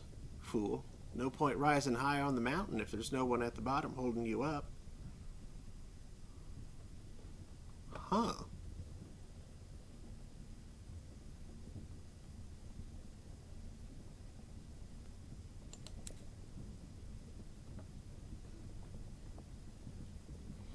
burning smoke of its factory no longer hangs over Lustrum. The miners are no better off financially, but at least breathe easier. The huge factory doors are surrounded by Windward's nettymen, stick-wielding strikebreakers pressed into service as guards. There's no getting anywhere near the factory while it remains on high alert. It is always on high alert. Oh.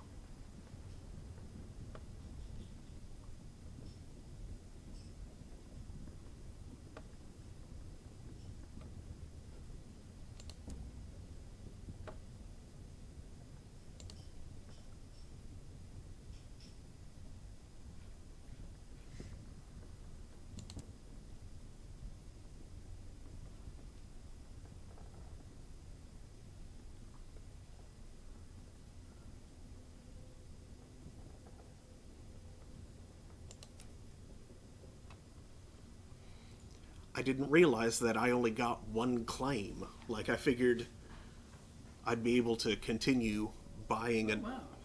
Yeah, I think, like, release the claim and get another. Sheesh. Mm-hmm. I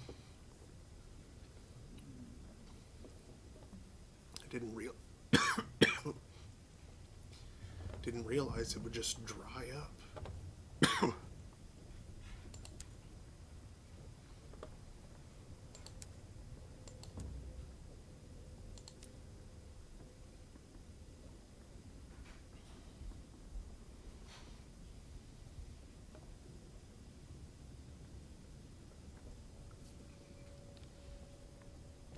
Okay. What? You know, considering how much... Okay, that's weird. And it's kind of rocking, but it's weird. Oh, it's weird.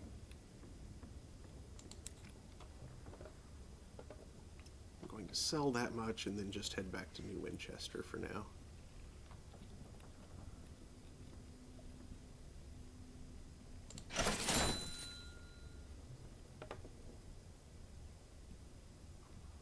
Not gonna swing West for Prosper? Uh, Or are you too full of hours? I'm too full of hours. Look at that. Yeah. Feels silly flying out here with those souls, but well, how close are you? Well, I mean, okay. Now that I am this unloaded, I could get to Port Prosper, unload the souls, refill on fuel and supplies, and then make my way back to New Winchester. Then, Possibly stopping at Magdalene's. yeah, Carolyn Magdalene's New Winchester. Because Magdalene's, you can check on that ghost story. Mm-hmm. Now that we actually remember what it is. One thing we didn't try. Well, there are two things we didn't try. One sounded even stupider, which we go in like the Onier chamber. Do we have nightmares to draw? Don't think they listen. Mm-hmm.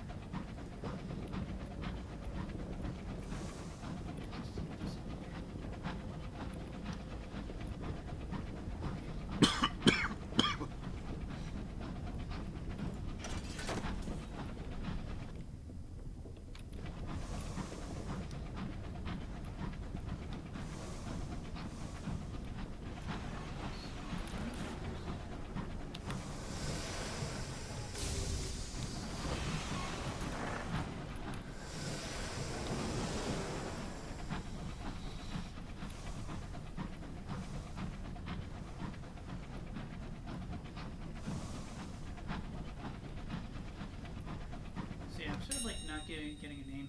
Hmm.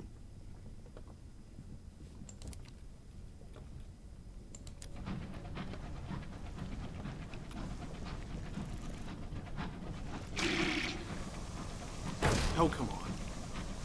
He's a little jerk.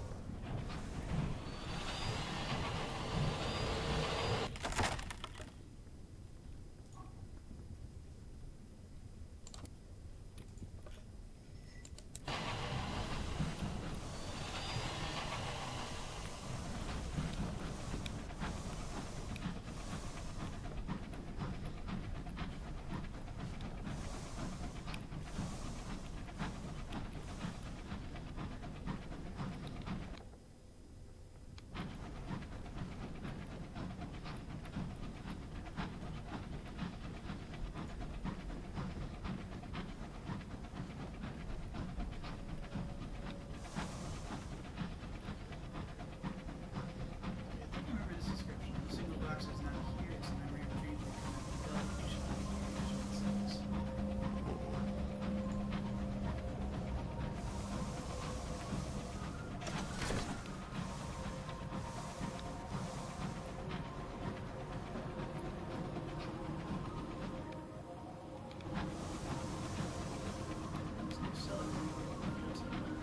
Yeah.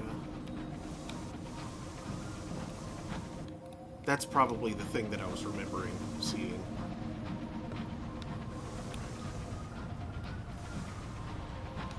Description 0.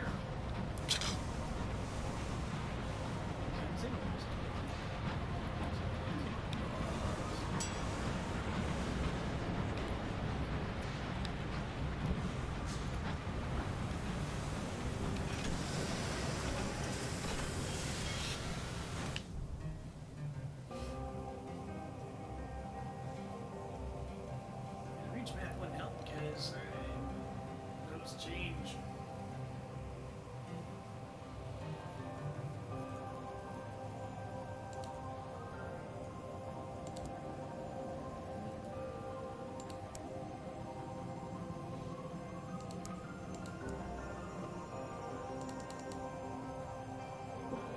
Lord Blank of Plort Lord? Plosper requires 3 consignments of souls for an infernally themed party to celebrate his diamond wedding anniversary. The quality of the souls is immaterial, their function will be purely decorative. God save the Queen, etc. A butler receives the bottled souls at the servants' entrance to a grand townhouse. Thank you, and please accept this small additional sum as an indication of how highly we value your discretion. 50 sovereigns. So high. Cool. Oh, I would buy that, but I need to be able to get home. It's ministry approved. It's wafer thin. People doing asteroid impact predictions are using Bing. That seems reliable.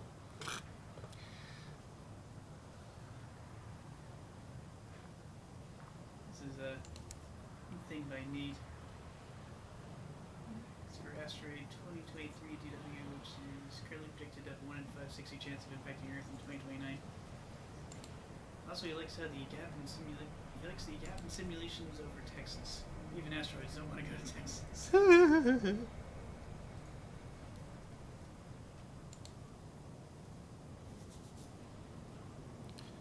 Search for the amenable host's identity. Could it be here?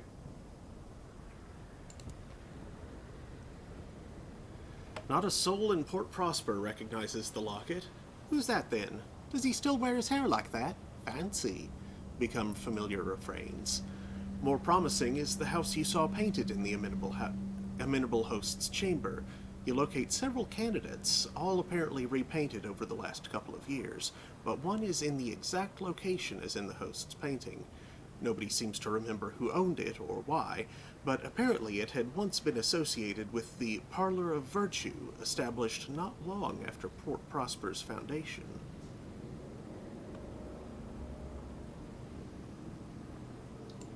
Parlor of Virtue.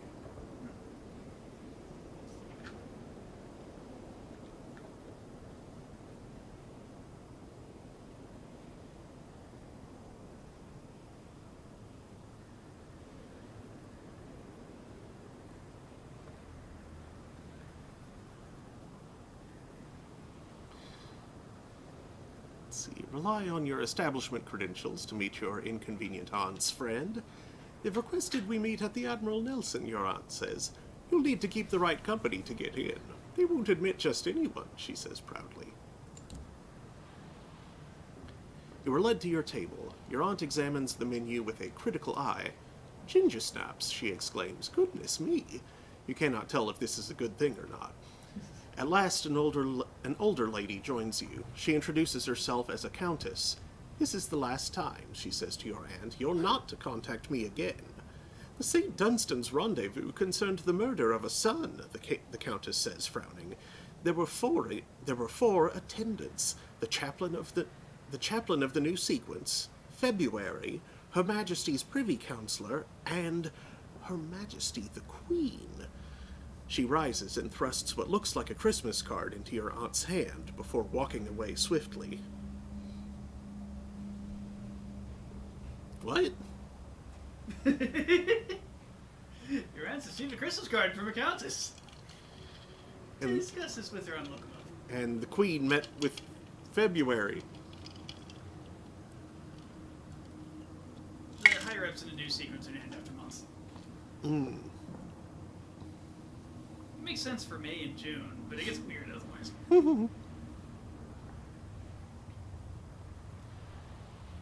I mean, all of the May pirates Yep. are named.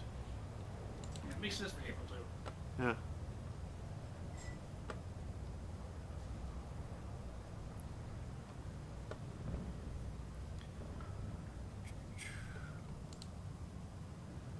Okay, sneak into the Windward Company with the Rat Brigade.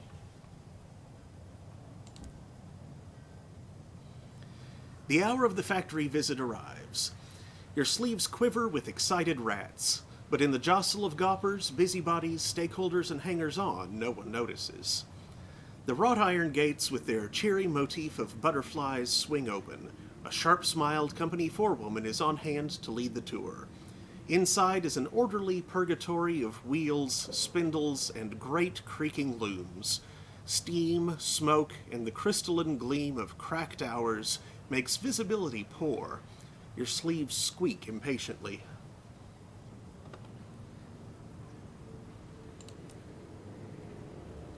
There are guards watching the workers. There are guards watching the machinery, valuable if dismantled, disastrous if sabotaged. There are guards watching the upper doors to the private offices of the company board. Still, they can't watch everywhere. After only a few minutes, you've identified the door to the lieutenant's office. The little rat hole cut into the bottom of the door gives it away.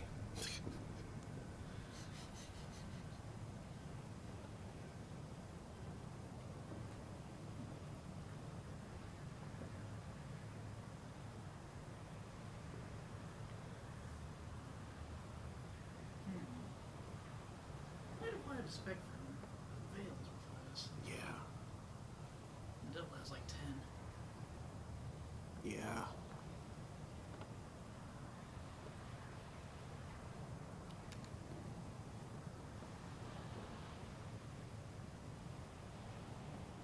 Can try it. Yeah, I'll give it a shot. Although my odds are slightly better on iron. Biopsy and possibly murder. Oh dear. Failure. As you move into position, there's a disturbance in your sleeves. They bulge protuberantly. They squeal despite Albrecht's best efforts to get everyone to shush. The factory staff stare and then scream. The dreaded Hybrian plague is suspected. The factory suffers a full evacuation. You're forced to loose your good coat to escape without suspicion or forcible quarantine.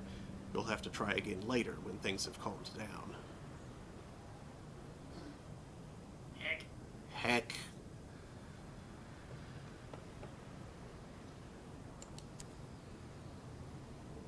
Well, luckily we can attempt to get home some Yep. video games. Video games. Fails, huh? Fails.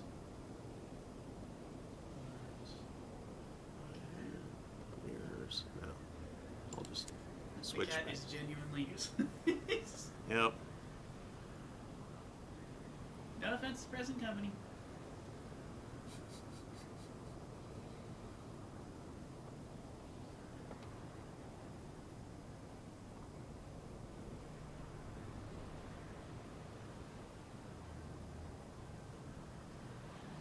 This is a very different, far less useful cat.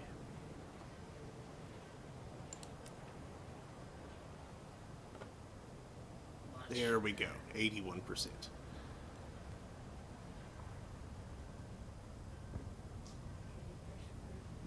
Thank you. Success.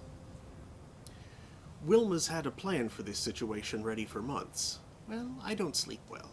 Albrecht is the distraction. His performance as a lost pet rat is riveting. A gaggle of guards argue over who's taking him home for their children. Meanwhile, aided by an unstoppered vial of black smoke, courtesy of Vianne, Petronella gets to work with lockpicks. She disarms the triple vial of cantankerous poison, the rotating tumblers, and the serrated unlock mechanism. Cinders barrels through the door. You open the door and sneak in, followed by the rats. Within the plush office, the parsimonious chairman is sipping tea, while an elderly rat goes on about harnessing the peacock wind to increase production.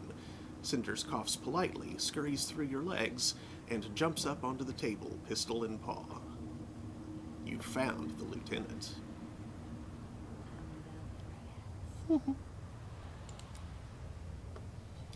The elderly rat blinks several times. Cinders? I was wondering when this day would come. His voice quavers like an unfortunate flute solo in a school concert. My dear chairman, I advise that you do not move or even blink for the duration of this interview, or I suspect someone might do something unpleasant. The lieutenant turns his attention back to you. Before you do anything, I have one thing to say. Listen to the lieutenant. Cinders' derringer is aimed squarely at the elderly rat's face.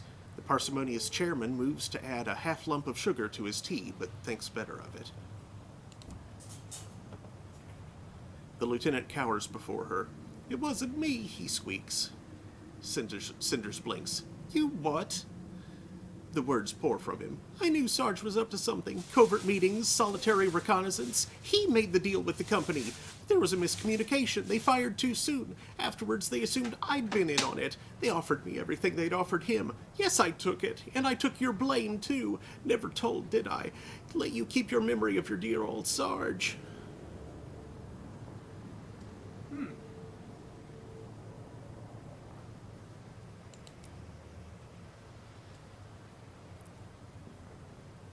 Cinders shakes her head and cocks her gun.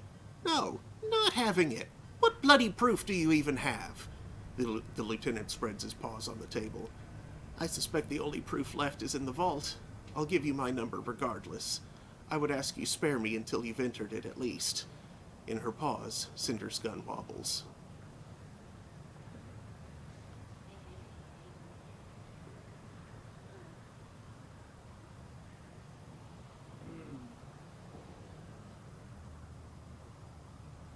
Yeah.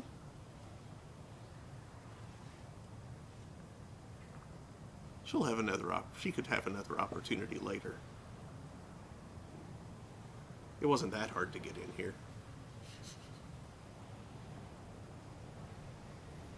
Or, just... Oh, wait, where's the vault? Oh, it's elsewhere, isn't it? Yeah, vault is elsewhere.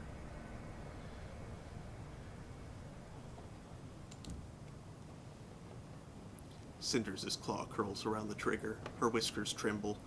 The lieutenant pours himself a last cup of tea. 5 sugars. Bang! Several rats jump. The parsimonious chairman swears. Cinders is fired into the desk. "Get his number," she says between clenched teeth before scurrying out of the office. The lieutenant takes a last sip. "Let me come with you. The company won't let me stay after this fuss. I'll give you the number once I'm on board." He leads you straight out of the factory, dismissing questions from colleagues with inventive lies. 2,000 XP. And poor desk spoon lost another 5 HP. Derringers don't do a lot of damage, especially rat-sized ones. Yeah. Rat-sized desk. That's adorable. We should get a desk for the next time we have Brad. We said rat-sized derringers. Really small. Yeah.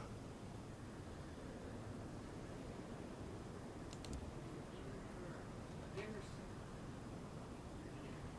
Small.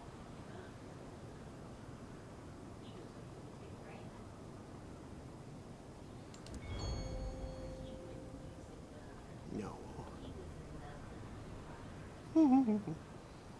Not like.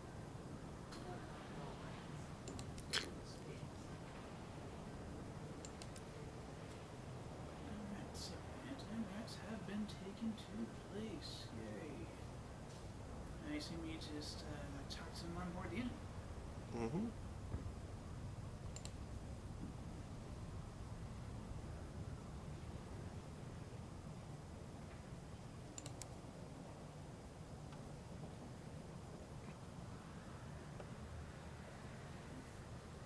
Now, listen here.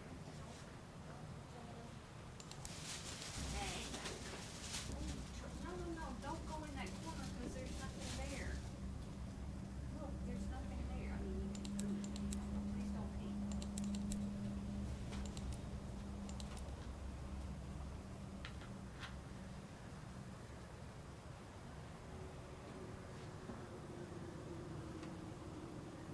Actually, before I do that, I should, just in case this...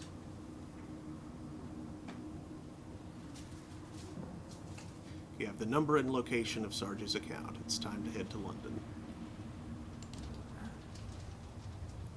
The whole brigade are gathered around Cinder's nest of spent bottles and old journals. All eyes are on her.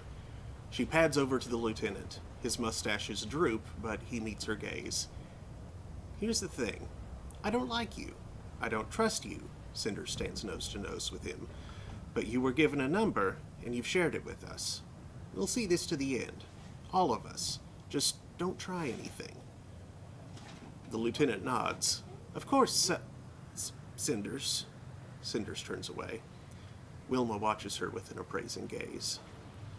The Rat Brigade is ready to head for London.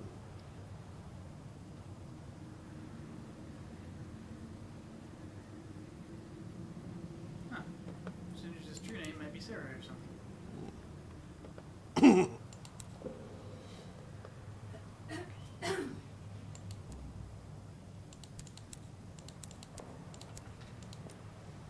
Enough good talk to Grant. She's so convenient. So, what is Christmas coming? "One tick, dearie. Just looking for..." Aha! The clink of glass. Your aunt rises from an open suitcase clutching a dusty bottle of brandy. "We've got to get to Pan in Eleutheria. That's where February is. Though she wasn't February when I knew her. She was my opposite number back in..." "Oh, but you want answers. February's on the calendar council. The revolutionary leadership. The Christmas card'll get us into Winter's Reside." Your aunt brandishes the bottle. "She has a fondness for brandy. I've been saving this for if I ran into her again. It should get us into her good graces. She'll be able to tell us what went on at St. Dunstan's."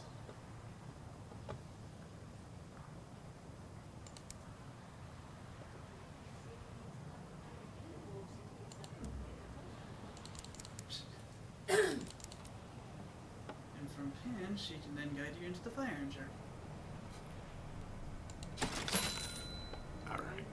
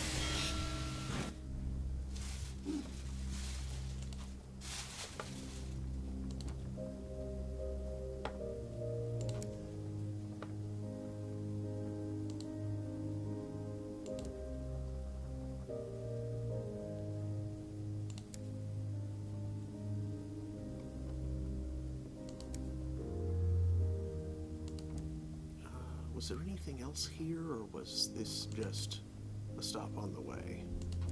I think it's just stop on this time. Okay. We've otherwise done stuff you're doing Carolina, unless you wanted to mess around with the penances and like try and cure your stain or something. Mm.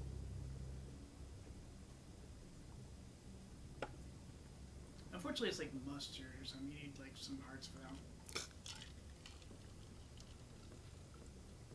It was a high hearts challenge. I know. Yeah, that's right. Yeah, I don't think I have the hearts for that right now. So just the port report will do. Hey, Mom. Would you please? Thank you.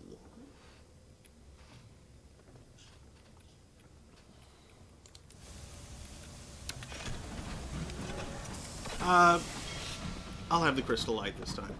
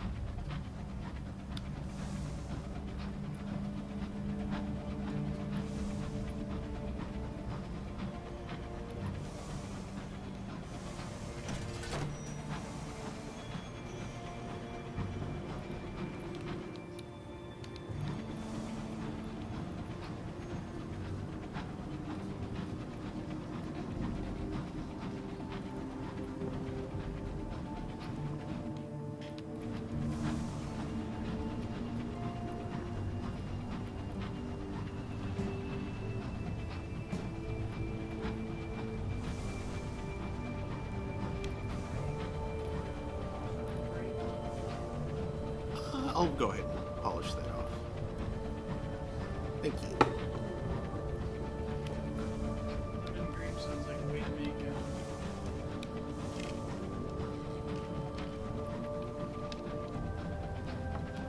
nothing actually. Grape and lemon are both acidic. Yeah, it would be good. It I'm wouldn't sure. burn or anything, it'd just be like lemon grape. Yeah. Sure, it would taste pretty good. Yeah. Like bacon and vanilla. No, I'm Flavors that just don't interact, they just sit next to each other. I'm sure it would be better than that. Make it be 30. Famously, it just tasted like bacon. It just was. Yeah. It wasn't good. Correction. It wasn't bad. It simply was. Nothing happened. Keepsake market.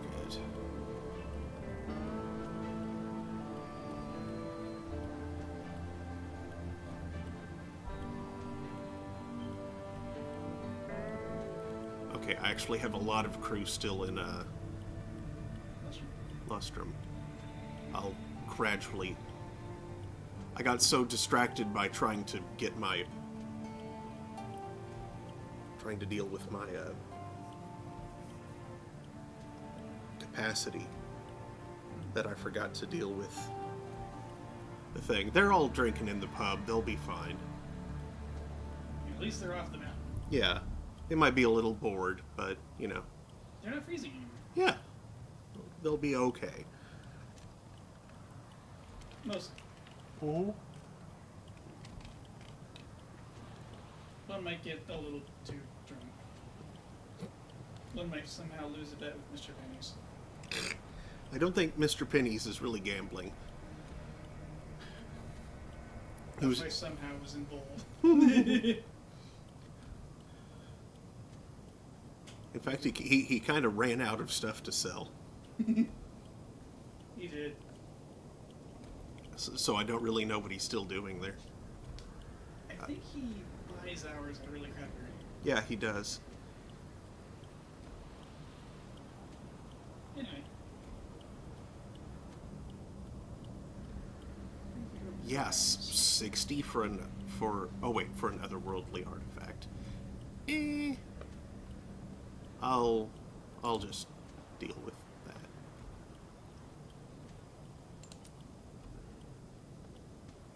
Solace chambers. Whatever's cheapest to you. Are we sure it's any? Or was it, or what? Or was it a? Was there a particular thing that it said? It said Sunless. Right, but did it say a specific No. treatment in the Solace chambers? Are you sure? I feel like it may have. It said that they'd seen the lost guy in the Solace chambers. Seeking treatment for something.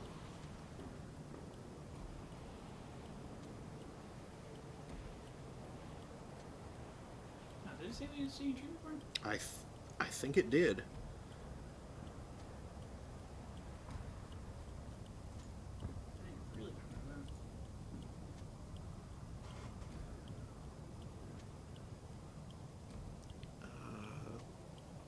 Let's see, this is the Winchester War.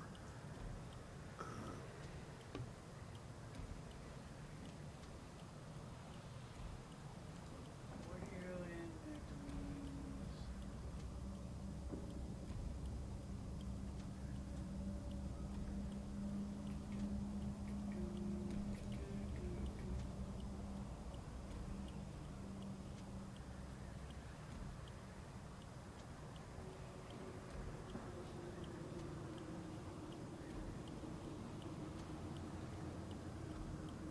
Investigate rigorous war hero.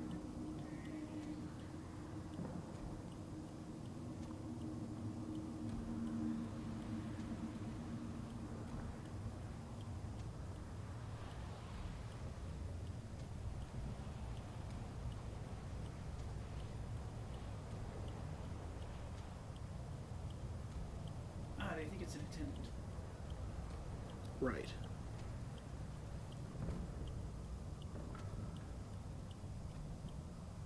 So, no, just no. I think just no. Okay. Whatever is cheaper, cheap. 7. 60, bloody 6. I have a lot of those, but these are a lot more plentiful in the Reach.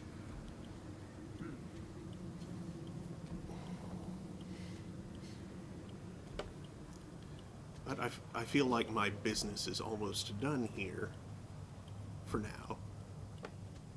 So maybe I will go with Savage Secrets.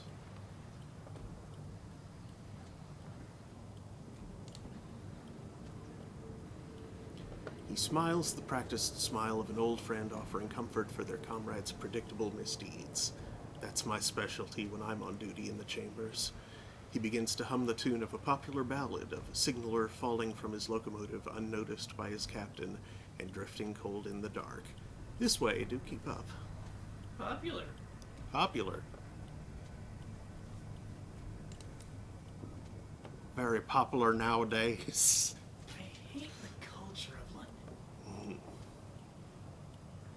The attendant holds up a candle before 4 doors of mirrored glass. 4 of our staff are available today. Each has their own specialty. Their names are not yours to know, only their craft. He smiles suddenly, his teeth gleaming like links on a chain. You know yourself best. Who can tend your wounded heart? Whoever you need, you can find behind one of these doors. Target red. Yep. A famous dead Tackety general. See if the rumors are true. Is the deceased Tackety war hero really in attendance at Magdalene's?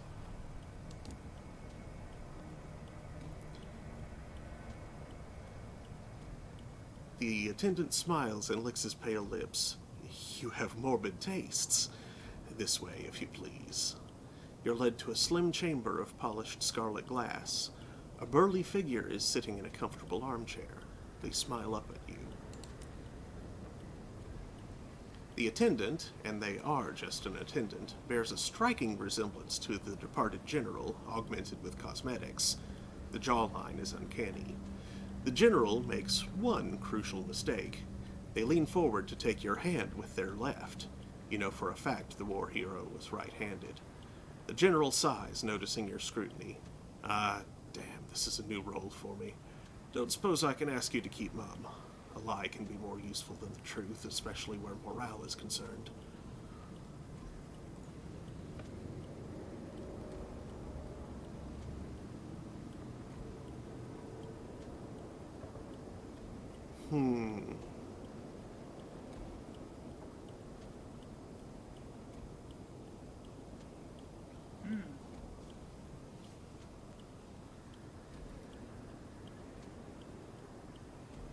Let's see. Exposing him improves the fortunes and reputation for the stovepipes and livery company. Gives you 100 sovereigns. Reduces tackety fortune by 10. Keeping your silence. 10 fortunes for tackety, minus 10 reputations for tacketies. Minus 10 terrors. Minus 10 fortune for stovepipes. Both give you 150 experience. Yeah, I think I'll give it to the stove. To the Tacketies, I mean.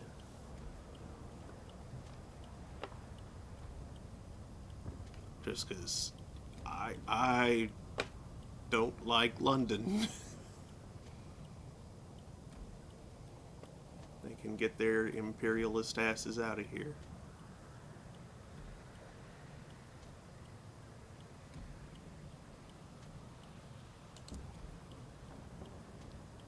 You while away an intriguing afternoon in conversation with the dead general. Their eyes are bright as they describe near misses over Prosper, skirmishes in the snows at Lustrum, the execution of traitors at Old Tom's Well, starvation in Traitors' Wood, death in the raging skies over New Winchester.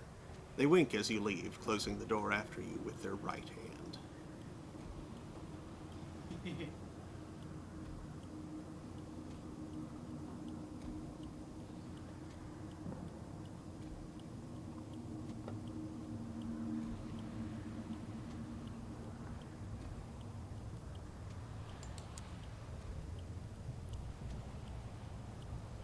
Right aboard. And you have a little business with the host. Mm-hmm.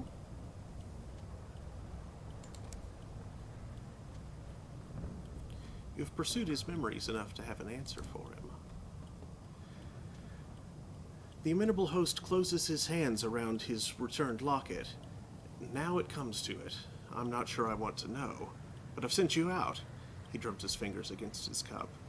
We don't spare our guests the truth, so why should I be any different? He fills goblets for you both. Well, out with it.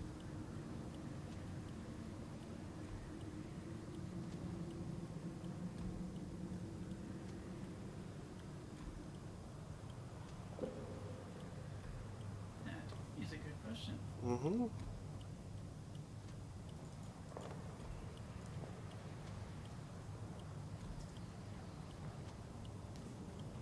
Maybe I forget to spell them. I'm leaning towards, you have found nothing conclusive. Which would he prefer to have been? Rather than, there was nothing conclusive to find, he might not have been any of them.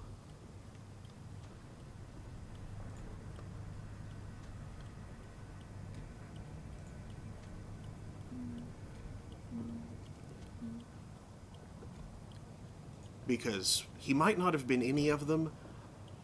I don't know about that. Because, aside from Port Prosper, where it was just a house, even though, he has the painting of the house, everything else, someone recognized him. Someone said he was dead, but someone recognized him. Someone remembered him.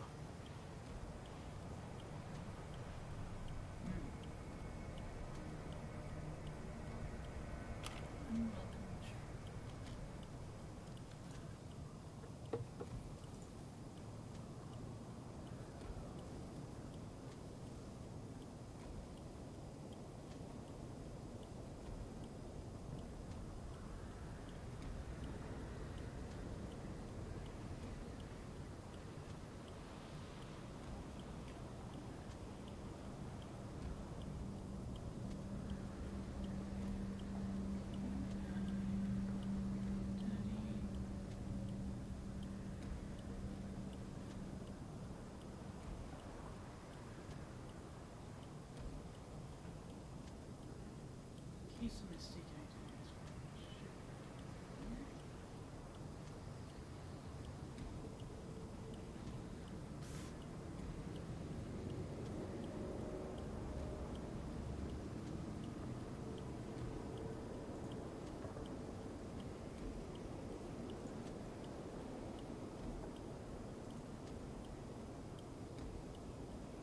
Alright, that's the green one.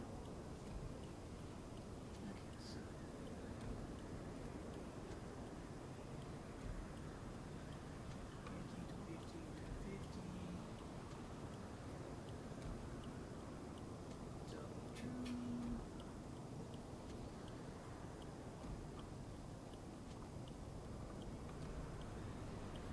Yeah, the truth certainly gets you more cash. Yeah.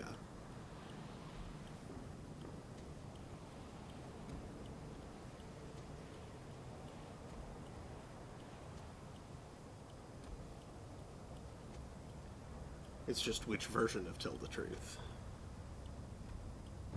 What? Yeah, there's Oh. Tell the Truth, he might not have been any of them, or which would he prefer to have been? That's why I was asking.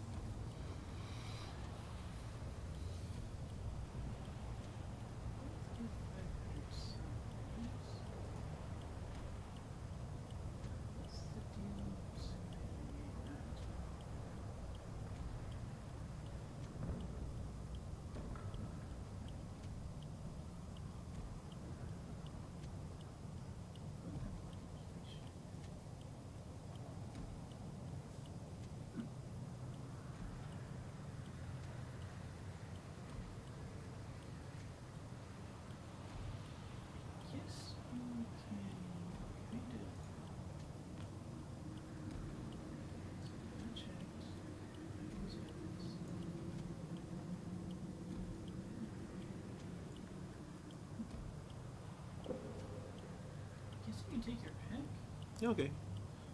Well, Just gives you different flavor text.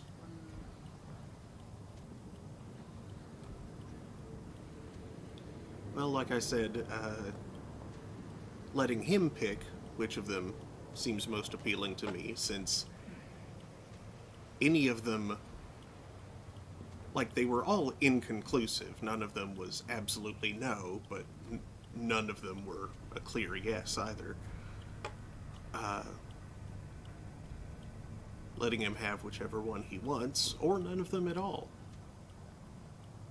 Rather than just saying, probably none of them. Or rather than saying, maybe none of them, just say, whichever. It's the positive view rather than the negative view of it.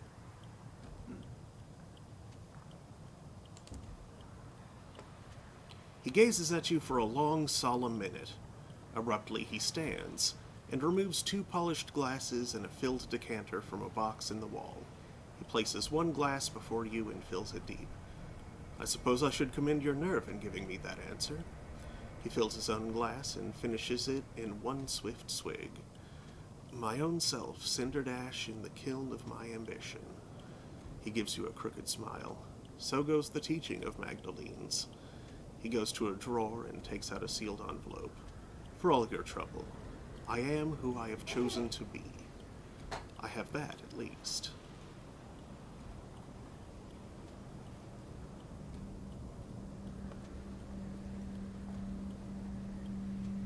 You have told the amenable host that all of the memories he has are his.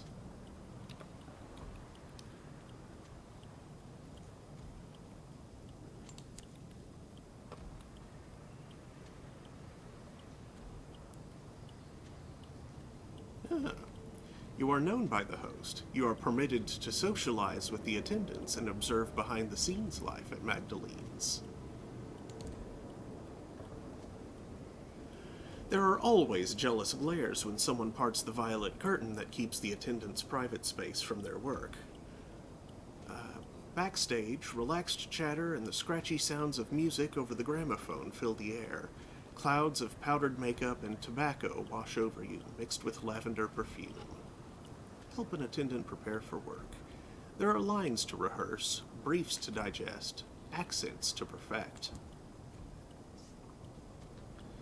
The attendant finishes applying the brush to her wig. I don't suppose you're familiar with Her Majesty personally, no? She quirks an eyebrow in her mirror.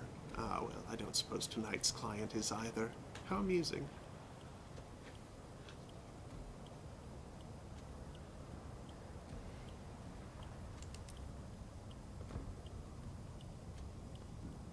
Share a drink. Unwinding after a guest is a necessity of life at Magdalene's. You watch attendants drift in and out of the room, bearing glasses, costumes, props, bottles, and postures. Some come to speak with you, others watch, noting your bearing, your habits, your mannerisms. No doubt some of you will remain here, repeated in these stained glass chambers of the heart. A mother wanders past with a young boy. He would only ever listen to his old arithmetic tutor. His death has been rather expensive.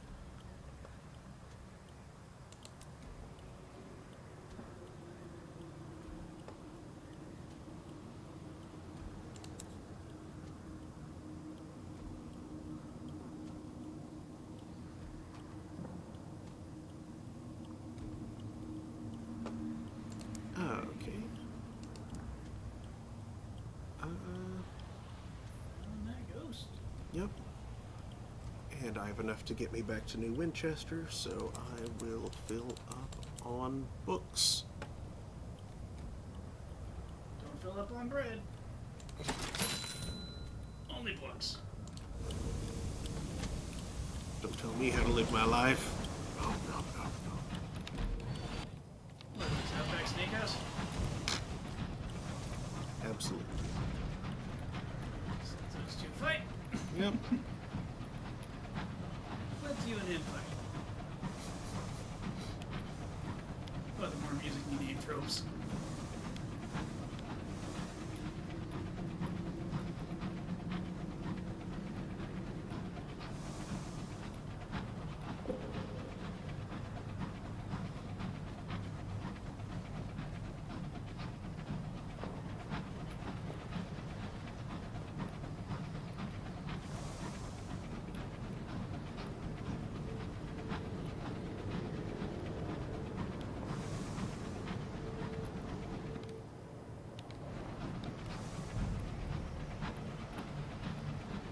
the Sleipnir.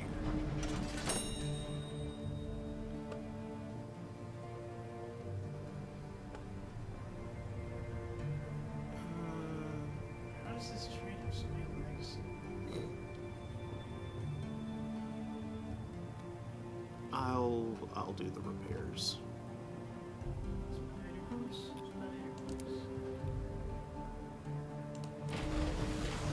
Of course.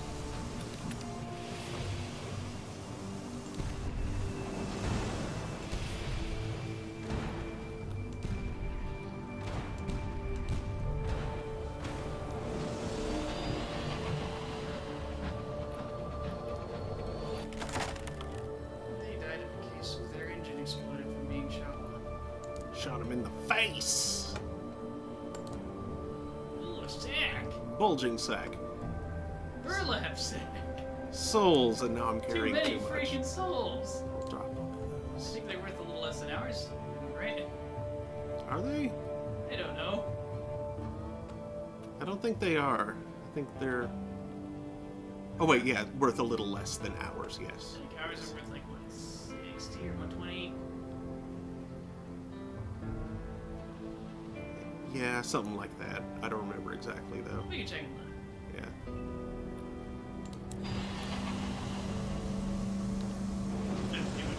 Right. Hub City.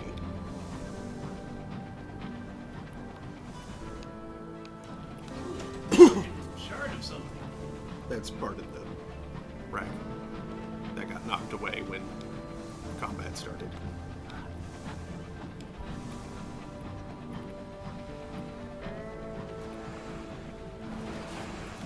Oop. You exploded that.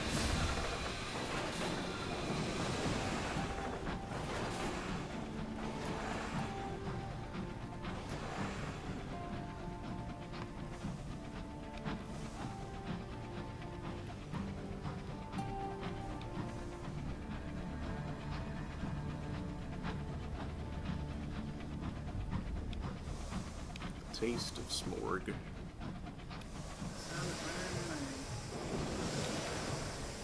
Do they not use steel around here? Iron on iron action.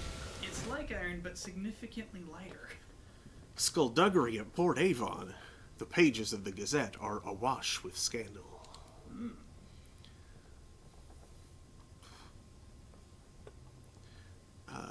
The Port Avon Parish Council complains of noises from the local ruins at night. The prudent secretary is eager for any confirmation of Takadi activity in the ruins. The indolent veteran would also like someone to look into the matter, though not too hard, mind. What could anyone want with some moldering old stones? The Gazette has little of concrete use. Rumors of this or that criminal spied in the ruins, a particularly lurid theory about sacrificing company officials to unmentionable powers. If you want to find out what's really going on, you'll have to go to Port Avon.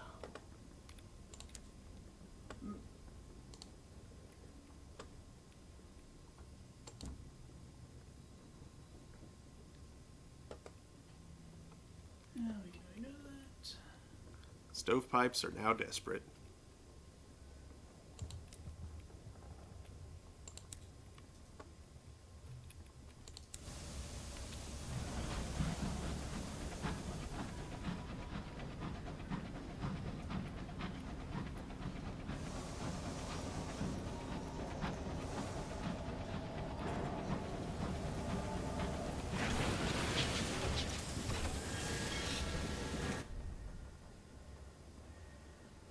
All right.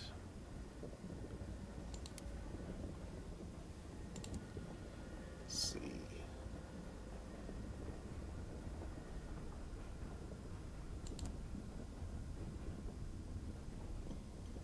A major confrontation over Carillon reported 3 days ago. Inmates crowded onto the balconies of the sanatorium to watch the firefight.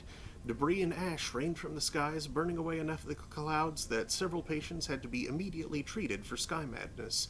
A senior devil tells me the Takadis secured an outright victory. As for the company crews, they are apparently being well taken care of.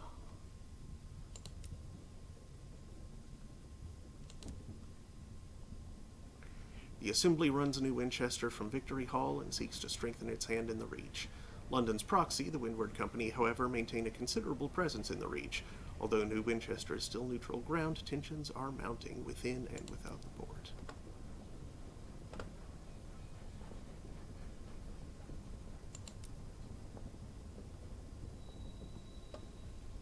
Okay.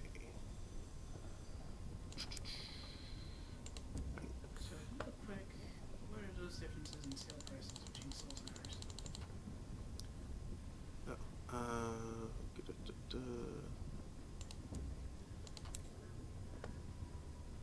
Yeah. Oh, much smaller, I thought. A difference of 10. Still cheaper, though. Mm-hmm.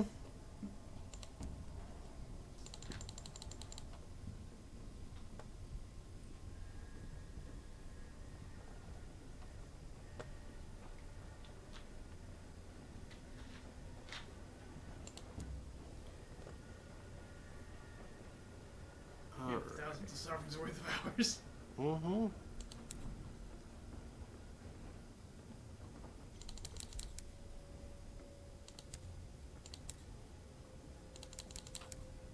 Probably buy that silly mansion.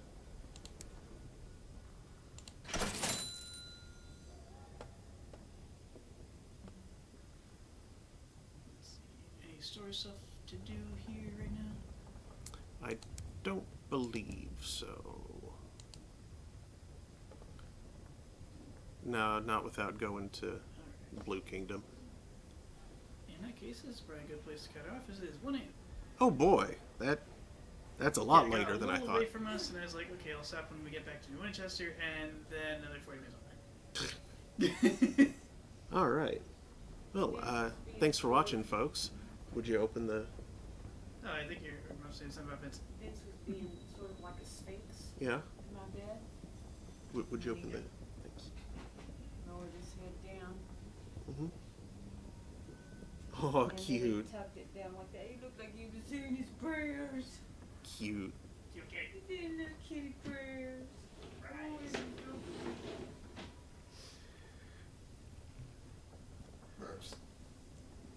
All right. So yeah, thanks for He watching. played for a long time. Yeah. 5 hours. Not quite 5 hours. Huh? 4 hours 57 minutes. That's nearly 5 hours. That's nearly 5 hours, but it's not 5 hours. I thought Oh. I thought it was 2 minutes after one. Rose resubbed earlier. Oh, neat. Yeah. I saw didn't. that. I didn't see that. You didn't? No. I was watching the Discord and looking up stuff, so I didn't see what was actually happening in Twitch.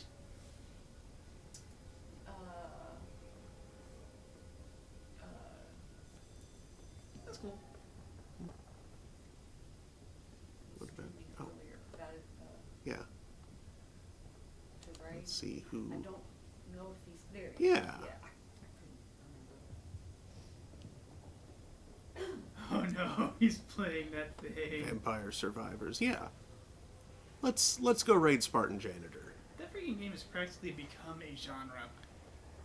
Yeah, it's It's like a little mini genre of just like stacking.